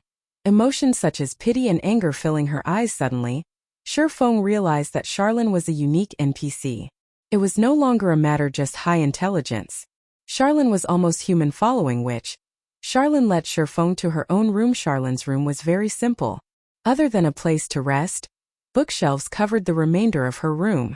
Rare, ancient books crowded the shelves, all of which would normally be impossible to find anywhere else. Sit. Charlene made a wave with her finger. In the next moment, a wooden chair appeared behind Feng. I've called you here because I have something I need you to do for me. People such as myself cannot complete this particular task. Only heaven-blessed individuals like you can accomplish it. However, this task is extremely dangerous. Will you accept it? Of course, if you do, I can give you a chance to obtain an advanced legacy. This would help your growth immensely in the future. If you can complete this task, I can even make you the lord of a city. You will possess your very own fiefdom. Charlin's words stunned Shifeng into a silence. He could obtain an advanced legacy just by accepting the quest? Moreover, if he could complete the quest, he could even become the lord of a city. Just what rank was this quest? System. Do you wish to accept Charlin's unknown quest? It seems that I won't know anything about the quest if I don't accept it. Shifeng felt uncertain when he saw Charlin's grave expression, and the unknown quest. Shifeng was very clear about the iron law of God's domain equivalent exchange. The greater the risk, the greater the reward. Would beta advanced legacy alone was no trivial matter, let alone the reward of becoming the lord of a city. Although he could afford to ignore the advanced legacy, the reward was something he could not ignore. Opportunity seldom knocks twice. It was now or never. The term becoming the lord of a city did not mean that players would be allowed to take control of a city controlled by NPCs such as White River City. To begin with, these NPC cities would never accept the rule of players. When Charlin spoke of becoming the lord of a city, it meant that she would reward Shifeng with his own fiefdom, qualifying him to establish his own city. Normally, when a guild wished to establish their own city, it would first need to capture a town not governed by any kingdom or empire. The second option was starting it from scratch and establishing a town from nothing. However, that was much more difficult, and the resources needed would also be several times higher than if the guild just captured a town. On the bright side, the guild could determine the location and geographic advantages of the town. Meanwhile, once they obtained a town, a guild would have to develop the town over a long period before it could become a city. Moreover, the conditions for a town's promotion to become a city were numerous and very demanding. However, Charlin's reward would allow Shifeng to establish a city directly, eliminating many of the challenges one would normally face. Chapter 378 Immortal Crown. A city completely under his control. This was a dream for Zero Wing. Shifeng had once led Shadow, a guild that owned 10 city-states, so he knew how valuable and how great the advantages were for owning his own city. Although Zero Wing was developing well at the moment, its lack of a stable source of income for credits was a major flaw. Other first-rate and second-rate guilds had support from wealthy corporations. These corporations would provide funding to their partnered guilds, allowing these guilds to develop steadily without worrying about a shortage of credits. Although Shifeng had many ways to earn coins in God's domain, it was not easy to support a guild with coins alone. Moreover, along with the guild's development and the influx of new members, its demand for coins would increase as well. Converting large sums of coins into credits was not a suitable long-term plan to develop a guild. However, it would be a different story if Shifeng possessed a city of his own. Why were large corporations willing to invest so many credits into a guild? Wasn't it to earn money? However, how were they going to earn money? The answer was a player-established autonomous city. If a guild possessed an autonomous city, it could start seeking investors to rent out shops and such in its city. Through these investors, the guild could then earn a large amount of credits and coins, thereby solving the problems of the guild's future development. Thus, Shifeng was determined to obtain the rights to establish his own city. Even if he had to pay a huge price in the process, he would. After a moment of silence, Shifeng answered, "Lady Charlin, I accept your conditions." "Good. I really did not choose the wrong person. Since you've agreed, the contract between us will be established from this moment onward." Charlin nodded and drew a silver rune in midair. She then imprinted the rune on the back of Shifeng's hand and said, "This is a spirit seal, and it can be used to absorb immortal souls. What I want you to do is to collect 10,000 immortal souls." "Collect immortal souls?" Shifeng said, unable to suppress his shock. "You want me to kill 10,000 heaven-blessed individuals?" When NPCs spoke of heaven-blessed individuals, they were referring to players. Players were immortal existences in God's domain, and they could resurrect infinitely at the cost of some levels and EXP. This was all due to the souls of players being immortal. Meanwhile, Shifeng could only obtain the immortal soul from the corpse of a player. Moreover, Shifeng needed to meet a few requirements before he could absorb the immortal soul of another player. First, he could not be 5 levels higher or lower than the target player. Second, he needed to kill the target player personally. Lastly, upon the target player's death, The distance between Shifeng and the player could not exceed 10 yards. If he failed to meet any of these conditions, he would not absorb the player's immortal soul. For the NPCs of God's domain, absorbing the immortal souls of heaven-blessed individuals was taboo. If Shifeng were discovered doing so, no one NPCs or players would hold back from killing him. As to why players would try to kill Shifeng as well, it was because any players who lost their immortal souls would be barred from logging into the game for a long time. It was a punishment more severe than the penalty for death. Hence, there was no leeway for Shifeng if he were caught in the act. I never thought you would know about immortal souls. That's right. I require you to kill heaven-blessed individuals and collect their immortal souls, Charlene stated, slightly surprised that Shifeng actually knew about immortal souls. However, she had not planned to hide this fact to begin with.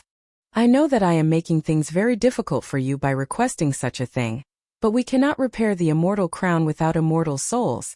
The immortal crown was originally a divine artifact used to suppress all evil beings. However, the crown was damaged the last time it was used to suppress the endless abyss. Meanwhile, the stargazing tower has already collected the other materials required to repair the immortal crown, and right now we are only missing immortal souls. Initially, I called you here to help me collect immortal souls gradually. However, I had not expected the endless abyss to escape its confinement so soon. The endless abyss is simply too powerful. Without the immortal crown, we have no chance of resisting the invasion of the endless abyss. Since you started this scourge, naturally you will have to take responsibility for it. In order to repair the immortal crown quickly, we need a large number of immortal souls. However, I do not want others to know of this, so I have no choice but to ask you to complete this task by yourself. The magic array that keeps the endless abyss in place will not last long. By my estimation, it will hold out for another 3 months. In 3 months, we will have no choice but to face the endless abyss directly. Hence, you must collect 10,000 immortal souls within that time. However, it won't be easy, which is why I asked you to meet me here. There are many legacies within the stargazing tower. As long as you can pass the test of one of those legacies, you will have a much easier time collecting the immortal souls. System. You have accepted the epic hidden quest, Immortal Crown. Quest details. You are required to collect 10,000 immortal souls within 3 months. If you fail to do so, your soul will be cursed and barred from logging into God's domain for 1 month. In addition, your soul will enter a weakened state for 3 months, decreasing your attributes by 90% during this period. Shifeng's head started to ache after reading this quest notification. To put it simply, failure meant hell. Failing this quest would deal a heavy blow. If he could not log into God's domain for a month, just how far would he fall behind? Also, even after he could log back into God's domain with all of his attributes decreased by 90%, how was he even supposed to play the game? With your current level, you already qualify to accept an advanced legacy. Will you the advanced legacies trial right now? Or do you wish to challenge it after taking some time to prepare? Charlene asked patiently as she watched Shifeng. Oh, I should remind you that advanced legacies are extremely precious. Even with my status, I can only give you 1 chance. You must be careful. If you are not confident in succeeding, it is best to challenge it at another time. The trial of an advanced legacy is no less difficult than an epic quest. If you think that an advanced legacy will be too difficult for you, I can offer an intermediate legacy. Not only will the difficulty decrease, but you will also have 3 chances to complete it. Charlene explained the options patiently. Shifeng understood her intentions in God's domain. A class change was the equivalent of obtaining the legacy of a higher-tiered class. Meanwhile, a majority of the players in God's domain would normally receive their class change quest from the class association in their respective city. By doing so, players would be challenging basic legacies. Intermediate legacies were 1 rank above basic legacies. Intermediate legacies were relatively rare in God's domain, and normally, these legacies allowed players to obtain a common hidden class. Advanced legacies were 1 rank higher. Advanced legacies were extremely rare, and players could take on a rare, hidden class. Astromancer was one of these rare, hidden classes. Peak legacies were 1 rank higher than advanced legacies. In God's domain, peak legacies were like phoenix's feathers. Even the stargazing tower should not possess such a legacy. In Shifeng's decade of playing God's domain, he had only seen a few people obtain peak legacies. After giving it some thought, Shifeng said earnestly, Lady Charlene, can I pass this chance to another person? To Shi Feng, an advanced legacy held little significance.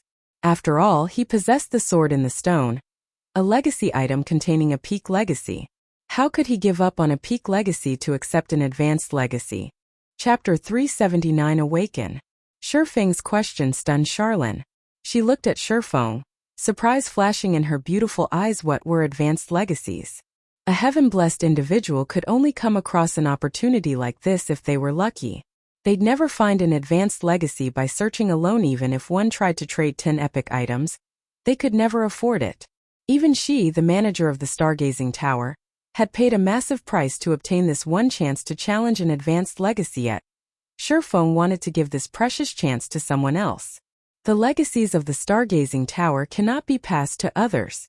If you do not wish to accept the legacy, I can give you an epic item as compensation instead, Charlene said. Shaking her head, the words epic item were tempting. However, Shi Feng was not satisfied. Lady Charlene, may I exchange the advanced legacy for a favor from you? Shi Feng asked once more. A favor? Charlene grinned. Chuckling, she said, little dummy, do you know how valuable an advanced legacy is? And you want to trade it for a favor? Don't tell me you want big sister too. Looking at Charlene's blushing cheeks, sweat streamed down Shi Feng's forehead. Hurriedly he said, don't get the wrong idea. You mustn't misunderstand me. I only want you to awaken an item for me. Only tier 4 classes can awaken it. Awaken an item? Charlene was suddenly interested. She then focused on Shi Feng, thoroughly scanning his body from top to bottom. Her eyes widened in surprise when her gaze landed on the bag hanging from Shi Feng's waist. With a teasing laugh, she said, I don't see anything on your body that needs to be awakened though. You can't be asking me to wake that withered dragon hanging from your waist, right? Based on Charlene's comment, Shi Feng had finally confirmed something. Charlene could see the contents of his bag. This was how Charlene could always squeeze him dry every time they met him. She hasn't discovered it? Shi Feng felt that something amiss when he saw Charlene's ridiculing smile. Since she could see the contents of his bag, why didn't she discover the extraordinary power within the sword in the stone? If a tier 0 player like himself could see it, how could a tier 4 great divine official not? Thus, Shi Feng removed the sword in the stone from his bag. Charlene, who had still been chuckling, immediately became serious upon the appearance of the sword in the stone. She was no longer laughing. Indescribable emotions flashed in her eyes as she fixed her gaze on the crystalline case sword in Shi Feng's hand. Charlene reacted, as if the sword in Shi Feng's hands had suddenly appeared out of thin air. Just what is this? It actually escaped the detection of my eyes of God. Charlene was momentarily surprised. Even as she looked directly at the sword, her eyes of God could not discern any information. It was as if the sword before her did not exist. Eyes of God was a tier 3 advanced detection spell, and even legendary items could not escape its detection. Yet, the sword in the stone had actually. Can I have a closer look at it? Charlene asked, her curiosity reaching its peak. Shi Feng did not reject Charlene's request, handing the sword in the stone over to her. The moment Charlene received the sword, she immediately cast over a dozen spells in quick succession. Every time one of her spells faded, Charlene's expression would grow slightly more serious. Amazing. It seems that I'll have to use my true abilities. Charlene smiled. Suddenly, a terrifying amount of mana burst forth from her body, and in the next instant, Charlene's holy light domain had devoured the room simultaneously. 2 golden magic arrays appeared on both the ceiling and the floor. Shi Feng immediately felt his body grow heavy, the mana in the room rendering him immobile. Charlene's holy light domain was much stronger than the tier 4 Sky Piercer Weissman had used against the mechanical slayer. At this moment, Shi Feng had finally realized just how powerful Charlene was. It was no wonder why she could casually offer him the qualifications to establish his own city. However, Charlene was not done after summoning the twofold magic array, as her hands continuously drew line after line of divine runes in the air. After a short moment, the twofold magic array became a fourfold magic array, before finally becoming a sixfold magic array. At this moment, magic arrays covered all 6 sides of Charlene's room. The tier 4 Sky Piercer Weissman had used only required a fourfold magic array to channel it. Yet, the spell Charlene channeled now required a 6-fold magic array. At the very least, Charlene's spell should be a peak tier 4 spell. Though Shi Feng did not know what Charlene was trying to do, he felt incredibly fortunate. It seemed that asking Charlene to help him was the right choice after all. If Charlene could summon such a powerful magic array, her position in the stargazing tower should be relatively high. She might even be able to invite 3 Tier 4 NPCs to help him awaken the sword in the stone at this moment. The runes Charlene drew seeped into the stone in the sword, which floated in midair after another few minutes had passed. The golden divine rune separated from the stone in the sword and flew into Charlene's palm, forming a golden ball. Following which, the magic arrays disappeared from the room, and the stone in the sword landed in Charlene's hand once more. However, Charlene paid no attention to the sword in the stone. Instead, she focused the ball of divine runes, seemingly studying it. How could this be? Charlene muttered in utter disbelief. Not even divine appraisal, a peak tier 4 spell, can analyze this sword. To think that you have such an item, I have really underestimated you. Even after exhausting every option I have, I still can't uncover a single thing about this item. How did you learn that this thing requires tier 4 classes to awaken it? Charlene asked. By this time, she had completely given up on analyzing the stone in the sword eye. Shurfeng wondered the same thing. I have simply used omniscient eyes. Charlene couldn't uncover even basic information about the sword in the stone. Just what kind of item was this? Omniscient eyes? Impossible. I couldn't analyze the sword even when I tried using the eyes of God. Charlene shook her head, slightly surprised by Shurfeng's answer. However, she suddenly thought of a possibility. Don't tell me you have a golden stigmata. Emichim. Shurfeng nodded. No wonder. Charlene revealed a faint smile. Why didn't you tell me earlier, little dummy? Throughout God's domain, the omniscient eyes of the golden stigmata is only inferior to the eyes of truth. I really did not expect the War God's Temple to be so generous as to give you a golden stigmata. Tell me, then, what are the conditions to awaken this item? Charlene inquired as she pointed at the sword in the stone. 21 mana stones and 3 tier 4 classes are needed to awaken the power slumbering within this sword. Shurfeng recited the information he could see using the omniscient eyes. Little dummy, don't tell me you have 21 mana stones inside that bag of yours. Even big sister here doesn't have that many of them. Charlene's eyes glowed as she looked at Shurfeng. Stretching out her jade-like hand, she said, "Out with them then. I only have 21 pieces." Shurfeng instantly panicked. What kind of person do you take me for? Charlene rolled her eyes at the sight of Shurfeng's caution. She then said, "Relax, I won't rob you. I just want to awaken the power inside this sword." It needs 3 tier 4 classes to awaken this sword, Shurfeng reminded. Unwilling to hand over the mana stones. I know. However, do you think tier 4 powerhouses have the time and energy to help you? Charlene said, disgruntled. This sword is no trivial matter. Fortunately, you met me. Otherwise, even if you found 3 tier 4 powerhouses, they wouldn't help you. Their answers wouldn't change even if you offer each of them a fragmented legendary item. Chapter 380 Destroyer of Immortality. They won't help me even if I offer each of them a fragmented legendary item? Shurfeng was taken aback. He did not think Charlene was lying. He had personally witnessed how extraordinary the sword in the stone was. Even Charlene, a tier 4 great divine official, could not uncover its secrets. Meanwhile, he had only obtained the golden stigmata due to luck. Otherwise, he would have never known that the sword in the stone was a legacy item. Fortunately, I made the trip here. Otherwise, I would have missed my chance. Shurfeng inwardly celebrated his luck as he looked at the sword in the stone. Originally, Shurfeng had thought he only needed to hire 3 tier 4 NPCs to help him. Now it would seem that even if he found 3 tier 4 NPC powerhouses, there was no price he could pay to gain their help. Based on Charlene had said, however, even if he could afford the price, he still couldn't awaken the power within the sword in the stone. Alright, let's begin. I too want to see just what sort of item this is. Little dummy, stand back. Charlene was greatly interested in the sword in the stone right now. After saying so, Charlene tossed the 21 mana stones into the air and started chanting an incantation. The 21 mana stones suddenly split up and flew in all directions. Fortunately, Charlene's room was sufficiently large. After the mana stones flew 20 yards, they immediately stopped, hovering in the air. The mana stones then started to spin slowly. In the next moment, silvery white light shone from under their feet. Shurfeng immediately distanced himself from the magic array that appeared, watching silently from afar as the 21 floating mana stones rotated. The sword in the stone hovered in the center of the magic array. Charlene then shouted. Suffocatingly dense mana filled the room, buzzing as if unable to withstand this immense pressure. The 21 mana stones immediately shattered into dust, forming clouds of gray smoke that flowed into the sword in the stone. When the sword in the stone completely absorbed one of the mana stones, the legacy item emitted a thumping sound that resembled a heartbeat. Shurfeng even wondered if his ears were playing tricks on him at first. However, as more mana stones fused with the sword, the thumping became much louder and more powerful.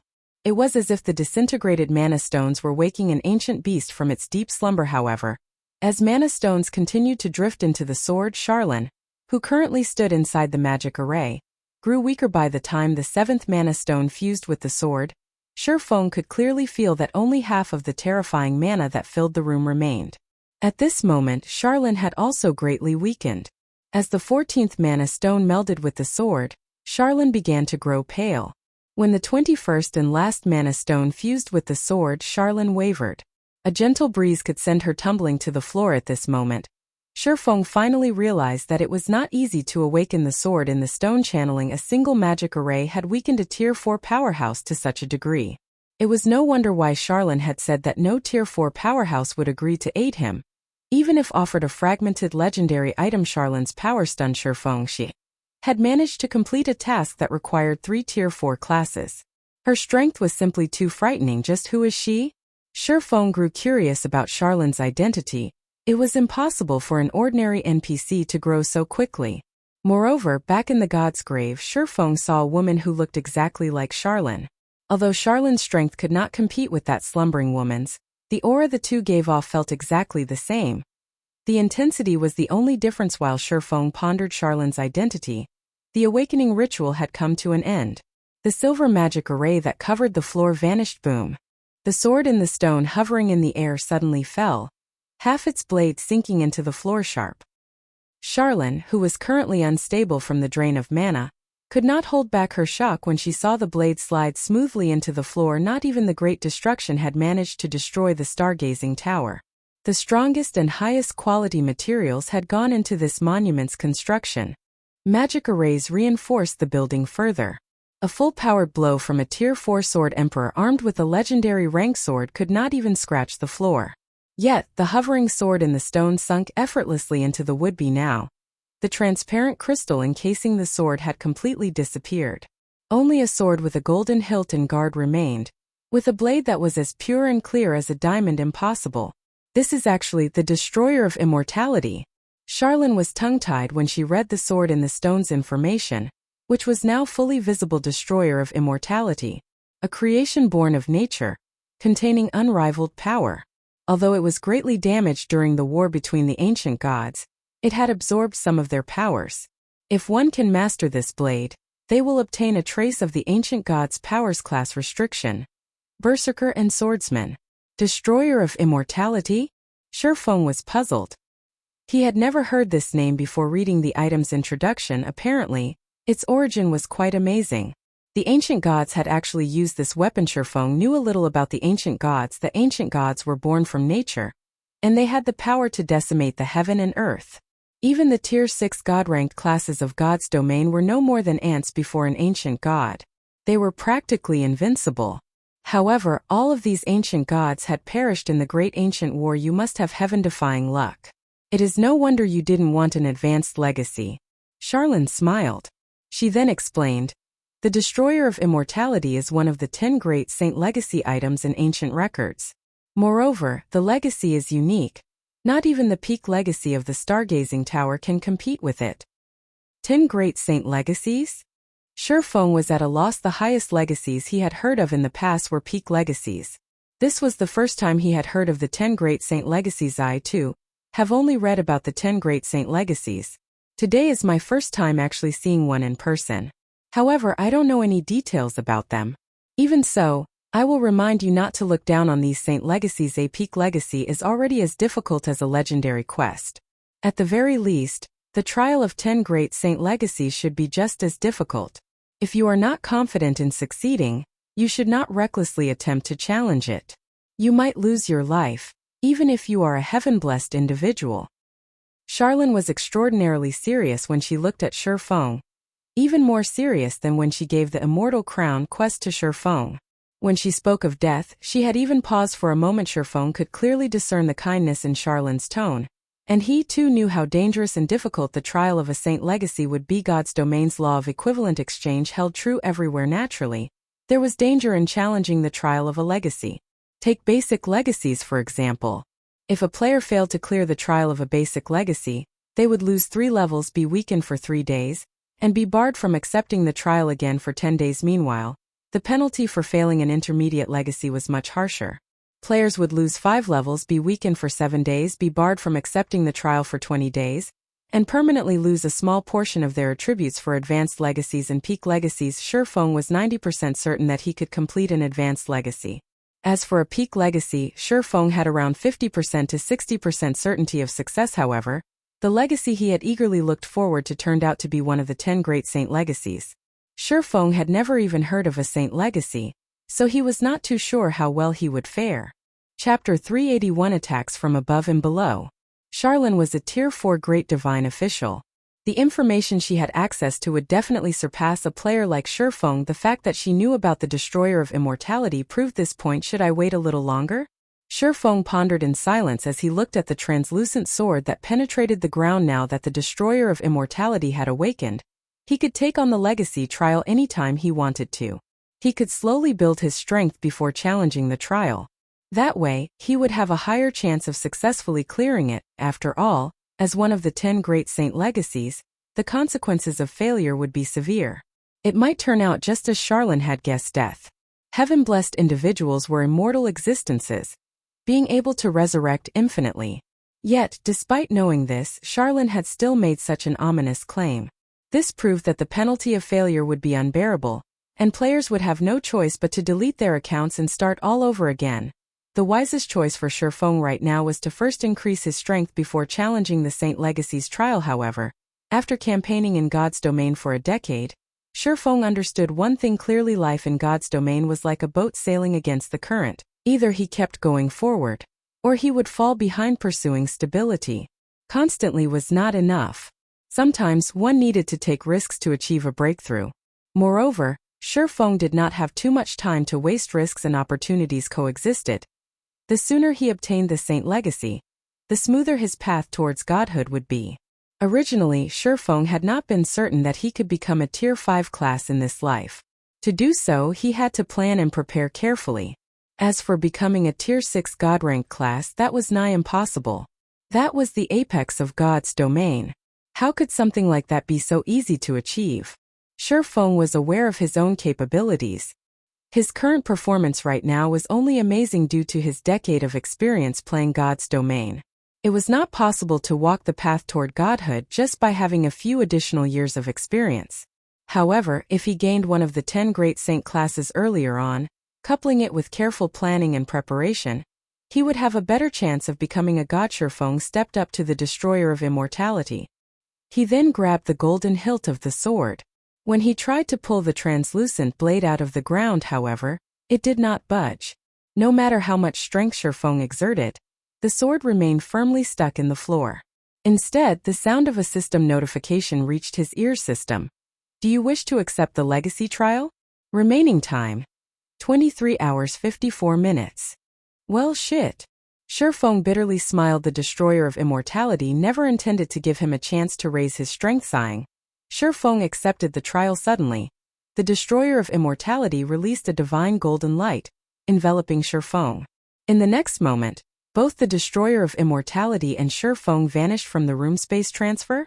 Charlene's eyes flashed with surprise at both Shifeng's and the Destroyer of Immortality's sudden disappearance. A powerful barrier protected the stargazing tower, and all forms of teleportation magic were rendered ineffective here, regardless of whether said magic was used to enter or leave the tower. Yet, the Destroyer of Immortality had effortlessly accomplished this feat. Hopefully, that little dummy can pass the trials. Charlene smiled faintly, gazing at the spot where Shifeng had stood a moment ago. Awakening that sword drained me to such a degree. I'll have to rest for a long time. I let him off too lightly by taking only 500 gold. The next time we meet, I'll collect this debt with interest.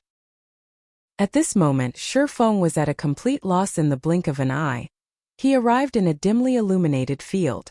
Swords were everywhere, from the sky to the earth. This place was literally a world of swords in the distance.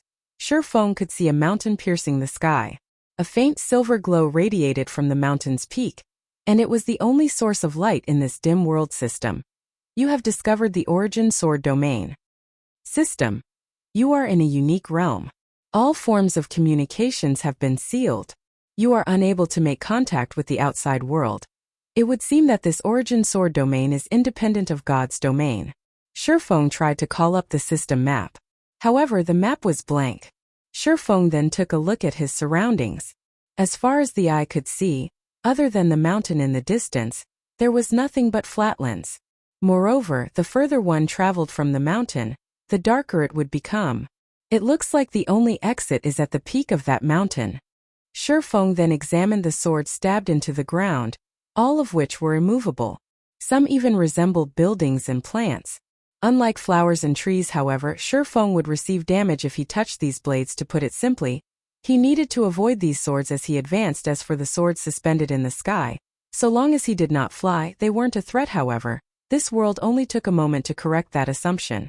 After Shifeng took a few steps forward, several swords descended from the sky. One of them just happened to slice past his arm, causing -200 damage. Crap. Raining swords. Shifeng looked at the swords around him, realizing why so many swords pierced the ground. Moreover, the swords that descended from the sky dealt a lot more damage than the swords on the ground. I'm guessing this trial requires players to avoid the swords on the ground while dodging the swords descending from the sky? Shifeng remained still for the moment.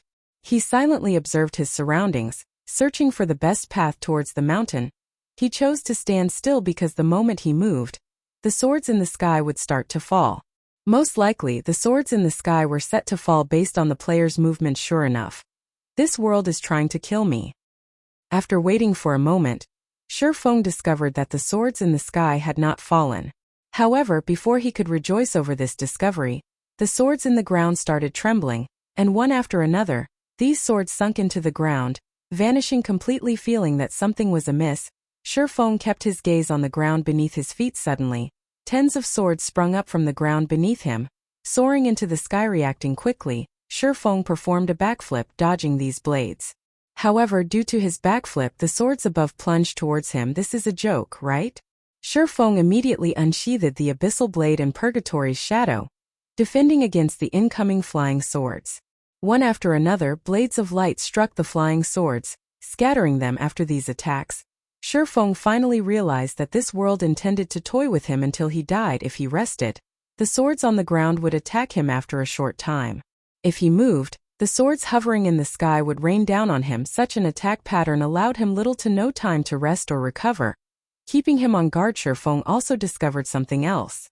The swords that descended from the sky were growing more accurate and faster as he advanced. Is this place trying to exhaust me to death? Shifeng's lips curled up slightly with amusement. Immediately, he switched out the aura of space on the 7 luminaries ring for the aura of wind, increasing both his movement speed and attack speed by 40% and agility by 30%. He then dashed towards the distant mountain. The moment Shifeng moved, the countless blades in the sky began their assault. They all turned their blades towards Shifeng and shot towards him. However, Shifeng was like a gust of wind. Relying on his movement speed alone, he avoided most of the attacks. In addition, his increased attack speed allowed him to strike down the remaining swords effortlessly as he darted onward. However, after running for a few minutes, the ground in front of Shifeng suddenly split apart. In the next moment, bone knights in silver armor crawled out of the fissure, every one of them emitting frightening killing intent as they rushed towards him. Skeleton warrior. Undead creature. Elite rank. Level 25. HP 20000/20000. Chapter 382 Legacy Chapter. The silver suits of armor shone brilliantly under the dimly lit sky, creating an exceptionally conspicuous sight. The assault from all directions forced Shifeng to an abrupt halt. Facing such intense attacks, Shifeng had no choice but to stop. Even he was not confident of defending against so many attacks on the run. This won't do. I won't last long at this rate. I need to move faster. Looking at the swords decorating the sky, an idea, inspired by his years of experience, struck Shifeng. Purgatory power. Feng's attack speed rose by 100%, he then brandished the Abyssal Blade and the Purgatory's Shadow, sending blades of light at the incoming swords and striking them down. After continuing this process for 3 seconds, Feng successfully deflected all of the swords that attacked him, scattering them around him. Undead creature? Feng activated Omniscient Eyes and examined the distant skeleton warriors. Feng could not learn anything about these undead monsters. If he faced them one-on-one, Feng was confident that he could defeat such a monster with ease. If he had to face a group of them, however, even he was not certain that he would win. Moreover, the swords in the sky still posed a huge threat. When the two combined, Feng's very life was at risk. However, Feng did not know if death meant failing the legacy trial. If it did, then he would truly be finished. As a precaution, Feng did not immediately move after fending off the flying swords. Instead, he stopped to think of an appropriate countermeasure. Changing my path isn't possible. For now, let's put these skeleton warriors to the test. The only exit was at the mountain's peak. Naturally, Feng could not retreat. However, charging forward rashly and accidentally losing his life was unwise. Hence, Feng activated Phantom Kill, sending his doppelganger charging towards the skeleton warriors to test their strength. By doing so, not only could he buy himself time to come up with a defense against these undead monsters, but he could also avoid falling into any traps. After all, this was the trial of one of the 10 great saint legacies. He could not afford to be careless. The doppelganger possessed 70% of Feng's attributes. It was more than enough to deal with a single skeleton warrior. The doppelganger dodged the swords from above, while approaching the skeleton warriors. However, when only a distance of 40 yards remained between them, the skeleton warriors still showed no signs of taking action. Instead, the monsters only focused on the doppelganger's every movement, killing intent oozing from their entire bodies. It looked as if they would explode at any moment. Disregarding the skeleton warrior's lack of a reaction, the doppelganger threw the blazing meteor at the closest undead creature. The weapon struck the monster's thigh, causing -816 damage. It would seem that the skeleton warriors only possessed mediocre defense. However, the instant the skeleton warrior was struck, it started moving and charged at Feng's doppelganger. The skeleton warrior that had been hit was not the only one to move. The surrounding dozen or so undead creatures charged at the doppelganger as well. Though the skeleton warriors wore full sets of silver armor, their movement speed was extremely fast.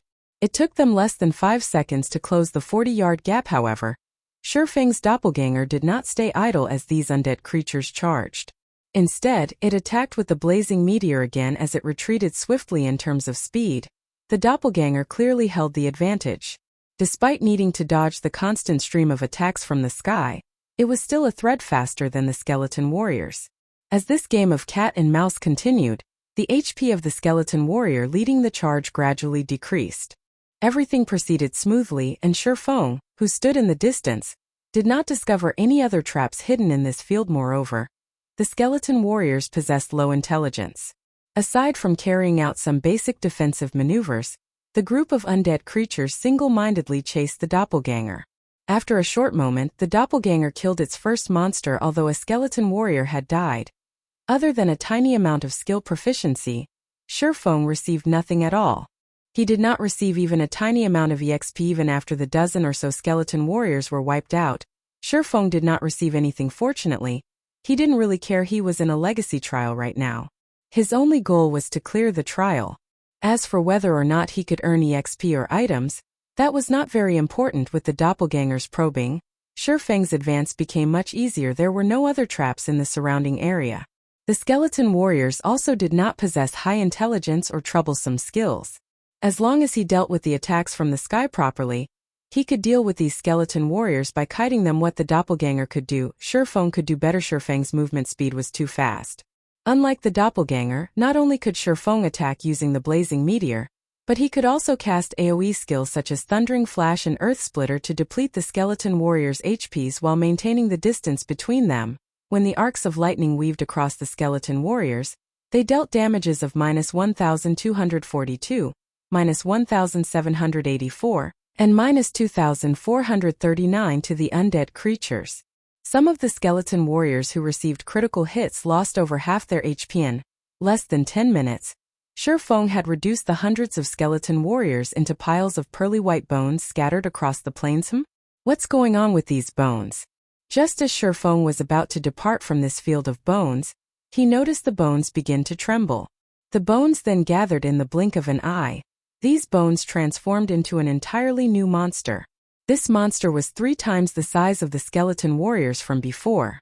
It wielded a skeletal giant axe in one hand and a thick black chain in the other. Dark green flames burned in its empty eye sockets. Emitting an angry roar, it charged at Shifeng with massive thudding steps. With every step this monster took, the land beneath its feet would crack and shatter. One could see just how powerful this monster was. Skeleton giant. Undead creature. Chieftain rank. Level 30. HP 250, 000/250, 000. Why is it a level 30 chieftain? Shifeng was stunned. He instantly activated Windwalk and escaped. There was no way he could face a level 30 chieftain head-on while dealing with the incoming attacks from the countless swords in the sky. Moreover, with the skeleton giant's strength, a direct hit with its axe was all it needed to end Shifeng's life. Even if Shifeng dodged the monster's attack, the descending swords were no laughing matter. Each sword could deal -200 damage currently. Shifeng's HP was only slightly over 3,000. If 16 swords to hit him, he would lose his life all the same. Although the skeleton giant was colossal, it was frighteningly quick. Despite having activated Windwalk, Shifeng still could not shake off the skeleton giant. The distance between them never increasing, however, Shifeng also had to endure the rain of swords as he escaped. To avoid the blades, he was oftentimes forced to take action and strike back, affecting his speed as a result. Sometimes, in order to dodge a more densely packed attack, Shifeng had no choice but to dodge sideways, making a 90-degree turn. However, after Shifeng turned, the skeleton giant behind him would stumble.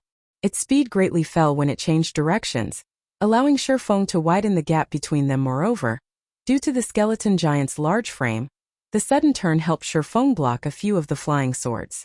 When the sword struck the skeleton giant's body, the monster also received -200 damage from each attack. How could I forget? Due to their joints, skeletal monsters have difficulty dodging and turning. Shifeng smiled faintly upon seeing the skeleton giant's situation. Not only was the skeleton giant slow to react, but it would also receive damage from the swords above. Moreover, the skeleton giant's huge frame made the perfect shield considering the situation. A plan formed in Shifeng's mind. Following which, he made a 180-degree turn and charged directly at the skeleton giant's back to deal with Shifeng. The skeleton giant had no choice but to turn around as well. Although its body spun relatively quickly, its feet could not keep up with its body. By the time the skeleton giant had stabilized itself and started swinging its giant axe, Shifeng had arrived beside its feet. As the swords in the sky cascaded down towards Shifeng, due to the skeleton giant being in the way, the monster suffered the full brunt of the rain of swords. Now, not only did the swords in the sky no longer pose a threat to Shifeng, but they also benefited him. Seeing as his plan's success, Shifeng began to attack the skeleton giant. Meanwhile, no matter how many times the skeleton giant turned its body, Shifeng would always appear behind it. Faced with the continuous assault from Shifeng and the swords, the skeleton giant's HP fell rapidly. Half an hour later, the skeleton giant crumbled. Even until its death, it had not landed a hit on Shifeng. On the contrary, it had become his shield, blocking the falling blades. This fellow dropped an item? Shifeng noticed a golden piece of paper with divine runes laying beside the skeleton giant's remains. When Shifeng picked it up and tried to check its information, he only received an unknown in reply. Hence, Shifeng used the Omniscient Eye's Legacy chapter. 7th page, a scattered page that has fallen out of a legacy book written by the ancient gods. This legacy book holds records for one of the 10 great saint legacies. It has a total of 50 pages. After gathering all of the pages, the saint legacy contained within the legacy book will become available. Class requirements. Berserker Swordsman. Chapter 383, Blade Demon. So this is it, huh? Reading the item's information, Shifeng got a general understanding of the situation. Even if he ran to the mountain and reached its peak, that wouldn't mean he passed the trial. He needed to collect all 50 legacy chapters to pass. However, now that he knew what he needed to do, this trial would be much easier to defeat. He just had to search for skeleton warriors and kill skeleton giants to obtain legacy chapters. So, Shifeng began hunting around the fields for skeleton warriors. Although the swords in the sky were a nuisance, Shurfeng gradually understood their attack patterns and could dodge them more efficiently. Soon they were no longer much of an issue. Even when dealing with a large group of skeleton warriors, these swords would nick him a few times at most, dealing negligible damage after killing 12 skeleton giants in a row. Shurfeng discovered a problem: not every skeleton giant would drop a legacy chapter. In fact, the drop rate was very low. After killing 12 skeleton giants, he only obtained 2 legacy chapters. None of the monsters Shurfeng killed gave him any EXP either. He also needed to dodge the swords from above constantly. Hunting these skeleton giants was truly exhausting, both physically and mentally. If not for the fact that one of the 10 great saint legacies beckoned him, Shurfeng would never tolerate such a strenuous and unrewarding task. While Shurfeng searched for skeleton warriors all around the mountain, an incident occurred in White River City. Darkstar, a guild that White River City had already forgotten, suddenly declared its dissolution. This news came as a great shock to everyone. Some of the guilds who had previously allied themselves with Darkstar simultaneously announced their dissolution as well. Originally, everyone had thought that White River City was on the path of becoming the overlord of Star Moon Kingdom. However, no one could have expected the following development. Half a day after the dissolution of these guilds, a branch guild of Overwhelming Smile suddenly appeared in White River City. More shockingly, Lone Tyrant, who was originally the guild leader of Darkstar, had become the vice leader that led Overwhelming Smile's branch guild. Furthermore, the benefits that Overwhelming Smile offered were impressive, at least twice as valuable as what Darkstar had previously offered.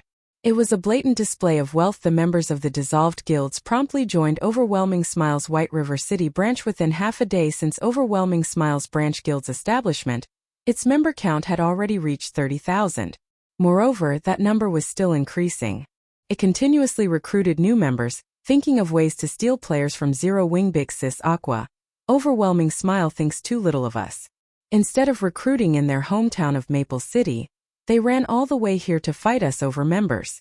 The guild leader also suddenly disappeared and cannot be contacted. If we allow Overwhelming Smile to continue, by the time we start our recruitment tomorrow, they will have stolen all the good saplings. Big Sis Aqua, why don't we start recruiting right now? Snow Goose asked anxiously. It had been Zero Wing's fame that had attracted players from other cities. Yet now Overwhelming Smile had come to steal the fruit of victory. It was truly despicable. Overwhelming Smile is truly ambitious. They've only obtained the first clear of a large-scale team dungeon, yet already they're hungering after White River City. Aqua Rose's eyes flashed with rage.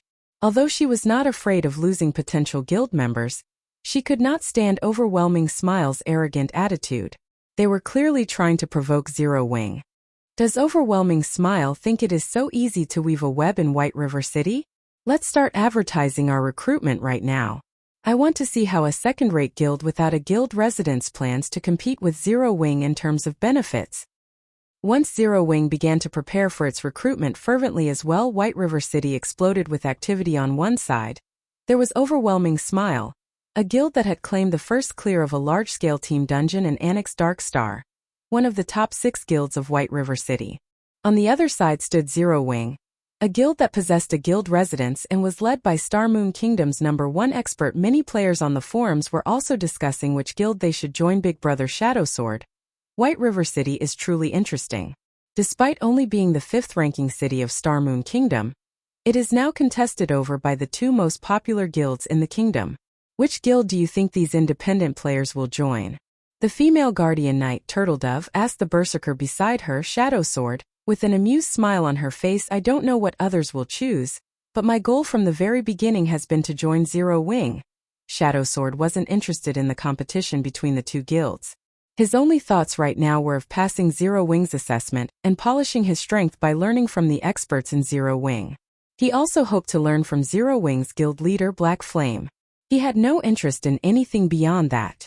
Meanwhile, after spending an entire day at the Origin Sword domain, Shurfeng had collected 21 legacy chapters. Oh? What's that monster? At this moment, Shurfeng, who stood at the foot of Sword Peak Mountain, discovered a monster of steel slowly descended the mountain. This steel monster seemed to be patrolling its territory. Although this monster was not large, only twice as tall as Shurfeng, all 4 of its limbs were blades. The rest of its body was made of pitch black steel, decorated with spikes. It looked like a machine of slaughter. Although Shifeng wanted to know this monster's information, he only received an unknown when he attempted to identify it. Even observing eyes failed to yield any results. Hence, Shifeng had no choice but to use Omniscient Eyes. Blade Demon, demonic creature, chieftain rank. Level 30. HP 300, 000/300, 000. Shifeng's interest suddenly grew upon discovering that the Blade Demon was a chieftain-ranked monster. Since the chieftain-ranked skeleton giant had a chance to drop legacy chapters, the chieftain-ranked Blade Demon before him might drop the item as well. Fortunately, dealing with a single Blade Demon was much easier than destroying hundreds of skeleton warriors in addition to a skeleton giant. Moreover, the Blade Demon only had 300,000 HP. At most, it would only be slightly stronger than the skeleton giants. If so, Shifeng could defeat it easily. Of course, Shifeng would not rashly charge to his death. The only reason he had defeated the skeleton giants so easily was due to the monster's dull reactions and the aid of the swords in the sky. On the other hand, not only was the Blade Demon a stronger monster, but it also wasn't that large. Shifeng didn't expect its reaction time to be as slow. If Shifeng confronted the Blade Demon directly, he would only seek his own death. Hence, he needed to identify the monster's weakness. If it's a demonic creature, then the Demon Hunter title will suppress its strength. Let's use the doppelganger to test things out first, then. Thinking so, Shifeng switched out his Might of 1,000 title for the Demon Hunter title. The Demon Hunter title reduced the attributes of all darkness-type monsters within a 100-yard radius by 10% and increased Shifeng's damage towards darkness-type monsters by 10%. Demonic creatures were considered darkness-type monsters, following which Shifeng used Phantom Kill and sent his doppelganger charging forward. When the doppelganger was 40 yards away from the Blade Demon, it threw the blazing meteor at the monster. A red glow instantly crossed the distance between the doppelganger and the Blade Demon. Just as the blazing meteor was about to hit the Blade Demon's back, a black streak of light flashed over, striking the blazing meteor out of its path. What? Is it that amazing? Does it not have any blind spots? Shifeng muttered in shock. Shifeng's doppelganger had clearly launched its attack. Yet, as if the Blade Demon had eyes in the back of its head, it deflected the flying projectile. Moreover, the Blade Demon's reaction was astonishingly quick. The skeleton giants paled in comparison. However, Shifeng did not believe that the Blade Demon had no blind spots. The doppelganger activated Windwalk and circled to the other side of the Blade Demon. Once again, it threw the blazing meteor, launching a series of attacks in quick succession. The blazing meteor shot at the Blade Demon again and again. However, no matter which angle it approached, the Blade Demon easily deflected it. Moreover, the monster moved extremely fast, leaving afterimages wherever it passed. In just a moment, the Blade Demon stood in front of Shifeng's doppelganger. Shwa! Shwa! Shwa! In the blink of an eye, the Blade Demon had launched dozens of attacks. Despite the doppelganger having already activated Defensive Blade, the demon broke through the skill almost instantly. The doppelganger only managed to block a few attacks before losing its life. Shifeng's eyes widened as he watched his doppelganger's death. However, after a brief moment of shock, Shifeng suddenly discovered that the Blade Demon had not returned to its wandering after killing the doppelganger. Instead, it turned around and charged directly at him. Chapter 384. Unique Set Equipment. Despite also being a level 30 chieftain, the Blade Demon was far more powerful than the skeleton giant. Realizing that he could not face the Blade Demon directly, Shifeng immediately activated Windwalk and ran.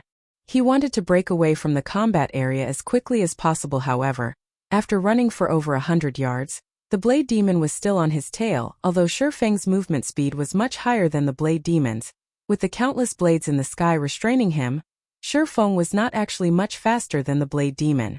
The distance between the two hovered around 30 yards. The Blade Demon was determined to chase Shifeng to the ends of the world. As long as the Blade Demon caught up to Shifeng, he would have to deal with the attacks from both the Blade Demon and the swords descending from the sky. At that time, his fate would be sealed. I need to find a way to deal with it. I'll be in trouble if it catches up. Shifeng examined the surrounding terrain. The area around him was the very definition of flatlands. The fields were endless, and there was nothing that he could use to his advantage. However, as Shifeng moved further away from Sword Peak Mountain, the number of swords that descended from above increased.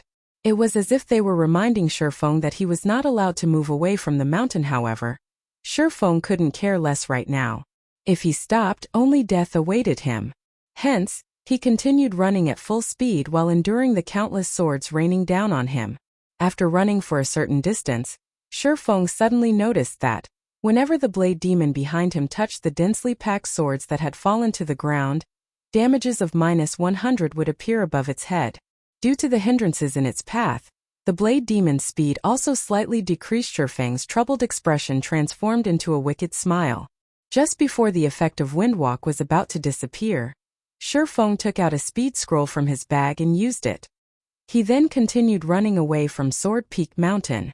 This time, however, Feng purposefully zigzagged. This way, if the blade demon wished to approach him, it would definitely collide with the swords on the ground. As a result, not only would the blade demon's speed decrease, but it would also receive a continuous stream of damage. The blade demon had a total of 300,000 HP. With its battle recovery, it could regain 3,000 HP every 5 seconds. Feng could not kill the blade demon by relying only on the scattered swords. Hence, Feng occasionally threw the blazing meteor at the monster. However, the blade demon's defensive capabilities were simply too powerful.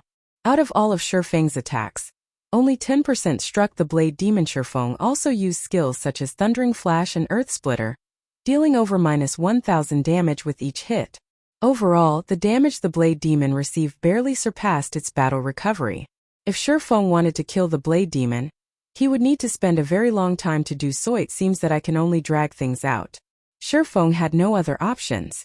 The only fortunate thing about this situation was that the blade demon could eventually die. Time passed, bit by bit, while Feng played his game of cat and mouse with the blade demon. White River City had become extraordinarily lively. Zero Wing had finally started its recruitment. The independent players who had waited eagerly for this moment were incomparably excited. As everyone arrived at Zero Wing's recruitment location, anticipation overwhelmed them. The Purple Sun Mansion, the real estate that occupied the largest landmass and best location in White River City, was actually Zero Wing's guild residence. I'm not seeing things, right? Isn't this the Purple Sun Mansion? Zero Wing isn't even giving the other guilds a chance. Damn! Zero Wing's guild hall is huge. It won't have any problems holding several thousand players at a single time. That's nothing.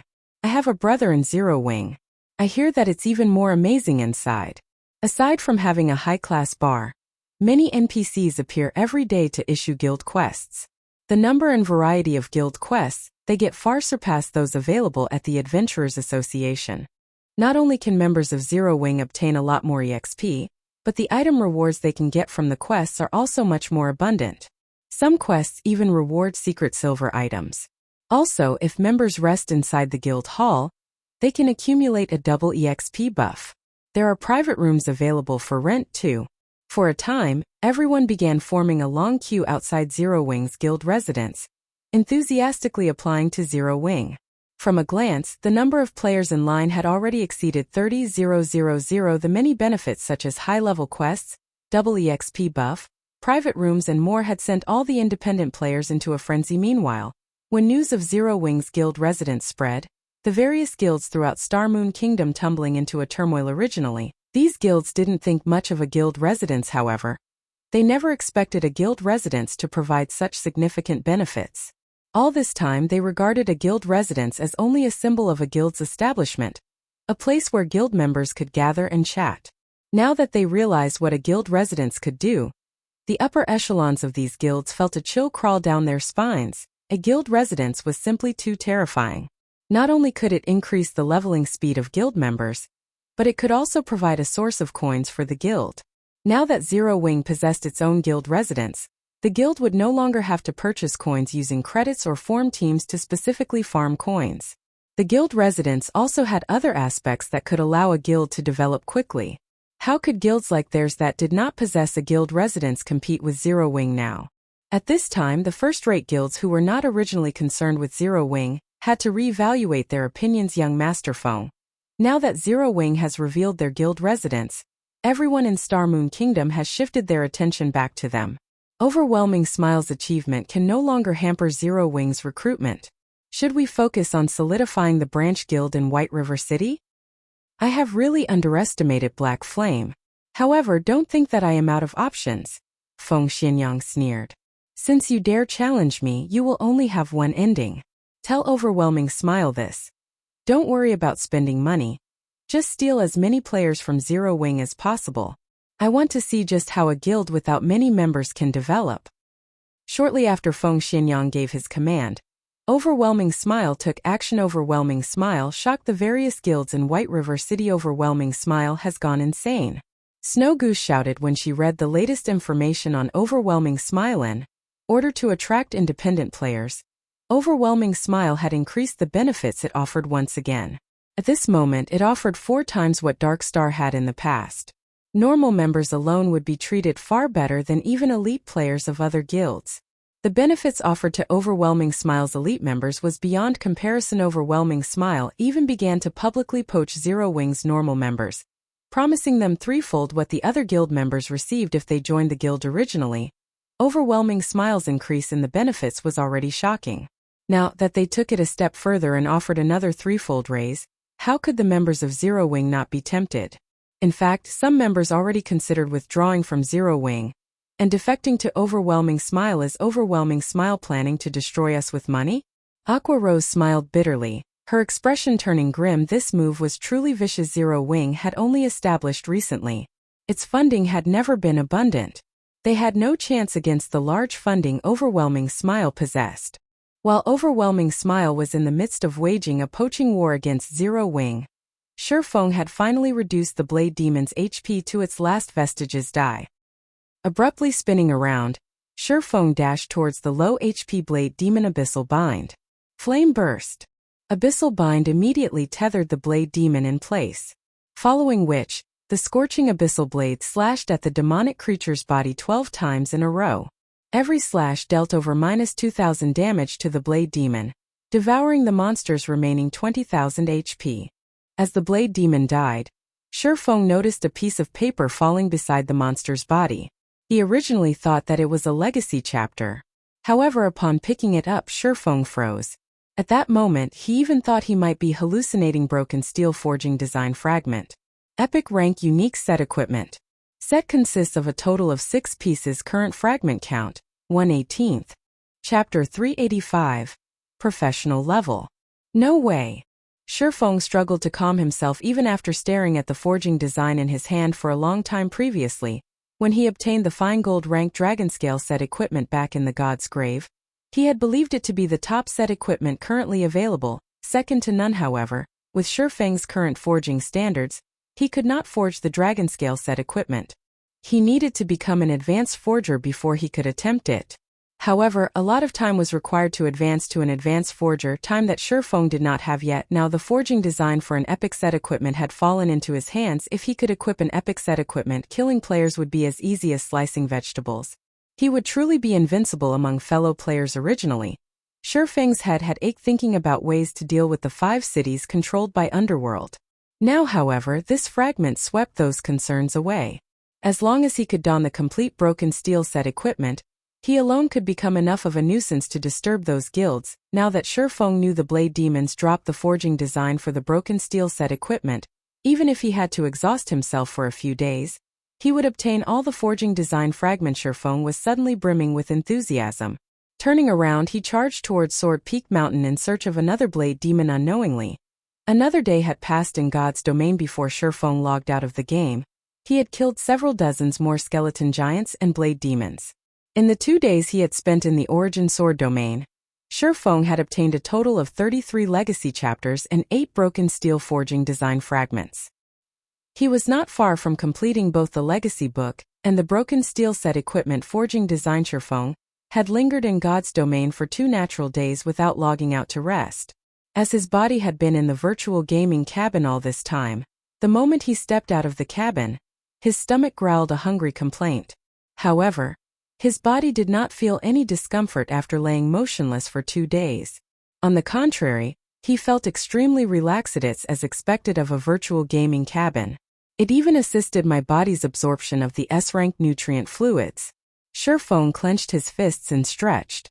Revealing a faint smile, he thought, my punching power should be around 320 kilograms now. Originally, Shifeng had needed 5 days to absorb a bottle of S-rank nutrient fluids.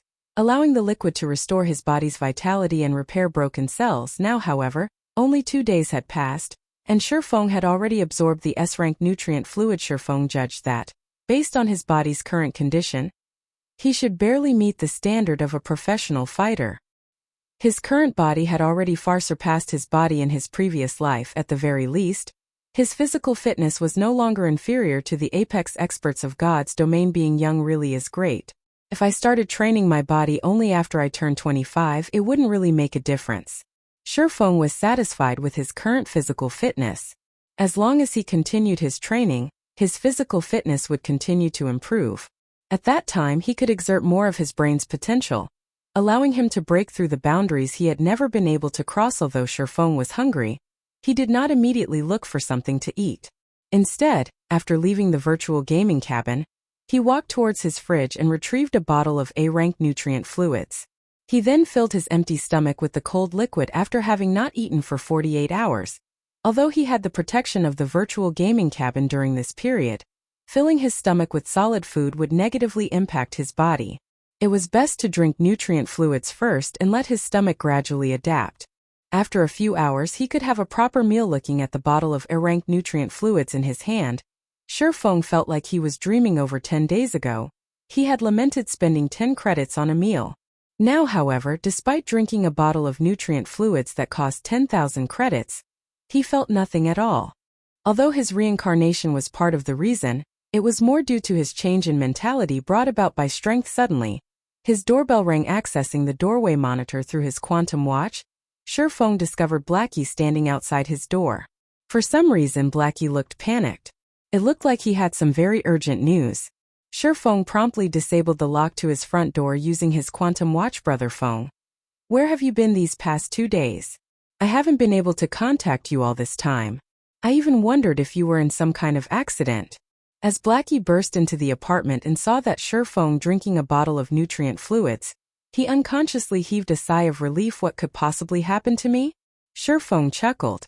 Did something happen while I was gone? Of course something happened.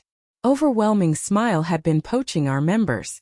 Although our guild's member count has increased steadily, the benefits Overwhelming Smile is offering are too enticing, and many have started considering defecting to Overwhelming Smile. I initially thought of increasing the benefits Zero Wing provides as well.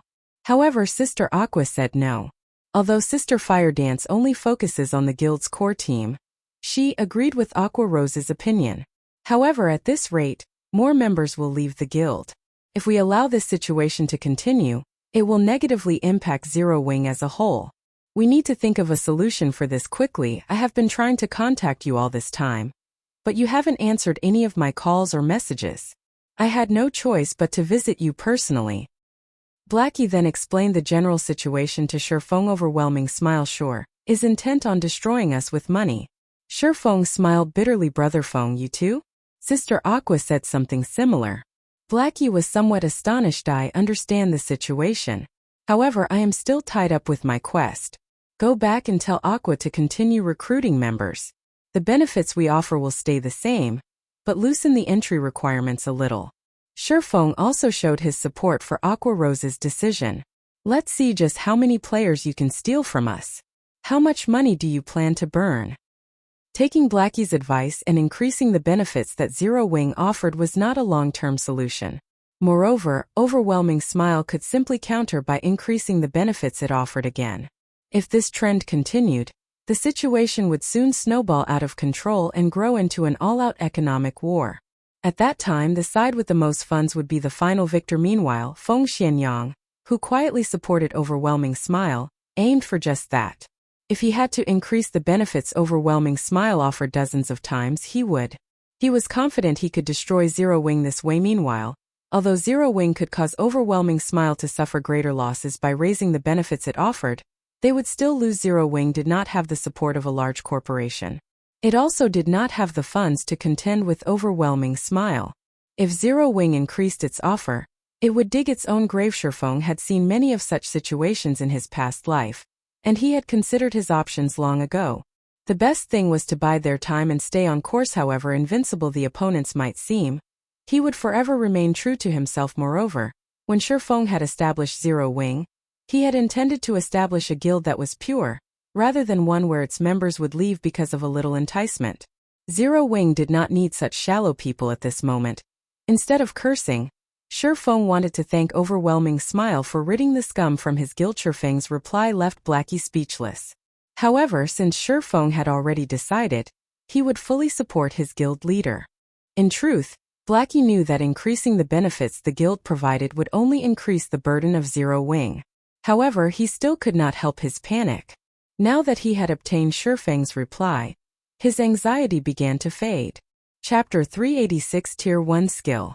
After receiving Shifeng's confirmation, Blackie gave his report regarding Zero Wing's recent recruitment. Despite their plans, Overwhelming Smile's appearance did not negatively affect Zero Wing's recruitment. Instead, Overwhelming Smile had made Zero Wing even more popular than before, driving more players to apply to Zero Wing. Some players from other guilds even withdrew from their respective guilds to join Zero Wing. As a result, the entrance of Zero Wing's guild residence was crowded with a sea of players. Those who did not fully understand the situation even thought that Zero Wing had already become White River City's overlord. Though those who knew the situation silently ridiculed the players rushing to join Zero Wing. After 2 days of chaotic recruitment, Zero Wing had grown from around 5,000 members to having over 10,000. If not for Overwhelming Smile's interruption, Zero Wing would have no problem surpassing the 30,000 member threshold. Unfortunately, many of the players who had been accepted into Zero Wing then defected to Overwhelming Smile almost immediately. By doing so, they could enjoy triple the benefits of the ordinary members of Overwhelming Smile, which was 12 times the treatment normally offered by other guilds. How could anyone resist such a tempting offer?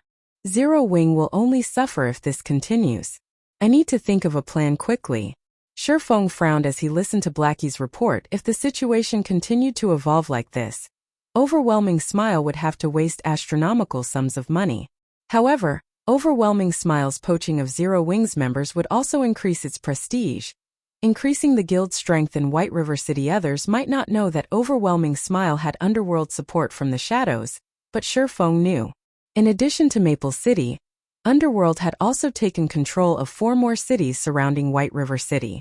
If Zero Wing and Overwhelming Smile went to war in the future, Zero Wing would be surrounded by enemies. After Blackie finished his report, he hurried back to Zero Wing's workshop, whereas Shifeng started working out. Now that Shifeng's body had finished absorbing the S-rank nutrient fluids, it was the perfect time to improve his physical fitness further. However, instead of focusing on strength training like before, Shifeng now focused more on control over his own body. When noon arrived, Shifeng called for a takeout.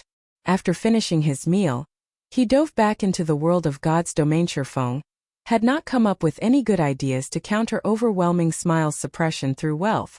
The only thing he could think of right now was increasing his strength. After logging into the game, Shifeng continued his hunting operation. Through his previous 2-day search, Shifeng had grasped the general respawn time for the monsters surrounding the Sword Peak Mountain. As for the location with the highest spawn rate, that would be on the Sword Peak Mountain itself. However, Shifeng had not climbed the mountain throughout this period. He doubted that the legacy trial of one of the 10 great saint legacies would be so easy to clear.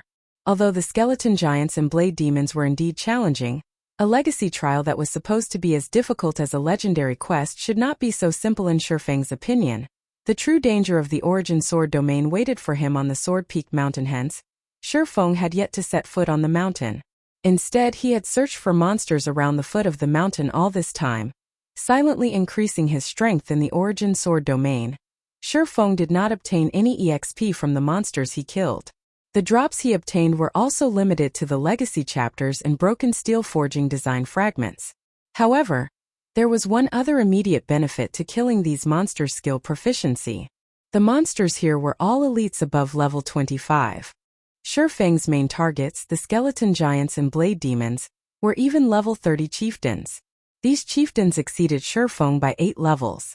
Whenever Shifeng used a skill on these 2 monsters, he would receive bonus skill proficiency points, receiving around 5 or 6 with each use. In the outside world, there was a limit to high-level chieftains available for players to kill. Hence, Shifeng was able to raise his skill levels quickly here. In the Origin Sword domain, Shifeng had upgraded the skills that he normally needed a lot of time to upgrade in just 2 days. At this point, all of his attack type skills had risen to level 10 or above, with some reaching level 11 when he upgraded a skill beyond level 12. It would become a tier 1 skill. Although players had weapons and equipment that could increase their skill levels, that particular increase would not allow a skill to undergo a qualitative change. Only the skill's level would change. For a skill to reach tier 1, players needed to raise the skill past level 12 personally. Meanwhile, as long as Shifeng could grasp a tier 1 skill, his combat power would explode. This was why Shifeng diligently killed the monsters outside the Sword Peak Mountain with this goal in mind. Shifeng continuously searched for monsters and used his skills repeatedly, allowing his skill proficiency to soar. However, as Shifeng killed more monsters, he discovered something odd. The drop rate of legacy chapters and design fragments plummeted. In the beginning, Shifeng could claim a drop in every 4 or 5 kills. Now, he would only get a single drop after killing over a dozen chieftains. The more legacy chapters and design fragments Shifeng obtained, the harder it became to collect them. If Shifeng did not increase his killing speed, it would be impossible for him to gather the required items within 5 days. On the bright side, where players in the outside world normally needed over a week of effort, Shifeng only needed a few hours to upgrade a skill from level 11 to level 12. His efficiency was staggering.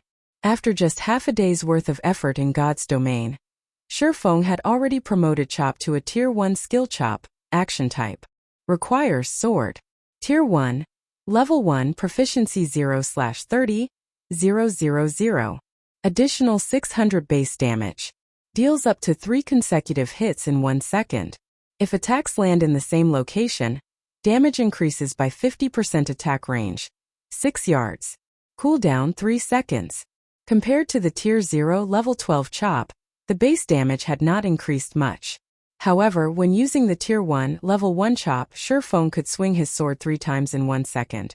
Moreover, if his attack struck the same location, his damage would increase by 50%. Not only did tier 1 skills increase a player's power, but they also increased a player's freedom of attack. In other words, the more skilled a player was, the more damage they could deal. This was why, despite being the same level, tier 1 players were far more powerful than tier 0 players.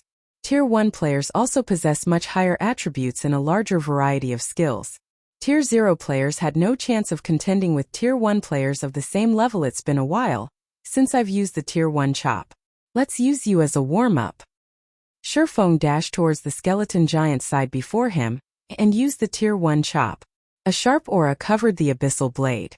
In the blink of an eye, Shifeng brandished the weapon 3 times, sending 3 sword auras slashing at the skeleton giant. The 3 sword auras combined, forming an even sharper and more powerful sword aura that slashed at the skeleton giant's joint. 1376, -2048, -2062. Aside from these 3 high damages, the skeleton giant, which had remained unperturbed by Shifeng's attacks, had suddenly fallen to the ground. The power of the tier 1 skill was clear. After the skeleton giant fell, Shifeng had a much easier time attacking it. Following which, Shifeng used one skill after another on the undead creature.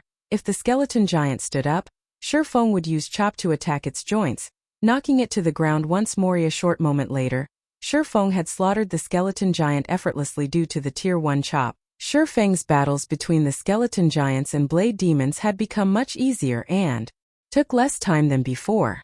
Moreover, as Shifeng's efficiency grew, he used his skill more frequently. After spending another 2 days, Shifeng finally upgraded Thunder Flame Explosion to tier 1 as well. Now, Shifeng's attack type skills that required skill proficiency were all tier 1 skills.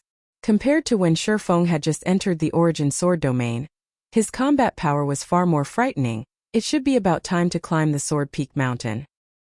Chapter 387 Magic Night.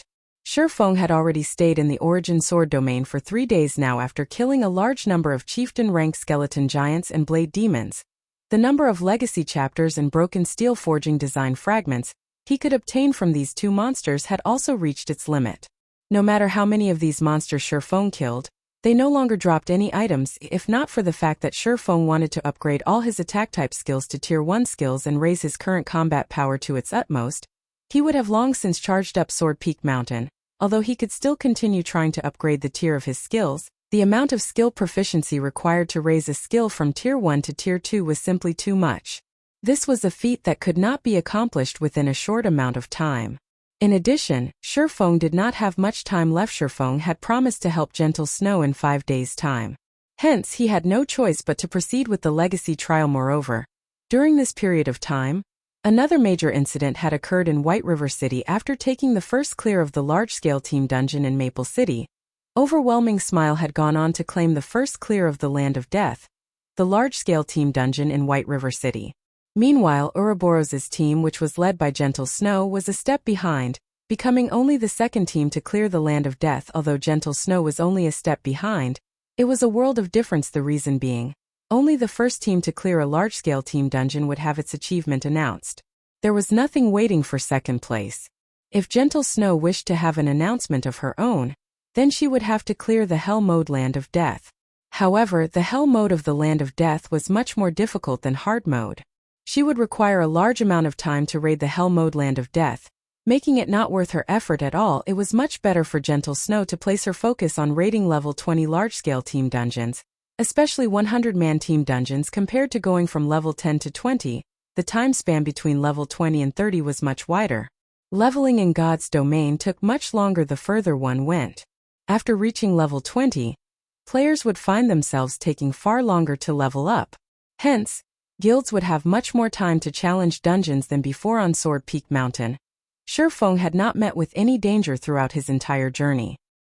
He also did not meet a single monster on the mountain. However, the closer he got to the light at the summit, the faster the swords in the sky descended. Moreover, the number of swords that shot at Shurfeng also greatly increased, raising the difficulty of the ascent. Is the difficulty only this much? Shurfeng felt very surprised. Although these dropping swords were indeed giving him some trouble, he would have no problems reaching the top of the mountain through dodging and blocking. After spending 4 days in this place, Shurfeng had collected a total of 49 legacy chapters and 17 design fragments. He was only one piece away from completing both items. As the only exit of the Origin Sword domain, the peak of the mountain definitely held the final legacy chapter and design fragment. What's that? Shurfeng suddenly discovered a majestic-looking armored knight standing at the mountaintop.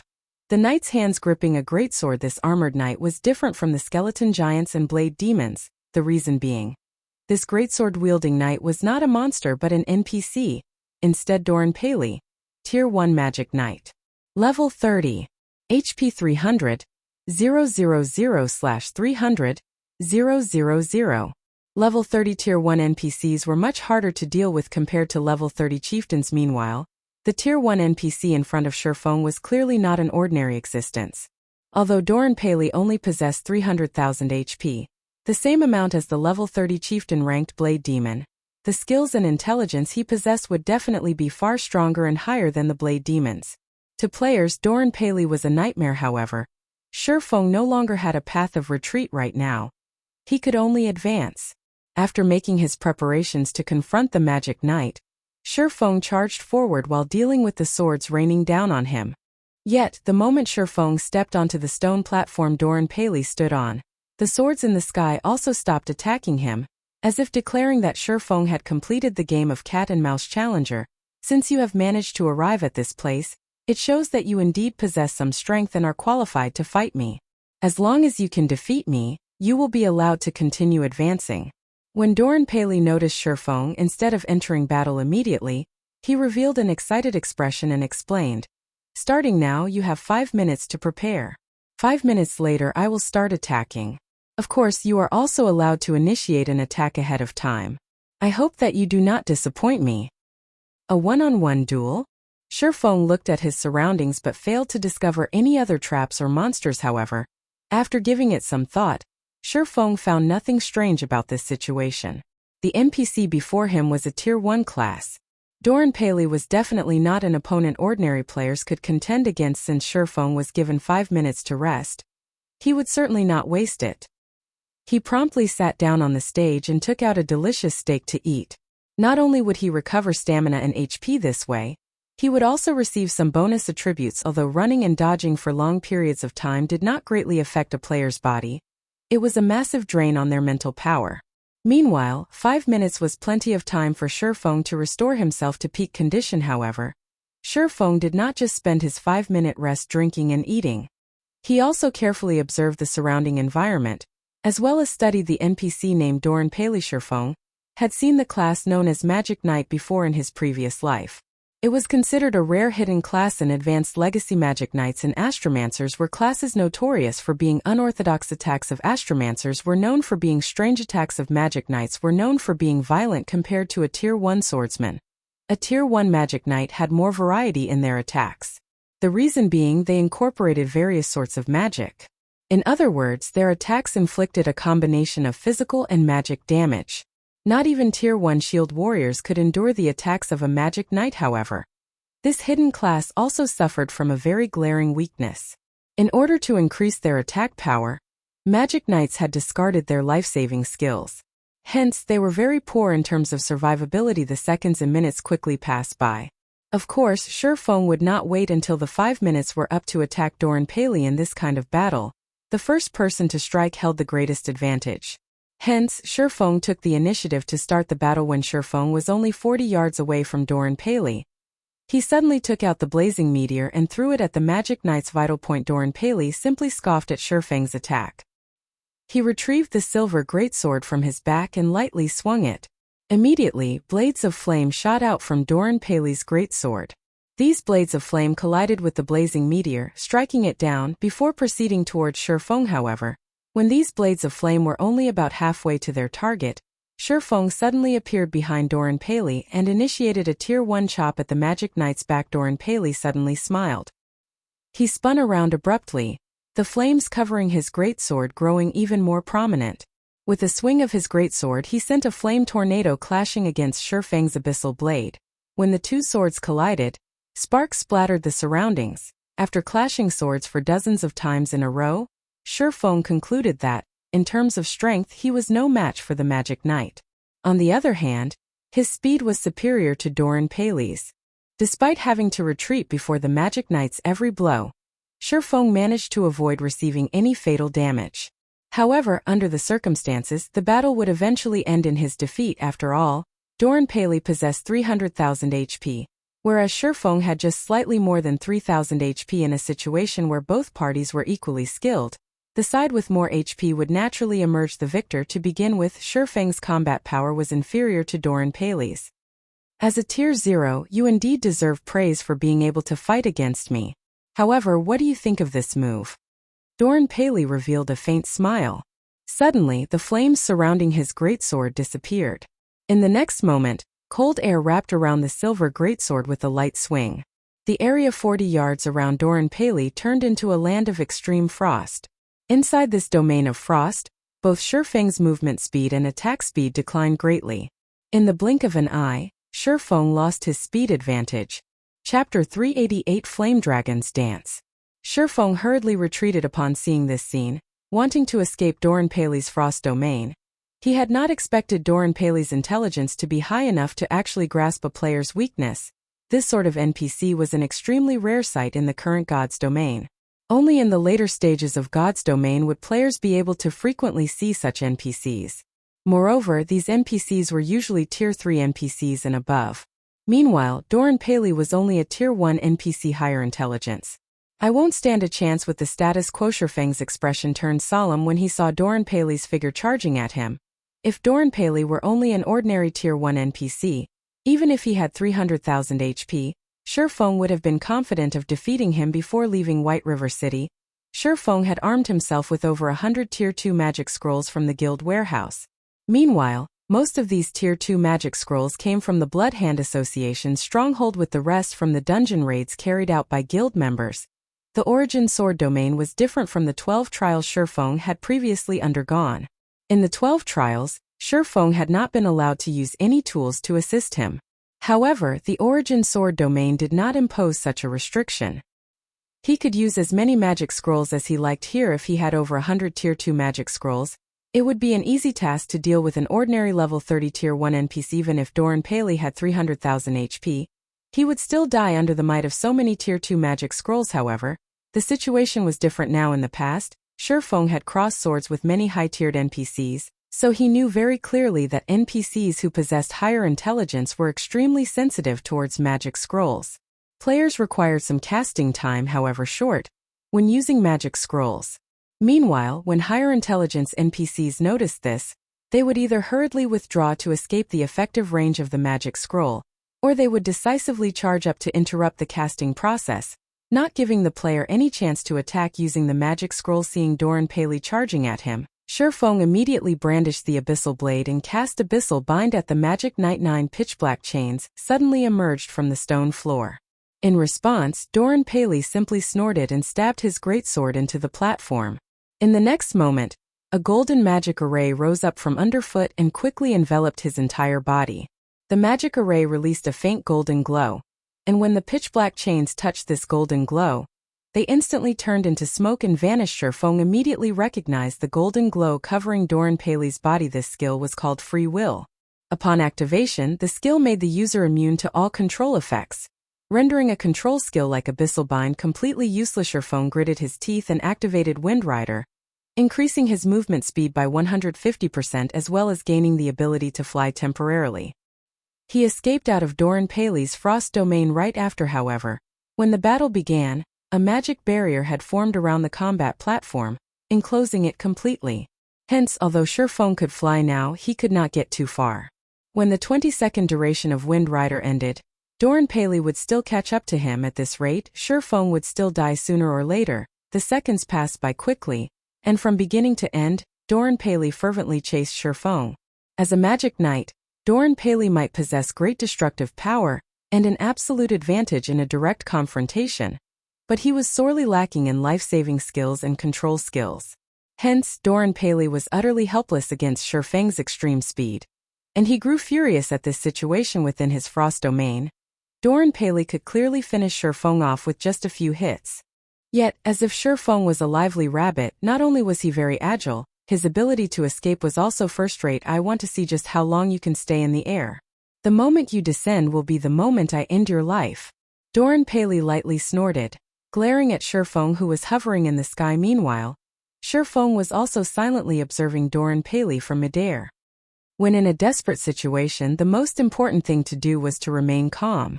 That was one of the basics of surviving in God's domain no matter how one looked at the situation. A Tier 0 player simply had no chance to defeat a level 30 Tier 1 higher intelligence NPC. Not to mention, said NPC was even a magic knight that possessed 300,000 HP. If it were anyone else standing in Shifeng's place right now, they would have long since lost their lives. Despite his dire situation, Shifeng remained very calm. The reason being, he knew very clearly that legacy trials would not mercilessly toy around with players. Shifeng firmly believed that the trial should have given him a lifeline. However, where was this lifeline? The entire stone platform was currently enveloped by a magic barrier. Moreover, the platform was completely flat, with a range of activity of only 100 by 100 yards available. The entire platform was paved with black stone slabs with strange patterns engraved all over them. Meanwhile, the patterns on these dozens of stone slabs came together to form magic patterns that Shifeng had never seen before. Other than those, there was nothing else on the stone platform. Is my lifeline these magic patterns? Shifeng had a certain amount of understanding in regard to magic patterns. However, he only grew confused when he looked at the magic patterns engraved into the stone slabs. Just what function did these magic patterns have? Soon, Wind Rider's duration ended and Shifeng descended back to the stage. Doran Paley immediately charged at him. Shifeng hurriedly activated Purgatory Power and abruptly jumped. As he raised the Abyssal Blade up high, raging flames and golden lightning emerged around the blade of the silvery gray weapon. Shifeng then swung the Abyssal Blade down at Doran Paley's head. Suddenly, as if the space surrounding Doran Paley solidified, the Magic Knight's movements turned sluggish. Not only did the Tier 1 Thunder Flame explosion possess a wider effective range, the duration of the fainted effect had also increased to 6 seconds. In addition, upon activation of the skill, enemies within a 10-yard radius would also receive a slowness effect. Enemies affected by this effect would have their speed reduced to only a sixth of their original, only recovering 1/6 of their speed with each passing second. Doran Paley snorted and activated Free Will once more, immediately shaking off the slowness effect. He then sent a flame cross slash to counter Shifeng's thunder flame explosion. When the two skills collided, countless sparks flew to the surroundings. Cracks also appeared on the stone platform. Meanwhile, the impact sent Shifeng flying backward, his body slamming heavily onto the ground. Shifeng's entire body went numb, and his HP started madly decreasing as well. In the blink of an eye, His HP had fallen below 1,000, and it still showed no signs of slowing down. Panicking, Shifeng hurriedly retrieved an intermediate recovery potion from his bag and emptied its contents. His HP soon stopped decreasing, barely staying above the 800-point threshold before slowly rising. In the end, his HP recovered to over 100. Thunder Flame Explosion was a skill that possessed frightening destructive power. Yet, despite both being Tier 1 skills, just the impact between Doran Paley's Flame Cross Slash and his Thunder Flame Explosion had caused him to lose over half of his HP. If he went through another clash like that, he would definitely die. Currently, Shifeng felt numb all over. Even moving his arm was a challenge. He would not be able to defend against Doran Paley's next volley of attacks for a short period of time. However, something strange happened. Instead of immediately initiating another offensive at Shifeng, Doran Paley actually stood there motionless. What's going on? Shifeng was surprised at this moment. Doran Paley was glaring at him with eyes filled with killing intent. It did not seem as if the Magic Knight wanted to give him a breather. Yet, Doran Paley just kept looking at him. Wait. His armor. Shifeng discovered cracks on Doran Paley's black armor. However, these cracks were in the midst of slowly mending themselves right now. Is it because my attack has damaged his armor? Shifeng's heart was filled with uncertainty, and he thought of trying it once again. Currently, Shifeng had difficulty moving about. Seeing that Doran Paley gave no indication of taking action, Shifeng took out a Tier 2 magic scroll, Flame Dragon's Dance, from his bag. Chapter 389 Legacy Book. Shifeng needed some time to activate a Tier 2 magic scroll. If he were dealing with an ordinary player or boss, this short time he needed wouldn't be an issue. However, against higher intelligence NPCs and expert players, this small amount of time was enough for the opponent to either dodge the magic scroll or take his life. As Shifeng unrolled the magic scroll, Doran Paley's armor finished repairing itself. At this moment, the Magic Knight gazed at Shifeng with mockery, lifting his silver greatsword. Doran's legs abruptly pushed against the ground, launching himself at Shifeng with frightening speed. However, Shifeng, who was in the midst of activating the magic scroll that contained the Flame Dragon's Dance, could not afford to move. Otherwise, his efforts would go to waste faster. Hurry up! At this moment, Shifeng's heart pounded with anxiety as he watched the slow progression of the Flame Dragon's Dance's activation bar. When Doran was only a few yards from Shifeng, he abruptly jumped into the air. Raising his greatsword above his head, he swung it down towards Shifeng. As the weapon of mass destruction descended, deep red flames resembling snakes emerged and coiled around the blade, the moisture in the air evaporating upon the emergence of these flames. At the moment of Shifeng's imminent peril, the activation bar of the Flame Dragon's Dance finally completed. Suddenly, raging flames emerged from the crimson magic scroll, transforming into a serpentine dragon that shot towards the sky. Doran Paley smiled disdainfully at the sight of the flame dragon bearing its fangs at him. Surprisingly, the Magic Knight made no effort to dodge the incoming dragon. Instead, he tightened his grip on his greatsword and added more power into his slash. The snake and dragon collided. The Flame Dragon's Dance was a Tier 2 spell, and in terms of power, it was far superior to Doran Paley's attack. In the next moment, the flame dragon devoured the fire snake. The dragon then threw Doran, a damage surpassing -10,000 points appearing above his head. However, 10,000 damage was merely a scratch to Doran, an NPC with 300,000 HP. After Doran Paley struck the ground, he stood and charged at Shifeng once again without the slightest pause. His current performance had completely changed. Moreover, Doran's armor wasn't even scratched. What is going on? Shifeng frowned at the Magic Knight. Confused, the Flame Dragon's Dance was clearly far more powerful than his Tier 1 Thunder Flame Explosion. The spell had even inflicted over 10,000 damage. Yet, not only was the NPC's armor intact, but Doran also brimmed with fighting spirit. Considering the situation, Shifeng quickly came to a realization. The cracks in Doran Paley's armor had not been due to damage. Watching the Magic Knight charge at him once again, Shifeng suddenly thought of a possibility. Let's hope this works. Shifeng's body was still slightly numb. Even if Doran did not activate his frost domain, Shifeng could never outrun him. Shifeng had also exhausted his arsenal of escape skills. Shifeng then raised the Abyssal Blade and activated Earth Splitter. When the skill had fully charged, Shifeng swung down his viciously sharp blade. However, Shifeng's target was not Doran Paley this time. It was the black stone slab beneath him. Upon witnessing this attack, Doran's eyes widened with shock. and his expression became extremely ugly. He suddenly increased his speed again, however. No matter how much faster Doran became, he was not fast enough to counter Shifeng's attack on the stone slab like a hot knife through butter. The silvery gray abyssal blade sliced apart the black stone slab beneath Shifeng's feet. The slash also split several other stone slabs, creating a deep, long fissure following which, a crack also appeared on Doran Paley's armor. Bingo. Shifeng inwardly rejoiced. If he attacked and damaged the black stone slabs under his feet, he could force Doran Paley to halt his assault momentarily.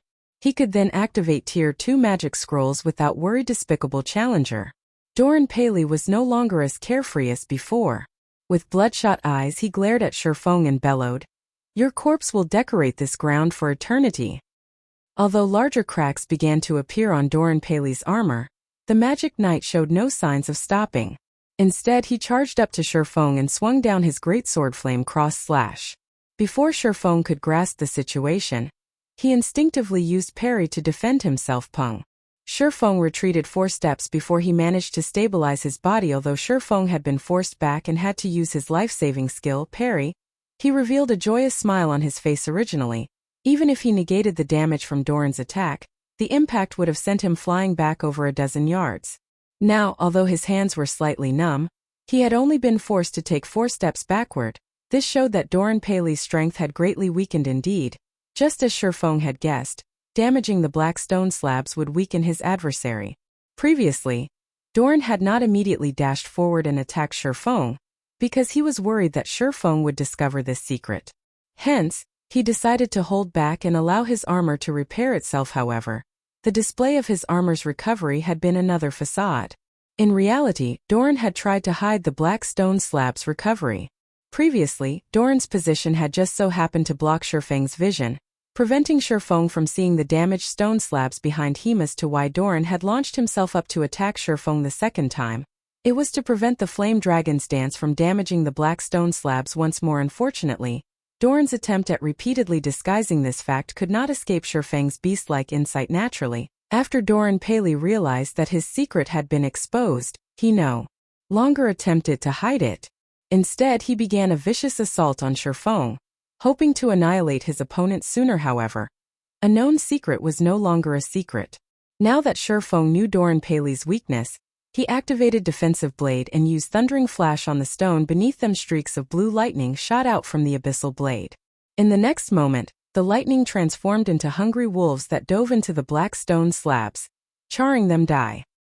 Doran Paley's rage flared as he swung his greatsword at Shifeng desperately. However, Defensive Blade deflected every slash. Most importantly, with each consecutive slash, Doran's attacks grew weaker. When Defensive Blade was almost exhausted, Shifeng switched out the Aura of Wind on the 7 luminaries ring for the Aura of Water. Aura of Water. Received healing increased by 60%, cast consumption reduced by 30%, activatable skill dash. Life Bloom. Heal selected target for 20% HP every second for 40 seconds cooldown. 1 minute 30 seconds. Currently, Shifeng had less than 1,100 HP. Even if Doran Paley had grown weaker, Shifeng would still not survive more than a few hits from the Magic Knight. Hence, he cast Life Bloom on himself in the blink of an eye. Shifeng recovered more than 1,000 HP. For the next 40 seconds, he would also receive over 1,000 HP every second, following which, Shifeng began to confront Doran head-on while defending against Doran Paley's attacks. Shifeng also made sure to attack the black stone under his feet. Shifeng could not help but admit that Doran Paley was indeed very powerful. Despite losing so much of his strength, the NPC could still inflict over -1,500 with Flame Cross Slash. Fortunately, Flame Cross Slash had a long cooldown. By the time Doran could use the skill again, Shifeng's HP would have long since fully recovered. During Life Bloom's 40-second duration, Shifeng had destroyed over half of the stone slabs of the platform. Meanwhile, not only had Doran Paley's strength sharply decreased, but his speed had also fallen by quite a bit. Shifeng now had a much easier time facing the NPC. Occasionally, Shifeng also used Phantom Kill, allowing his doppelganger to pin down Doran, while he used a Tier 2 magic scroll from the side to destroy the black stone slabs. Unfortunately, although this infuriated Doran Paley, he could do nothing to stop Shifeng. As soon as Shifeng had shattered all of the stone slabs on the combat platform and was about to focus his attacks on Doran Paley. Suddenly, Doran Paley's armor shattered, the metal shards scattering across the ground. Doran Paley then gripped his head with both his hands and let out an agonized scream that echoed throughout the Sword Peak Mountain. In the next moment, Doran Paley's full HP bar emptied, his body transforming into particles of light and vanishing. 4 items dropped to the ground in place of Doran's body. There was a pitch-black key with a faint blue glow, a silver stone tablet, and the final legacy chapter and broken steel forging design fragment. Before Shifeng could pick up the drops, all of the legacy chapters he possessed flew from his bag, and combined with the legacy chapter Doran had dropped, forming a thick and heavy ancient book. Golden divine runes decorated its cover. If translated to the language of players, these divine runes would read as Legacy Book. Chapter 390 Secret Sword Technique. Shifeng sighed in relief when he saw the dazzling golden book of legacies. With this, the trial should be over, right?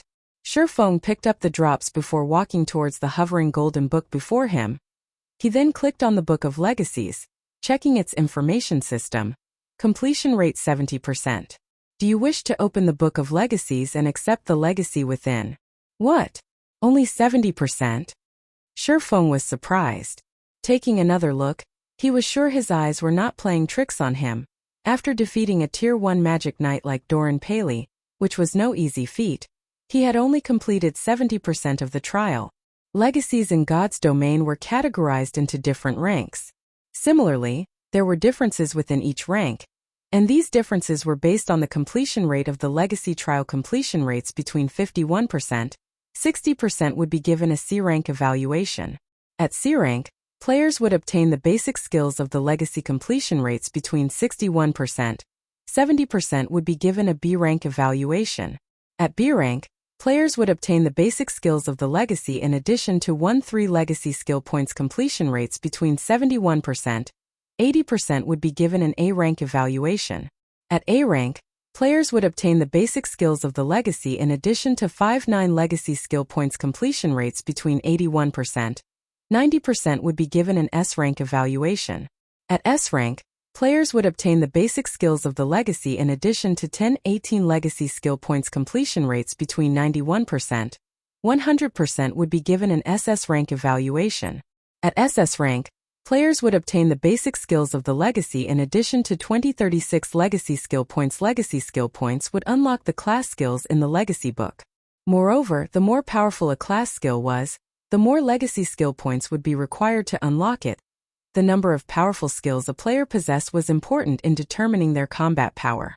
It was especially true for powerful class skills. Hence, legacy skill points were extremely important. However, it was not easy to obtain legacy skill points. After obtaining the legacy book, aside from receiving 1 legacy skill point every 3 levels, players could only obtain more points by completing special quests and challenges. In general, legacy skill points were an extremely rare commodity right now. Shifeng's completion rate would only give him a B rank evaluation, and he would at most receive 3 legacy skill points. This was unacceptable. He had only obtained one of the 10 great saint legacies after much difficulty, so why would he be satisfied with just 3 legacy skill points? Moreover, he only needed 1% more to boost his evaluation up to A rank and receive a minimum of 5 legacy skill points. He would need to level up 6 times to bridge this small gap. Is it because I killed Doran Paley by exploiting his weakness? Shifeng silently pondered his situation as he rejected the offer to open the legacy book. Based on Shifeng's recollection, one needed to complete certain tasks in order to increase the legacy trial's completion rate. However, since arriving at the Origin Sword domain 4 days ago, Shifeng had constantly observed and searched for anything special in the realm. He had done so precisely because he wanted to avoid missing anything, resulting in a low completion rate. Yet, after 4 days of careful observation, Shifeng had not discovered anything special. He had the same results after he explored the entire mountain. Just what did I miss? Shifeng thought that he had performed perfectly in this legacy trial, and he should not have missed anything suspicious. He had even completed the broken steel forging design. As for the skeleton warriors, skeleton giants, and blade demons below the mountain, they would respawn indefinitely. It was not possible to eradicate them. Does it have something to do with these items? Shifeng stored the legacy book before retrieving the pitch black, Sword-shaped key and the silver tablet Doran's key. This is a strange key. It exudes a faint trace of ancient magic secret sword technique. The pattern engraved on this tablet is too vague and incomplete, and no information can be obtained from this pattern. However, some kind of divine power hides within this pattern. If one gathers all of the stone tablets, this vague and incomplete pattern can be restored current tablet count, 1/6. This was the first time Shifeng had seen or heard of an item like this secret sword technique. However, judging from its description, it should not be related to the legacy trial. After all, 6 tablets were required to restore it, and no matter how he thought about it, there should not be any more enemies as strong as Doran Paley. Hence, Doran's key was the only possibility as the final boss of Sword Peak Mountain. His key would have something to do with the Sword Peak Mountain itself. Since there's a key, there must be a lock here somewhere. Shifeng put away the key and tablet and began to explore every inch of the mountain carefully. While Shifeng was in the Origin Sword domain, Star Moon Kingdom had undergone many changes. The large-scale dungeons of the various cities in Star Moon Kingdom had been conquered, one after another, generating one system announcement after another. Moreover, due to Zero Wing's incitement, the various guilds throughout Star Moon Kingdom had also rushed to earn reputation, hoping to obtain their own guild residence. When Zero Wing had publicized its guild residence, Overwhelming Smile spent an astronomical sum of money to poach Zero Wing's members. However, despite this being a significant blow, Zero Wing had not stopped developing. On the contrary, they grew stronger with each passing day. Now Zero Wing's member count approached 20,000. Moreover, Zero Wing's members sported high levels currently. Most average players in White River City were only level 18 or 19, while elite players of guilds were around level 21. Meanwhile, Zero Wing's ordinary members were level 20, while its elite members were all level 22 or above, though there was only a difference of 1 level between the elite members of Zero Wing and the other guilds. The necessary EXP to surmount this gap was intimidating. The majority of the NPC Commission guild quests found inside the guild residence were high-level quests. Not only did these quests reward a ton of EXP, but the item rewards were also impressive. Most importantly, the monetary rewards of these guild quests were much higher than the guild quests available at the Adventurers Association. As a result, the income of Zero Wing's members was at least twice as much as players of other guilds. This was also why Overwhelming Smile's high-price poaching could not defeat Zero Wing. Snow, are you really planning to do this? The Flame Witch, Zhao Yueru, asked worriedly. This isn't what I want either. However, I have to take this risk. Otherwise, you too know how things will end, Gentle Snow said, frowning as she quietly read the report she had just received. But Zhao Yueru wanted to persuade her friend but soon shut her mouth, holding back her protests. She knew that, no matter what happened, there would be a battle in the end. Only, this final battle had arrived too early, catching them unprepared. Snow, you've read the latest report. With our strength, we are no match for them. Rest assured, I would not take such a risk if I were not certain. Gentle Snow smiled faintly as she recalled Yifeng's figure. Zhao Yueru was surprised by Gentle Snow's expression. Facing such a desperate situation, she never thought Gentle Snow could still smile with such confidence. Meanwhile, back on Sword Peak Mountain, after spending most of the day searching, Shifeng finally discovered a pool on the mountainside. This place is somewhat suspicious. Slowly, Shifeng walked towards the pool of water. Dipping his hand into the pool, Shifeng immediately realized that ice had formed over his hand, freezing it solid. The water inside this pool was icy. If he dove into this water, he would freeze to death. Chapter 391 Underwater Mysteries. This pool of water seems interesting.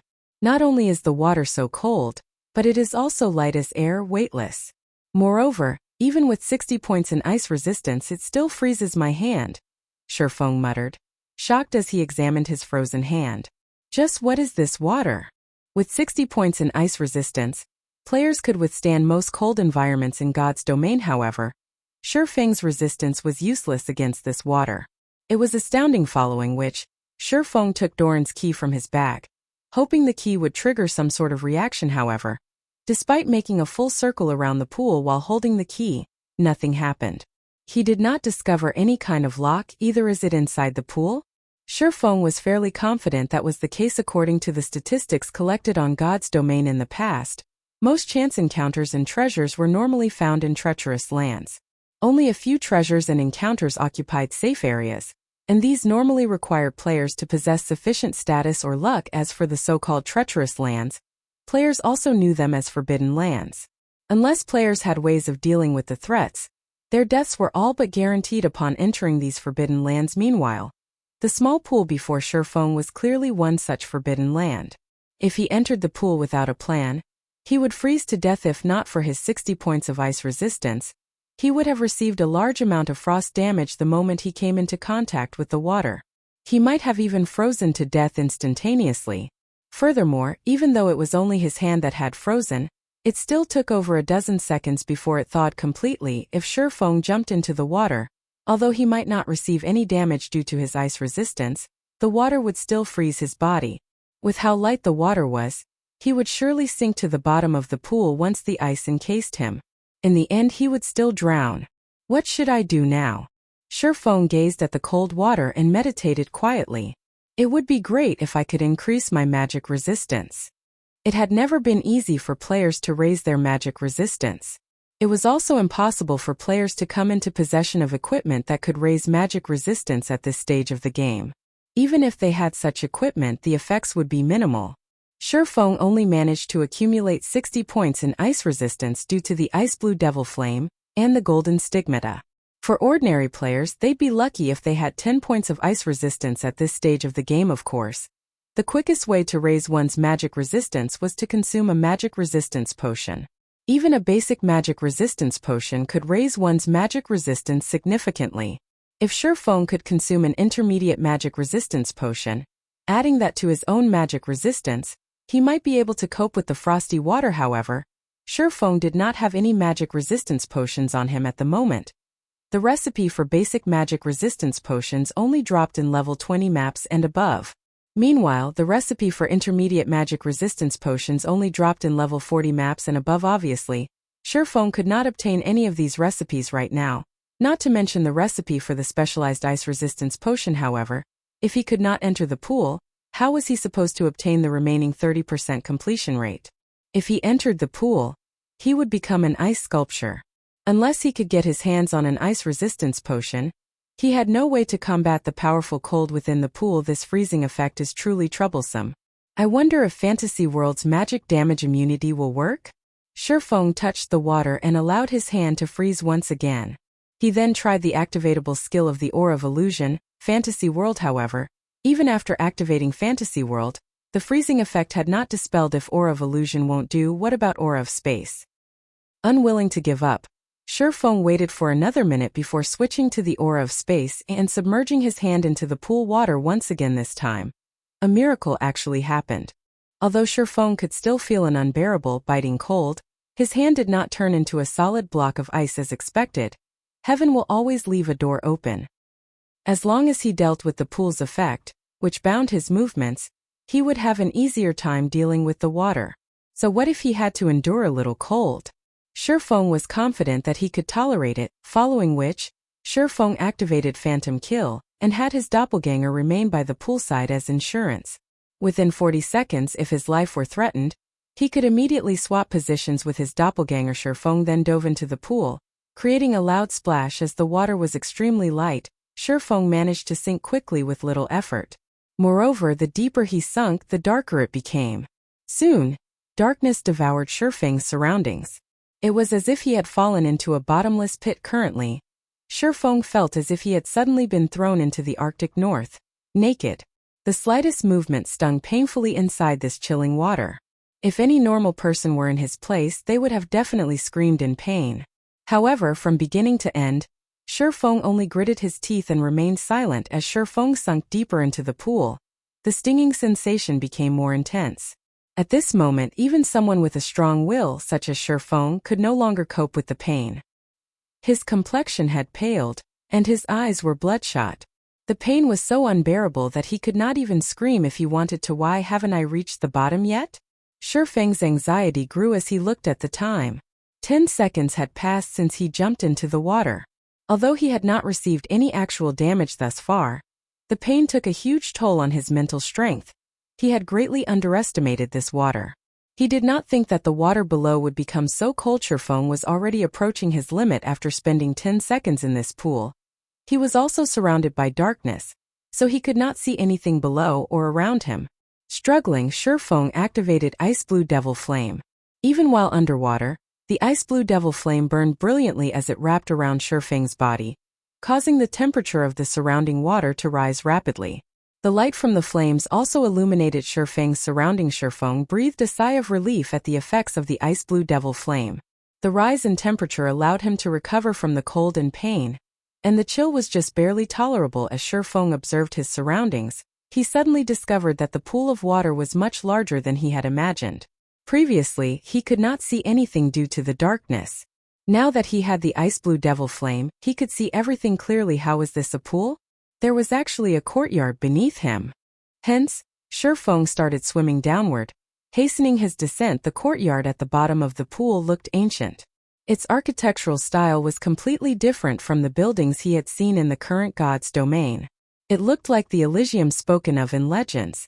It was fascinating. Although this place was very beautiful, Shifeng could sense great danger. Moreover, whether it was in this life or his previous life, this was the strongest sense of danger he had ever felt. System. You have discovered the eternal courtyard. That should be the place. Shifeng swam towards the spiral building with a shut gate that he had seen from the courtyard. Even the stargazing tower paled in comparison to this beautiful and mystical place. If not for the danger Shifeng felt, he would have stopped and admired the scenery. The tightly shut gate was made of gold, and many drawings had been engraved on it. These drawings seemed related to the destruction of the ancient gods. Shifeng had even discovered the image of an ancient god that he knew of. The Twilight Goddess. Some sort of power protected the Golden Gate, and it was impossible to destroy it with external forces. Currently, Shifeng was not of the mind to study the images as he had discovered a keyhole on the gate. Meanwhile, this keyhole was centered in an image of the sun. Shifeng then took out Doran's key and inserted it into the keyhole, twisting it gently. Chapter 392 God's Will. Sure enough, it works. Upon turning Doran's key, Shifeng noticed the blue glow surrounding the key flow into the Golden Gate. Suddenly, the gate released a brilliant golden radiance. As if it were the sun, the gate illuminated the eternal courtyard. The gate clanked as it slowly opened, following which a surge of cold air bubbles rushed out of the gate. Reacting quickly, Shifeng immediately jumped backward. However, as Shifeng was currently underwater, he could not move as fast as usual. As a result, the bubbles blasted him backward. Shifeng only felt a stinging pain before his HP instantly fell by 2,000 points. The cold air here is so powerful. Shifeng looked at his HP bar in disbelief. Fortunately, his ice resistance was sufficiently high. Otherwise, that air bubbles would have killed him.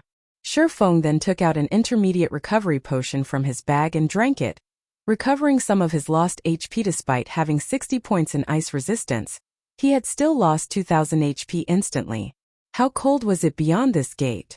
Fortunately, after the gate finally opened, the cold air scattered, and the spiraling tower was no longer as cold as before. After Shifeng entered the temple, he was immediately greeted by a large hall containing golden statues of various ancient gods. Among the many statues, there was one particularly eye-catching statue that depicted a valiant man raising up his sword.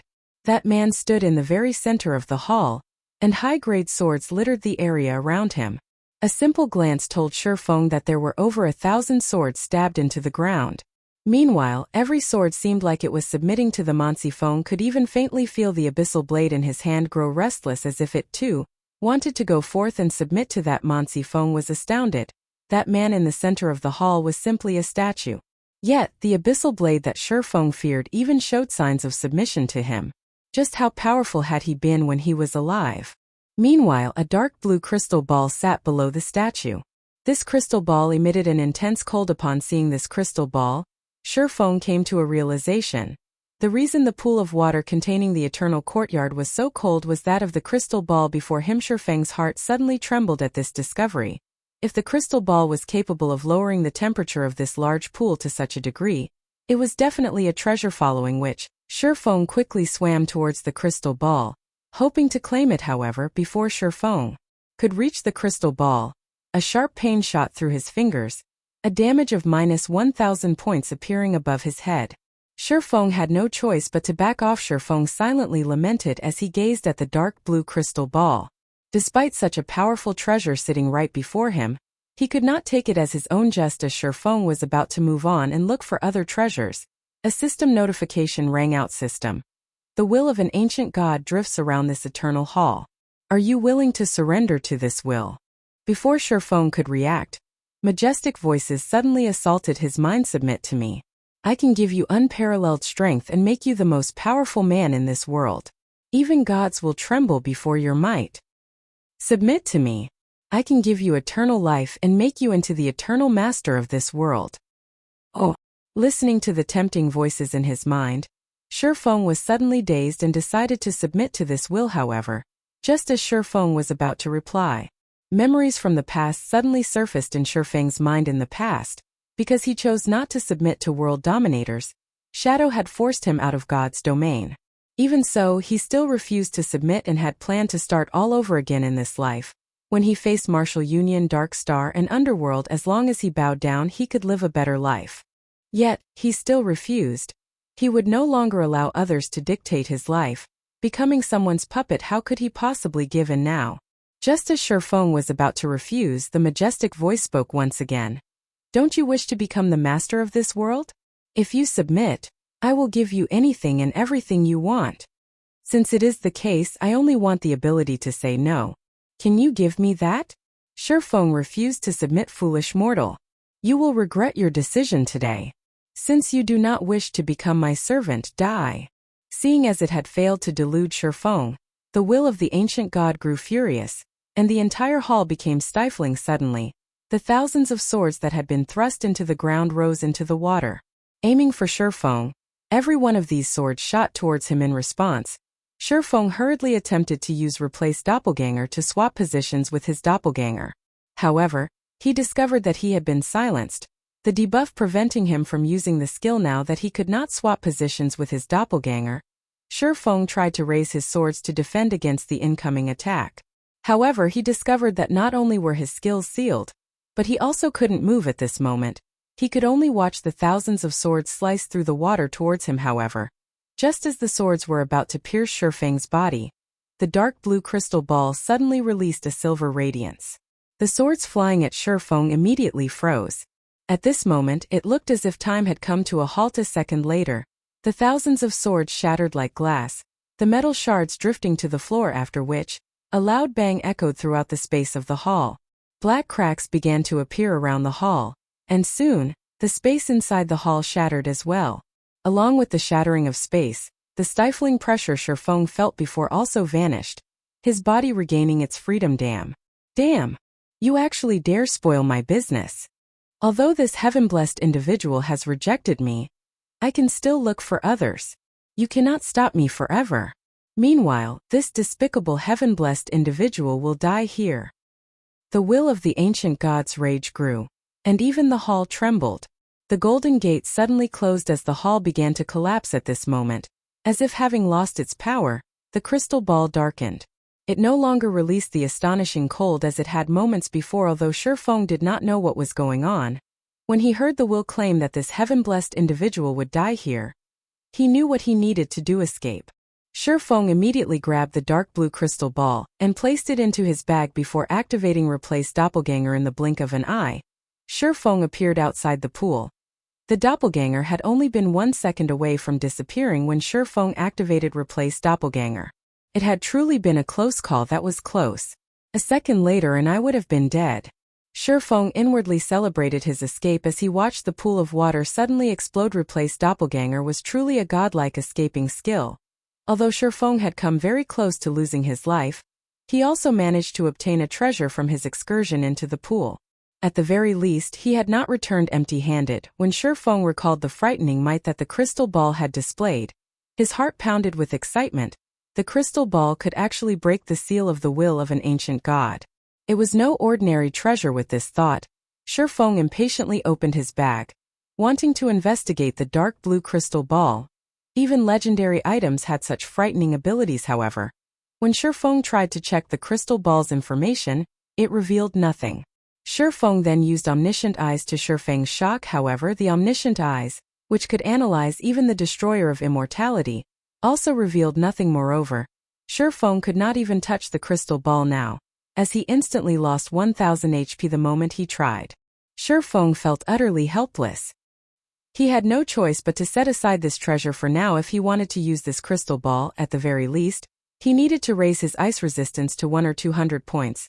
Although Shifeng could not do anything about the dark blue crystal ball, the legacy book had a surprise for him indeed. Just as Shifeng had guessed, the Eternal Courtyard where he could raise the legacy trial's completion rate now, instead of a 70% completion rate, the legacy book displayed a 92% completion rate. Shifeng had obtained an SS rank evaluation. Chapter 393 Blade Saint. SS rank was the highest evaluation achievable in a legacy trial in the past. The legacy Shifeng had accepted was only a basic one. Even so, Shifeng had spent a lot of time and effort to achieve an A rank evaluation and obtain 7 legacy skill points now. He that had an SS rank evaluation, he could obtain between 20 and 36 legacy skill points. The thought of so many legacy skill points alone was enough to excite Shifeng. Although Shifeng had not achieved 100% completion rate, he was very satisfied with this result now that he thought about it. The condition to achieve a 100% completion rate might have been submission to the gods' will. Since he chose not to submit, this was probably the highest completion rate he could achieve. System completion rate 92%. Do you wish to open the Book of Legacies and accept the legacy contained within? Without hesitation, Shifeng clicked Accept. The legacy book suddenly released a golden flash. The book then flipped open, and a purple ray of light shot out of the book and pierced Shifeng's forehead. The moment the purple light touched him, Shifeng felt his mind clear as if no secret in the world could hide from him. As the legacy book faded out of existence, Shifeng's body began to emit a faint and flickering purple glow. After the flickering continued for a few more seconds, the purple glow subsided, and Shifeng returned to normal after successfully receiving the legacy. Shifeng felt his entire body brim with power. His mind was clear and unburdened as well. Right now, Shifeng was confident that he could face a Tier 1 Magic Knight without necessarily suffering defeat. Of course, that was if the Magic Knight did not possess so much HP. System. Congratulations on obtaining one of the 10 Great Saint Legacies. Rewarding 20 free Mastery Points. System. Congratulations on becoming a Tier 1 Blade Saint. Rewarding Blade Saint title. Blade Saint. All attributes plus 20. All resistances plus 15. Attack power increased by 15%. Attack speed increased by 20%. All attributes increased by 30%. Although Shifeng was still level 22, his strength had undergone an earth-shattering transformation. His base attack power alone exceeded 1,200 points, and his HP had reached 4,650 points. His HP even surpassed Tier 1 MTs now. Moreover, after being promoted to a Tier 1 class, players could receive 8 free attribute points with each level up, whereas Tier 0 classes would only receive 4 free attribute points. Shifeng also had the Abyssal Blade, which provided him with 2 additional free attribute points every time he leveled. The Golden Stigmata also increased all of his basic attributes by 5 points and gave him 10 free attribute points with every increase in 5 levels. In other words, where other Tier 1 players would receive a total of 40 attribute points with each level up, Shifeng would receive a total of 85 points. Ordinary players could not compete with Shifeng. In addition, after completing his class change, Shifeng also gained 2 basic skills and 1 passive skill. Sword Dominator, passive skill, can freely swap out sword-type weapons in both combat and non-combat states. Blade Dance, action type, requires sword. Tier 1, Level 1 Proficiency 0/30, 000. Allows simultaneous control of up to a maximum of 5 sword-type weapons for both attack and defense for 10 seconds. Each weapon has 80% user strength and 50% user's damage range, 40 yards. Cooldown, 1 minute. Illusory Shadow action type, requires sword. Tier 1, Level 1 Proficiency 0/30, 000. Upon activation, players' next 6 attacks cannot be blocked, and each attack will deal 40% attack damage. Cooldown, 40 seconds.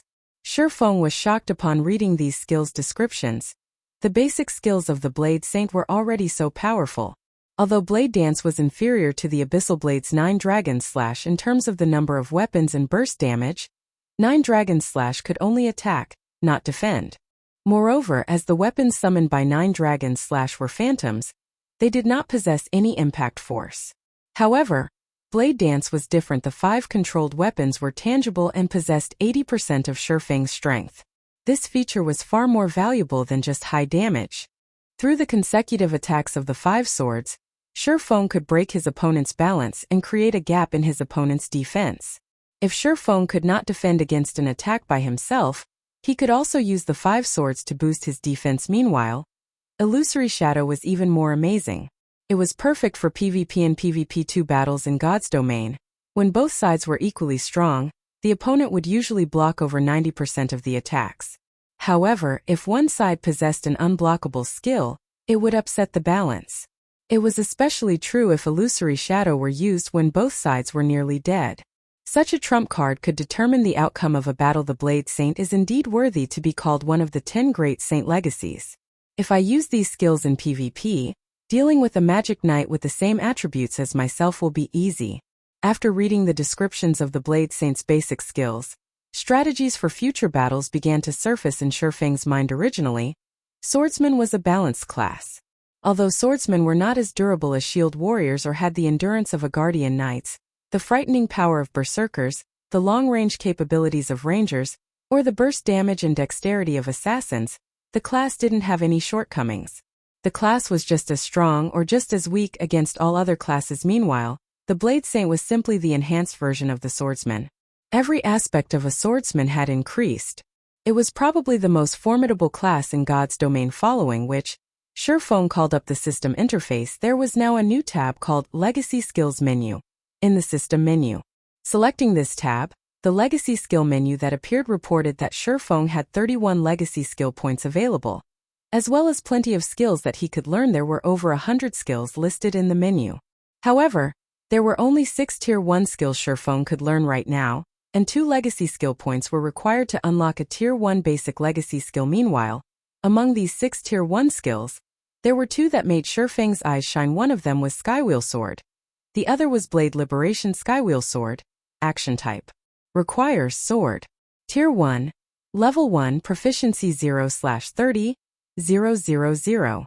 Inflicts 1000 base damage plus 200% attack damage to all enemies within 20 by 20 yard. Also seals all enemies within range, preventing them from leaving the area for 4 seconds. Cooldown 1 minute 20 seconds. Blade Liberation. Action Type. Requires Sword. Tier 1. Level 1 Proficiency 0/30, 000. Grants player unparalleled strength for 20 seconds. Effect obtained varies based on the weapon's unlocked potential. After the duration, player is weakened. All attributes decrease by 80% for 3 minutes. Cooldown 10 hours. Skywheel Sword was one of the extremely rare AoE control skills. Whether it was used in PvP or PvE2, it was indispensable. Meanwhile, Blade Liberation belonged to the Super Burst skill category. It could be a trump card when Shifeng was in a desperate situation. It was also indispensable. However, when Shifeng saw the points required to unlock these 2 skills, he immediately sucked in a breath of cold air and very nearly cursed. Skywheel Sword required 10 points to unlock, while Blade Liberation required an astonishing 20 points. With the total points these 2 skills demanded, Shifeng could learn 10 basic class skills. However, these high requirements also made Shifeng aware of just how extraordinary Blade Liberation was. For an AoE control skill such as the Skywheel Sword, the demand of 10 legacy skill points was not odd. However, Blade Liberation needed twice that amount to unlock. With 20 legacy skill points, Shifeng could even learn a Tier 3 class skill. Chapter 394 Times have changed. The Legacy Trial had given him a total of 31 legacy skill points.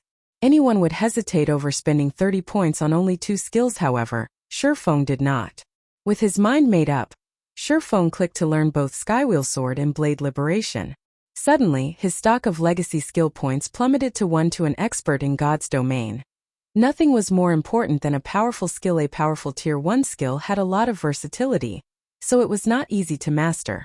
However, if mastered, it would not be surprising if a player's combat power increased by several-fold. As the saying went, a bird in the hand was worth 2 in the bush. Although Shifeng could learn more skills if he spent the 30 legacy skill points on less costly skills, the skills he learned would not contribute as much to his overall combat power during dangerous moments. In particular, the Super Burst skill, Blade Liberation, would be far more useful than a dozen other ordinary Tier 1 skills. After Learning the two class skills, Shifeng used a return scroll and teleported back to White River City. At this moment, White River City buzzed with activity. Overwhelming Smile's high-price poaching had boosted White River City's development. A flood of independent players had migrated to White River City with the intention of joining Overwhelming Smile based on the statistics offered by the official game developers. The player population in White River City had exceeded 3 million. White River City was now the most populated city in Star Moon Kingdom's eastern region. It was also the third most populated city throughout Star Moon Kingdom. Looking at this situation, Shifeng didn't know whether to laugh or cry. Originally, he had intended to make White River City the most popular city in Star Moon Kingdom. After all, Zero Wing's guild residence was in White River City, so it had the home field advantage here. However, he never thought an enemy like Overwhelming Smile would actually help him achieve that plan. Fate truly knew how to toy with people. If Feng Xianyang, the mastermind behind this situation, knew Shifeng's thoughts right now, he would most likely pop a vein or two out of anger. However, Shifeng also could not help but admit that Feng Xianyang's plan of desperately throwing money away was very effective. Currently, Overwhelming Smile had become the undisputed #1 guild in White River City. The branch guild in White River City already had over 80,000 members. Among them, there were also quite a few elite players. Compared to the other guilds in White River City, Overwhelming Smile was far superior. Moreover, during this period, Overwhelming Smile had continuously raided large-scale dungeons around White River City. As if they were on steroids, Overwhelming Smile's raiding speed far surpassed Gentle Snow's team. They were on completely different levels. In addition, Overwhelming Smile had also offered to purchase information regarding reputation quests at a high price, apparently intending to become the second guild in White River City to own a guild residence. In contrast, Zero Wing showed no signs of movement at all.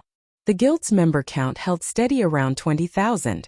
If not for the high-level quests and double EXP buff available from the guild residence, most of Zero Wing's members would have long since defected to Overwhelming Smile. Brother Feng, you're finally out. Have you completed your class change? Not long after Shifeng returned to White River City, Blackie contacted him. Yeah. How has the guild been recently? Shifeng asked, not bothering to discuss his new class. What do you think? The entire guild has been spiritless these past few days, and everyone is just focusing on quests. Many in the guild have also started complaining and asking why the core team hasn't moved against Overwhelming Smile yet.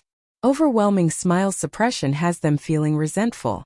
Moreover, those Overwhelming Smile bastards have also started ridiculing Zero Wing publicly, claiming that we're all bark and no bite, Blackie said, feeling slightly indignant. Brother Feng, since you've returned, why don't we start raiding a level 20 large-scale dungeon and show those punks from Overwhelming Smile Zero Wing's strength? Currently, the level 20 dungeons in White River City were only 10 and 20-man team dungeons.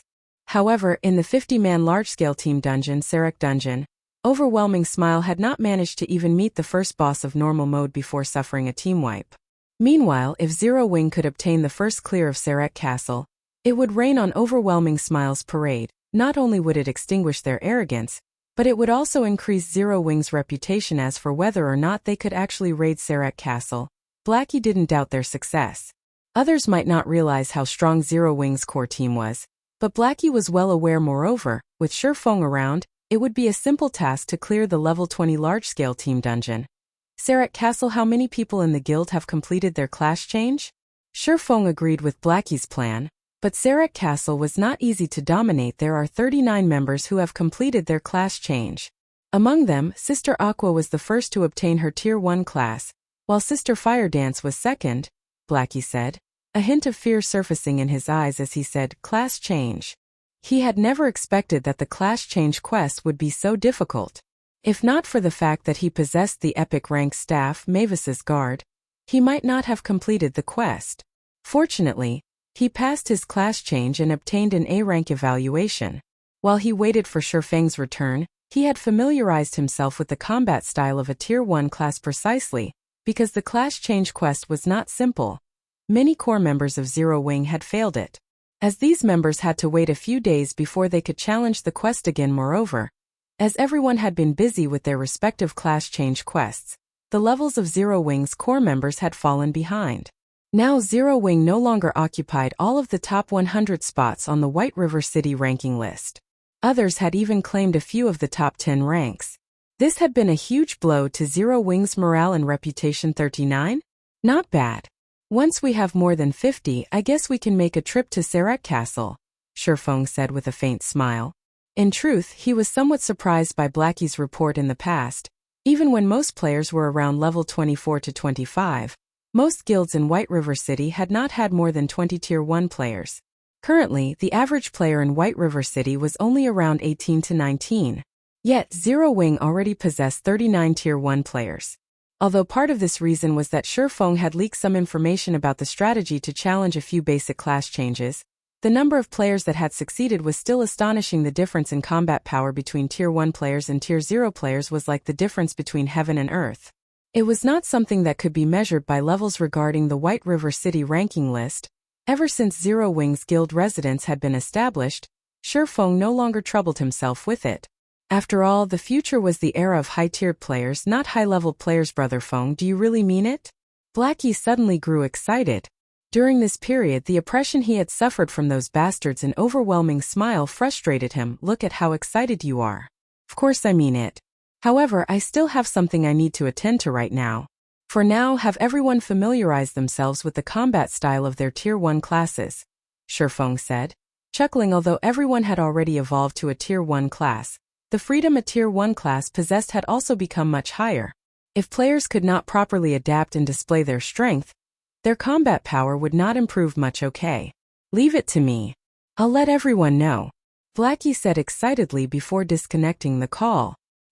He then proceeded to contact those who had already changed classes. Meanwhile, Shifeng took a look at the time, noticing that he still had quite some time before his appointment with Gentle Snow.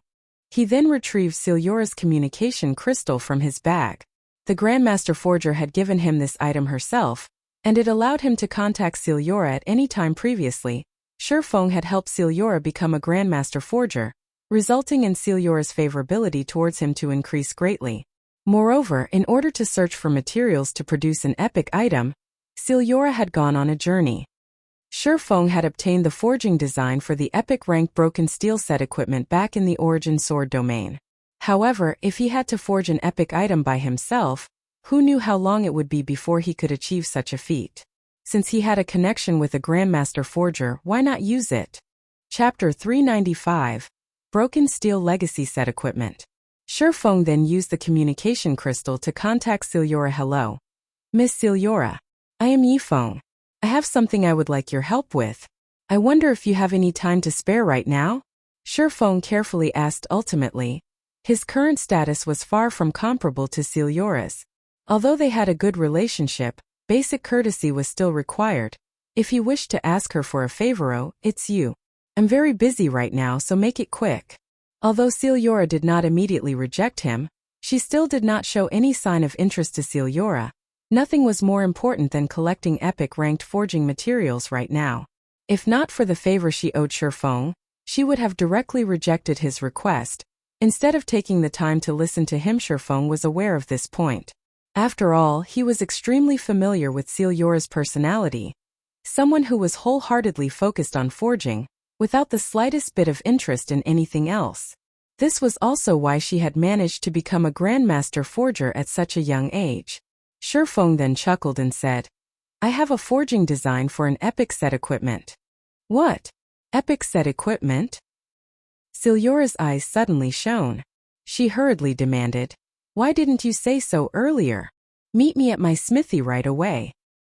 Shifeng shook his head and laughed when he heard Siliora's impatient tone to NPCs. Epic ranked forging designs, much less a forging design for an epic set equipment, were extremely rare. It was the dream of countless forgers to produce a set of epic equipment. Meanwhile, to players, epic ranked forging designs were much more difficult to obtain. In the past, Shadow had only managed to get a few pieces. As for epic set equipment forging designs, Shifeng had only heard about them occasionally and had never personally seen one himself. In God's domain, set equipment were half a rank stronger than discrete equipment of the same rank. In other words, the quality of an epic set equipment was above that of epic equipment, but below that of fragmented legendary equipment. To players who could not get their hands on fragmented legendary equipment, epic set equipment was the best equipment available in this life. Feng was truly fortunate to have obtained the forging design for an epic set equipment. Half an hour later, Feng arrived at Ciliora's smithy in a horse carriage. At this moment, the door to her smithy was still shut tight, and it did not seem she planned to do business at all. Feng walked over and knocked on the door. The thick wooden door then slowly opened, and a surge of scorching air rushed out of the house. In the next moment, Ciliora walked out from within before quickly dragging Feng into the house. Despite having not seen each other for some time, Ciliora looked exactly the same, still fully garbed in black leather clothing. That large V-shaped collar revealed her snow-white skin. Her black leather pants tightly hugged her slender legs. Ciliora currently exuded an enchanting charm. Hurry up, and let me see it. Ciliora pushed Feng against a table, her body very nearly sticking to his. Her eyes shone with excitement as she spoke, failing to notice how lethal her impure actions were. Although Feng had long since gotten used to Ciliora's personality in his past life, his heart still raced involuntarily every time they met. Here it is. Feng calmed down somewhat and retrieved the broken steel forging design from his bag. Broken steel set equipment. Epic rank unique set equipment.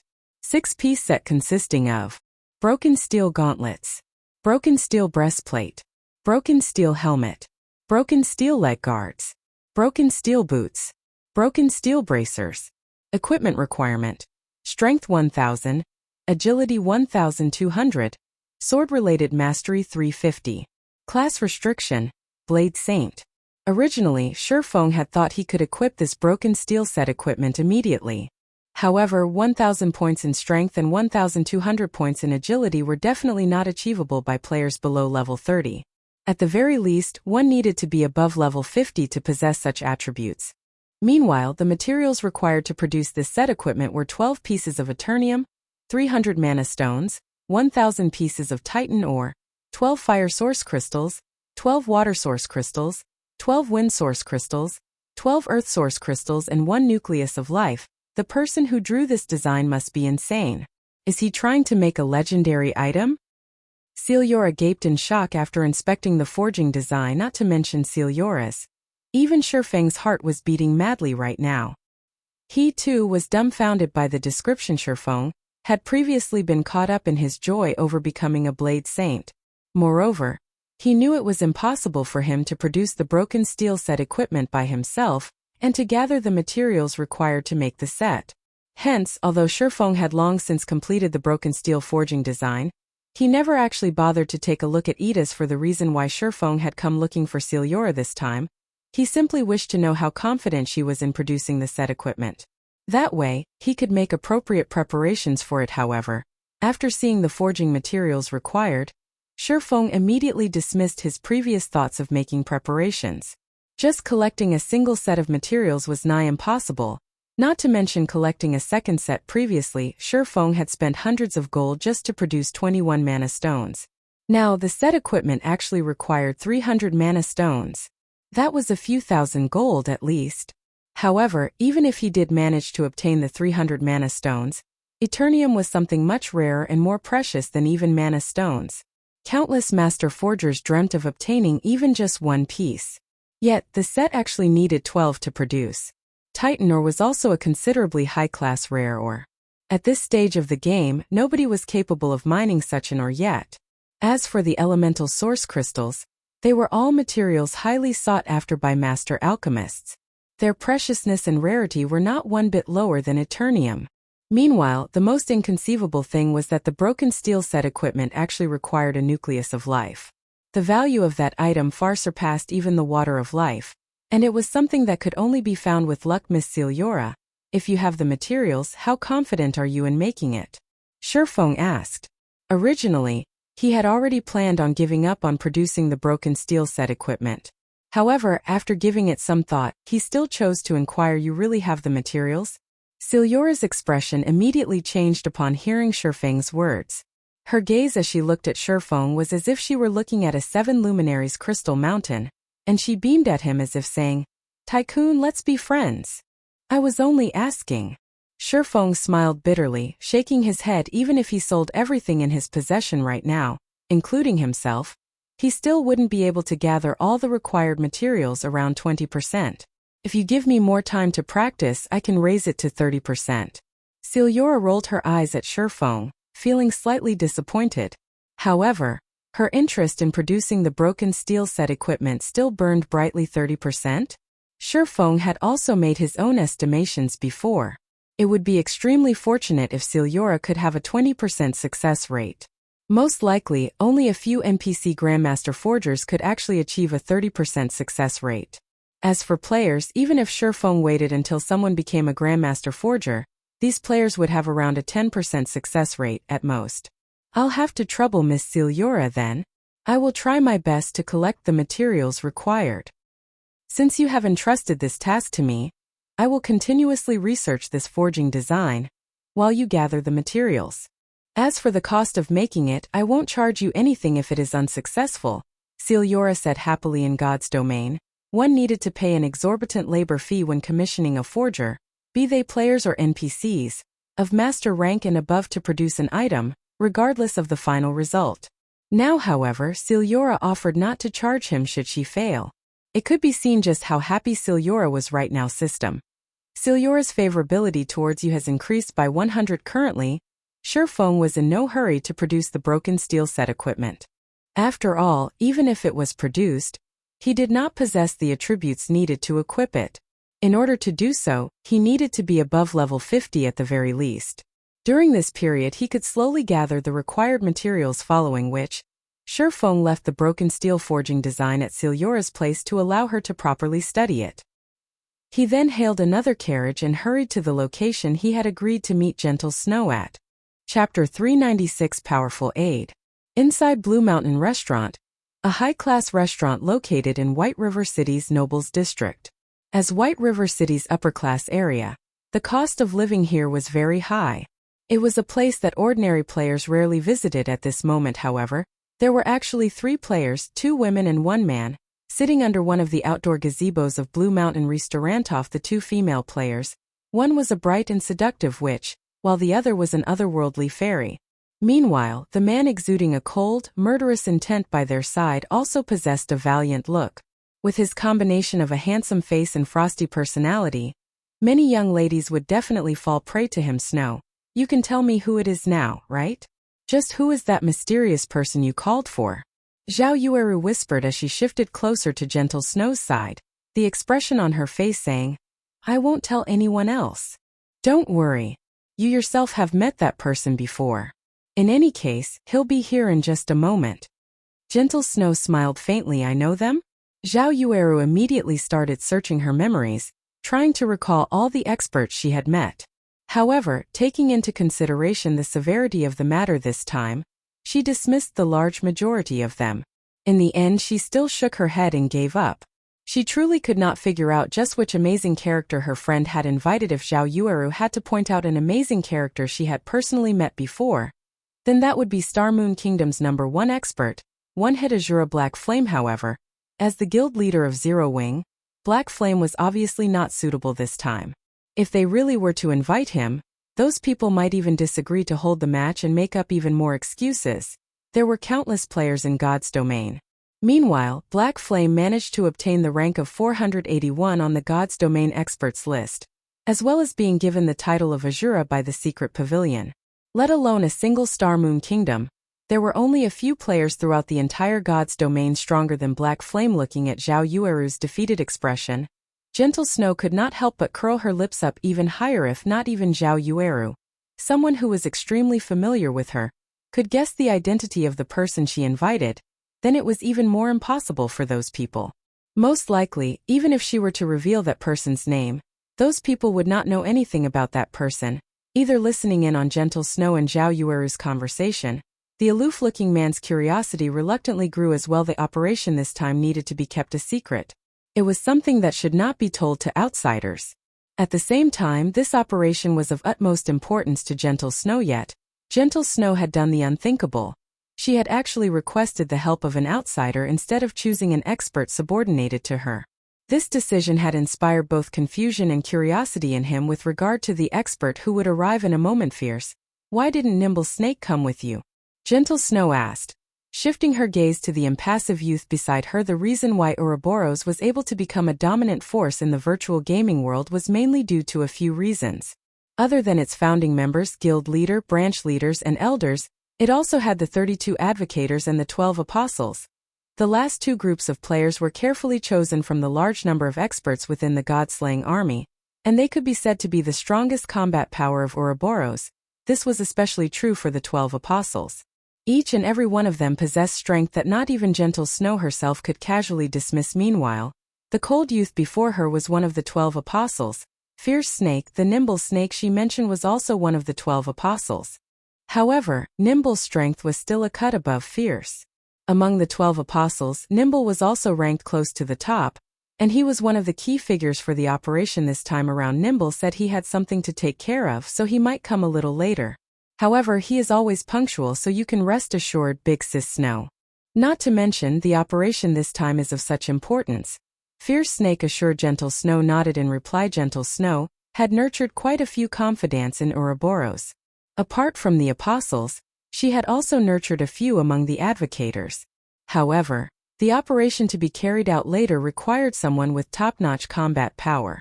Although the advocators were also very strong, they were still not comparable to the apostles. She could not afford to be careless in the operation this time. If she failed, the results would be irreversible, hence why she had called for Fierce Snake and Nimble Snake. In addition, out of worry that her plan might fail due to unforeseen circumstances, she had even invited Yifeng. After Gentle Snow's group of 3 chatted for a while, a man wearing a black cloak came walking over. Zhao Yueru, who had originally been idle and bored, immediately widened her eyes in shock upon seeing who was approaching. Unable to help herself, she said, "Snow, don't tell me he's the person you invited." "Of course. Who else do you think I would invite?" Gentle Snow chuckled lightly as she stood up to welcome that ordinary-looking man. Meanwhile, the identity of this ordinary-looking man was none other than Shifeng. Zhao Yueru possessed a certain understanding of Yifeng's strength. Although she felt a little hatred for the man, she could not help but admit that Yifeng was indeed very strong. If it were any other person, they would definitely be fooled by that ordinary appearance and aura of his.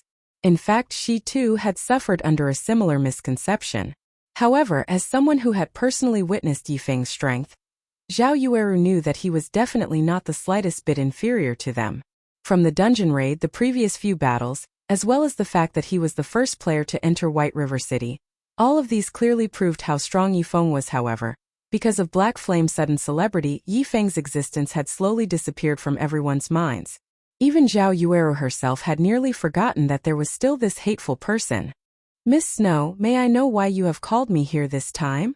Shifeng was somewhat curious about the reason for Gentle Snow's latest invitation. Previously, Gentle Snow had always been tight-lipped on the matter, so Shifeng had not asked about it. Now that the operation was set to begin, he needed to at least understand what they were to do. "Of course, if Miss Snow feels it inconvenient to speak, you need only tell me what you can. Since you're already here, there is naturally no need to keep this matter a secret any longer. It is a competition. 5 people, 5 matches, the first to win 3 wins the competition. I have invited you here to defeat 1 person on the opposition team. The remuneration is 20 million credits. Gentle Snow said truthfully. 20 million. Shifeng was greatly shocked upon hearing this amount. Previously, Gentle Snow had already paid 5 million upfront just to have him show up. With this additional 20 million, the total would come to 25 million credits. Wasn't it just a competition? Was there a need to be so extravagant? There were countless people in the world who could not earn 1 million credits even after working for their entire lives. Yet, with just a few words, Gentle Snow had casually spent tens of millions. Comparisons were indeed odious. Originally, Shifeng had thought he could be considered a relatively wealthy person. Now, in comparison to Gentle Snow, he was practically a pauper. Of course, 20 million is just the basics. Depending on the opponent's strength, I can further increase the remuneration. Gentle Snow nodded. "Okay. I accept this condition." Shifeng was naturally very satisfied with this deal. Currently, Zero Wing had just started its development, and Shifeng needed money for all aspects. Yet, he also could not constantly convert his coins into credits. Hence, this 20 million could definitely be considered a timely injection of funds. Upon Shifeng's agreement, Gentle Snow sighed in relief. With a great expert like him around, things should proceed much more smoothly later on. However, before she even had the time to feel joyous, She suddenly received a message. When she read this message, her expression immediately turned grim. At this moment, everyone beside Gentle Snow could feel a bone-chilling aura emanating from her. Chapter 397, A Different Outcome. Snow, what happened? Zhao Yueru asked. She knew Gentle Snow well enough to notice the change immediately. Seeing Gentle Snow's icy expression, Zhao Yueru knew that her friend was furious. Gentle Snow had always been a very calm person. She was not easily angered. Now, however, a single message had enraged her. Something big must have happened. Even Shifeng, who was not particularly familiar with Gentle Snow, could tell that the woman was furious. However, as an outsider, it was not appropriate for him to ask. After reading the message, Gentle Snow first felt anger, but soon she seemed to deflate. Seeing this, Shifeng could tell that Gentle Snow wanted to say something but struggled with how to express her thoughts. There are many challenges throughout life, and for most, one must face them alone in the end. Gentle Snow revealed a faint smile as she forwarded the message to Zhao Yueru. Nimble Snake. This inhuman, heartless animal. To think that we took care of him when he was at his lowest, provided him with resources, and even helped him become one of the 12 apostles of Ouroboros, yet he actually became someone else's lapdog. The next time I see him, I will break all 3 of his legs. Zhao Yueru bellowed the moment she finished reading the message. Big Sis Yueru. Maybe this is a misunderstanding? Big Sis Snow taught and nurtured him personally. They're nearly blood siblings. How could he possibly betray her? Fierce Snake said, astonished when he heard Zhao Yueru's words. Nimble Snake was normally very appealing when in Gentle Snow's presence. Moreover, he had always been earnest and honest. He was also very loyal.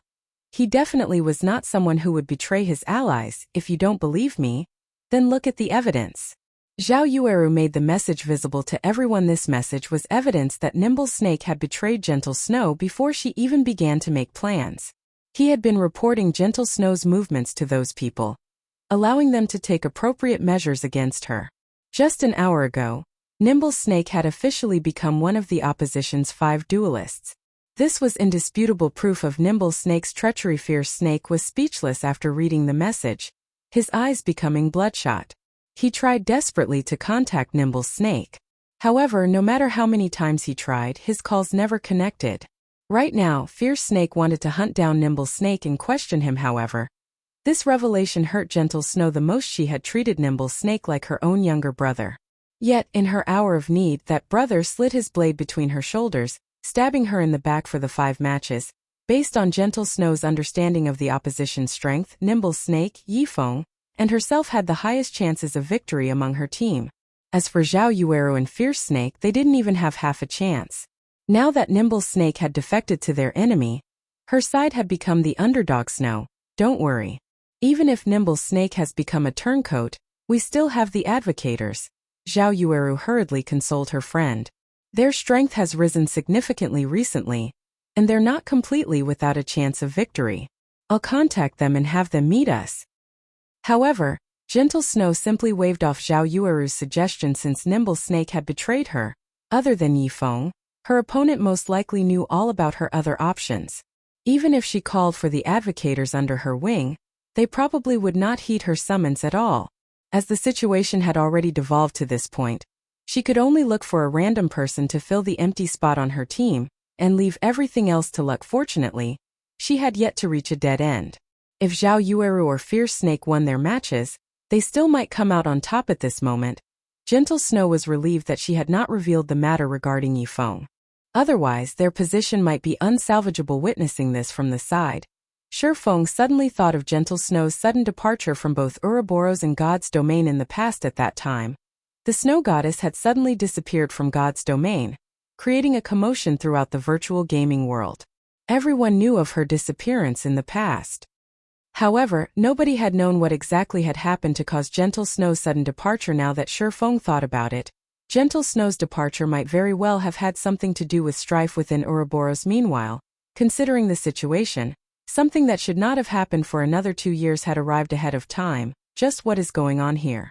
Originally, Shifeng had avoided obtaining the first clear of the Land of Death, precisely because he was afraid of altering too much of history, making it more difficult for him to control the flow of events. However, the butterfly effect had still occurred. Moreover, history was even rapidly evolving in the worst possible way. If Gentle Snow left the virtual gaming world right now, Zero Wing would lose a reliable ally. Meanwhile, the other guilds would begin to target Zero Wing. This was not a future Shifeng wished to see, since history's development was already out of his control. Shifeng no longer intended to suppress himself. He might as well alter history further and open a better path for himself in the future. While Zhao Yueru attempted desperately to contact people and Gentle Snow planned to look for a random substitute, Shifeng suddenly walked up to them. Miss Snow, if you need an expert, I can recommend one, Shifeng said. Gentle Snow's eyes immediately lit up upon hearing Shifeng's words. Zhao Yueru, on the other hand, simply rolled her eyes at Shifeng, saying, Yifeng, stop messing around.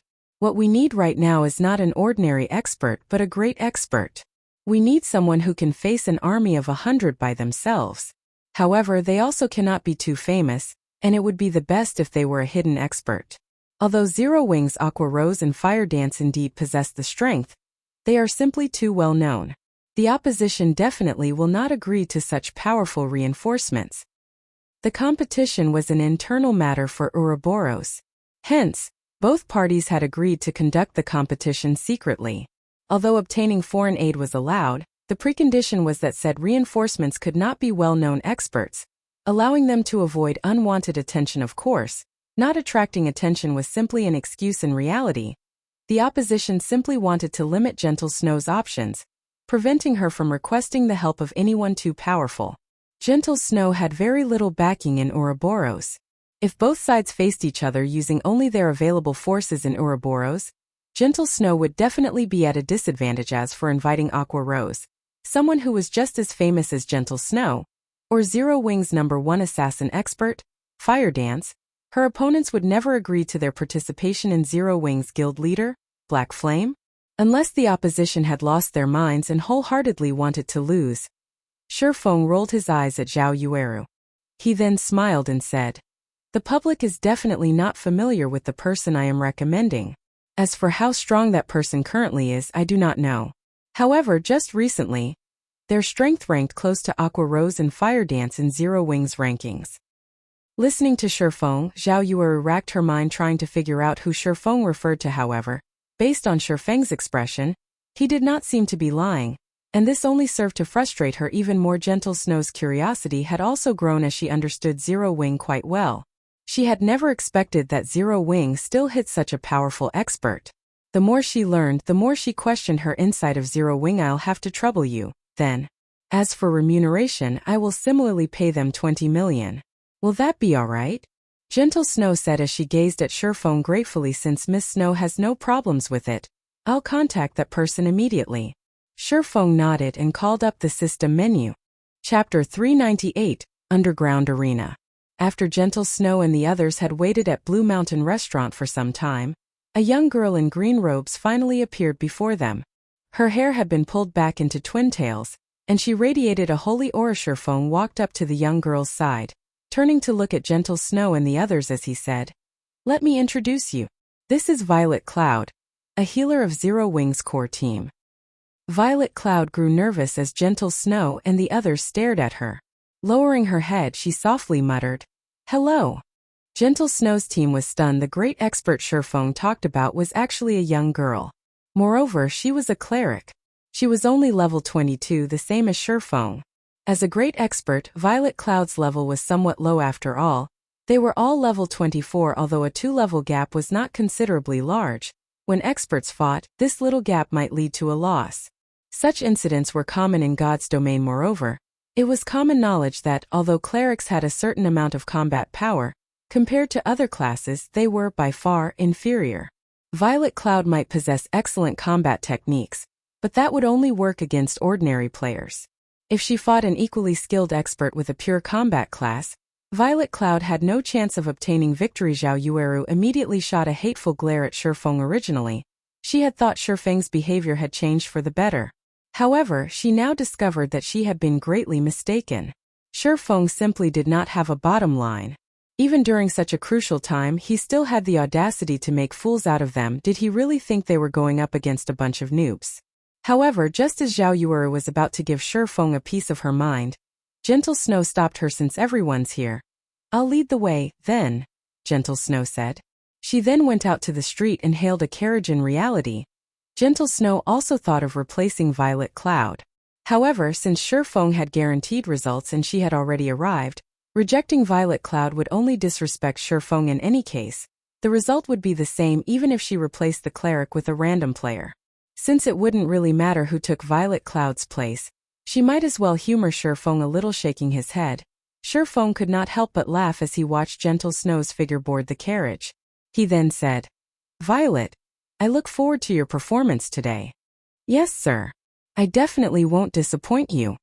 Violet Cloud nodded with determination, following which, the two boarded the carriage as well. Shifeng was very familiar with Violet Cloud's combat techniques. She was a first-class cleric in Zero Wing. Only, due to the limitations of her initial class, she could not display her strength fully. Now that she had successfully become an astromancer, however, things had changed. Moreover, until now Gentle Snow and the others had failed to notice one thing. He and Violet Cloud were no longer Tier 0 players. They were now Tier 1 players. Of course, a player's tier would not reveal itself to a basic identification skill. One required an advanced identification skill. It was also because of this that advanced identification skills became must-have skills later in the game. If one unknowingly provoked a high-tiered player, it would be too late for regrets. After all, the gap in tiers was much wider than the gap in levels at this stage of the game. Players rushed to level up and raid dungeons. It was even more so for the members of the various guilds. Nobody had the time for their class change quests.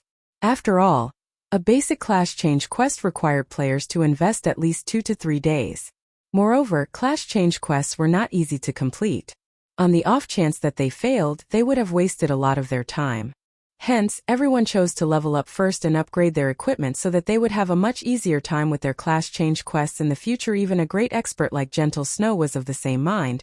There was also another reason why nobody was in a hurry to challenge their class change quest. Everyone still lacked a clear understanding of Tier 1 classes. They did not know just how much of an improvement a Tier 1 class could provide. Hence, none of the guilds in God's domain were in a hurry to push their members to complete their class changes. They all focused on claiming the first clear of dungeons, setting aside their class changes for now. 2 hours later, Gentle Snow led everyone to Star Moon City's underground arenas. The underground arena was a holy land for players who loved PvP. During the later stages of the game, it was also a place to make a lot of money. Countless players would come to watch the fights here, and many of these spectators would bet on their favorite players. Meanwhile, the winners could receive a commission from the bets. The underground arena was also separated into a few different areas. There was the basic area, advanced area, and special area. Meanwhile, the commission players could obtain and the conditions to enter each zone were different. In the basic area, any player could enter to watch or participate in the fights. The advanced area was slightly different. If players wished to watch the fights there, they needed to pay a small fee. Meanwhile, if one wished to participate in the advanced area, they needed to face a minimum of 20 opponents in the basic area and win 80% of their matches. Victors in the advanced area would receive a commission of 1%. In other words, they would receive 1% of the total bets placed on their match. If a lot of players gambled on the fight, it would serve as a hefty income. Lastly, the victor would also receive 10% of the entrance fees. The special area had an even higher entry requirement. First, the entrance fees were much higher for the special area. As for players who wished to join the fights, they needed to have a minimum of 20 matches in the basic area under their belts, and have won 90% of their battles. However, there was another option for players to become participants in the special area: the systems test. The system had to determine a player was an expert before they could fight in the special area. Meanwhile, victors would receive a 3% commission in addition to 30% of the entrance fees in the basic area, advanced area, and special area. There was one more difference between them: the size of the arenas. Each of the arenas in the basic area could only house up to 300 people, while the advanced area could house up to 1,500 people, and the special area could house up to 10,000 people. As long as a player had sufficient strength, they could make a lot of money in the underground arenas. In the past, Shifeng had earned quite a lot from this place at this stage of the game. Although the underground arenas were not particularly popular and many of the rooms were empty, one could already see signs of prosperity in this place. In a few months, this place would definitely become very lively. Basic Room 29. This should be it. Gentle Snow looked at the number plate hanging on the door before opening it inside the room. Over 30 players had already gathered. These players all possessed very high levels. The lowest among them was level 23, while the highest was level 25. None of these players were ordinary. Nimble Snake, you traitor. You dare to show your face here. Have you forgotten who it was that helped you to achieve the wealth and status you possess today? Zhao Yueru's temper exploded the moment she saw a simple-looking youth standing among the crowd. That simple-looking youth was none other than the person Gentle Snow had spared no effort in cultivating, Nimble Snake. He was a level 24 assassin and currently, he was fully armed with the level 20 Crimson Blood set equipment, a secret silver set equipment meant for assassins. In response to Zhao Yueru's curses, Nimble Snake remained calm as he swept a glance at Shifeng and Violet Cloud. He then laughed coldly and said, Zhao Yueru, I admit that Gentle Snow has treated me well these past few years. However, as the saying goes, man struggles upwards, water flows downward. Too, since Brother Chao's team is stronger, what is wrong with me joining them? With your strength, you wish to contest for the position of guild leader? Don't make me laugh, Zhao Yueru. You, on the other hand, you are someone that Brother Chao has always liked. Join us, and everyone will be on the same side in the future. Of course, you can also refuse. When you all lose, Brother Chao can only follow the appointed rules, and Gentle Snow can forget about the virtual gaming world in the future. Chapter 399, Death Mode. Although Nimble Snake's voice was soft, his tone was sharp and unquestionable. Gentle Snow frowned upon hearing Nimble Snake's words. A cold glint flashing in her eyes. Chao Chenghua actually targeted Zhao Yueru for his own team. However, when Gentle Snow considered the matter, she could not find anything strange about Chao Chenghua's actions.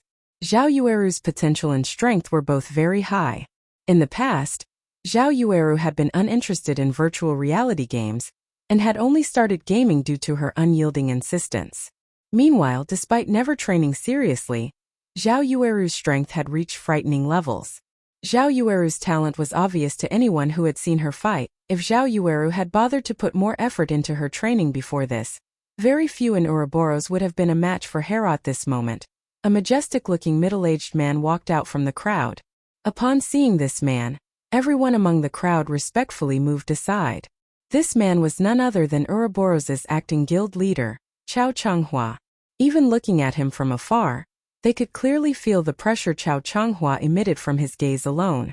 Chao Chenghua felt like a ferocious beast. Chao Chenghua was currently level 24, and he was fully armed with the level 20 Windroar set equipment, a secret silver set equipment meant for berserkers.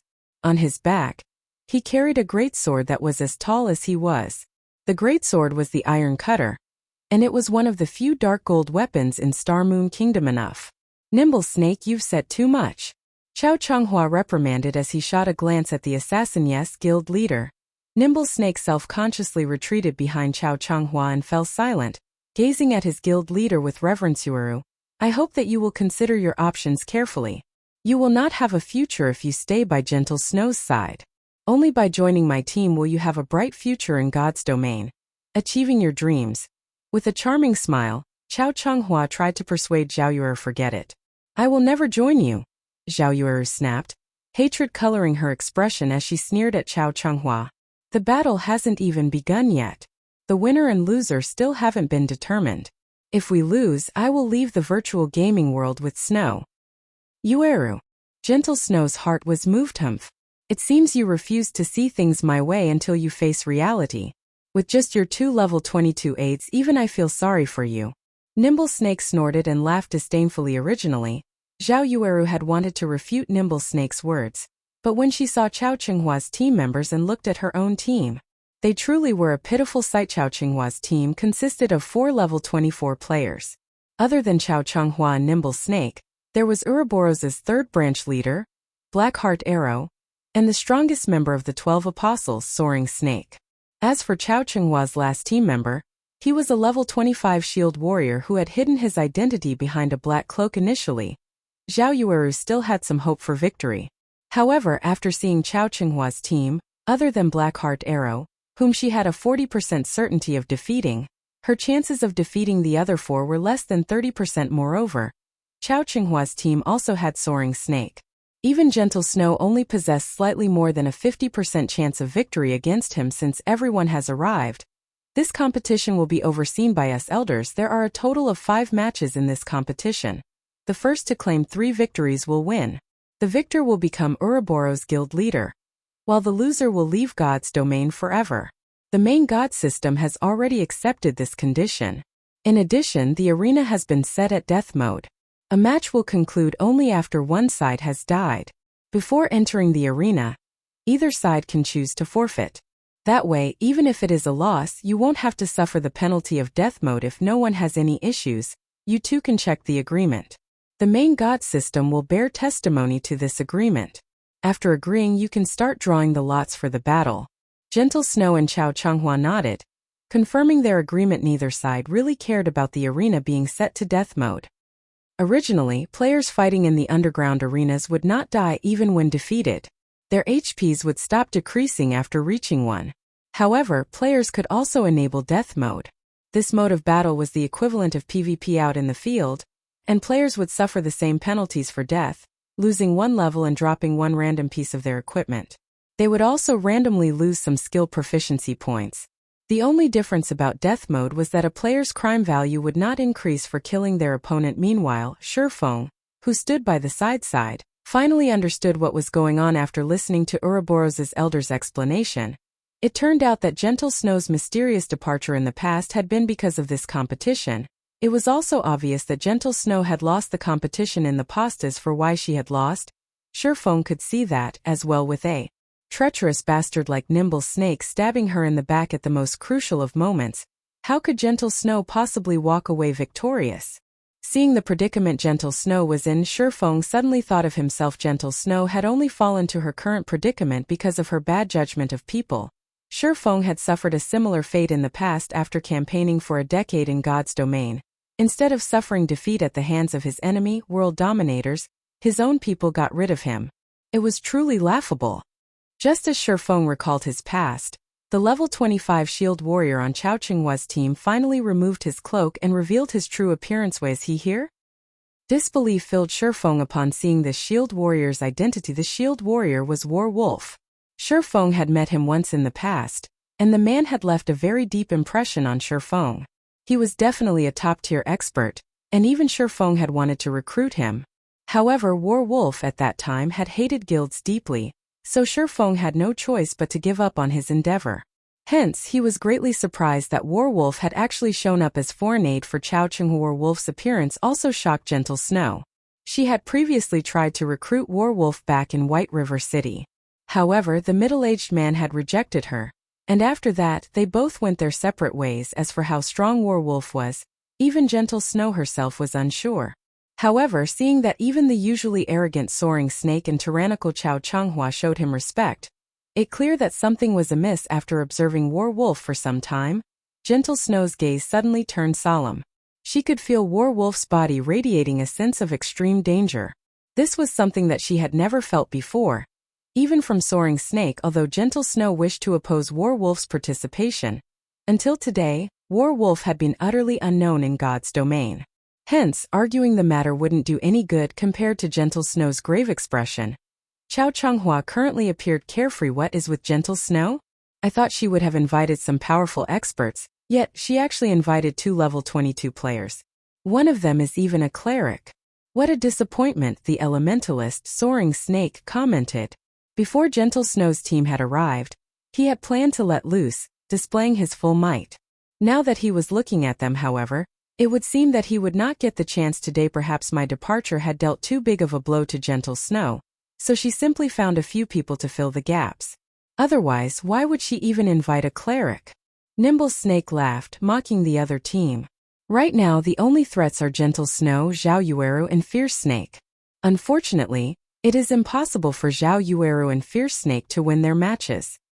Just as Chao Chenghua's group laughed, confident of their victory, the system promptly announced the players who would fight in the first match. Immediately, everyone's attention shifted towards the large screen above the arena. First match: Zhao Yueru vs.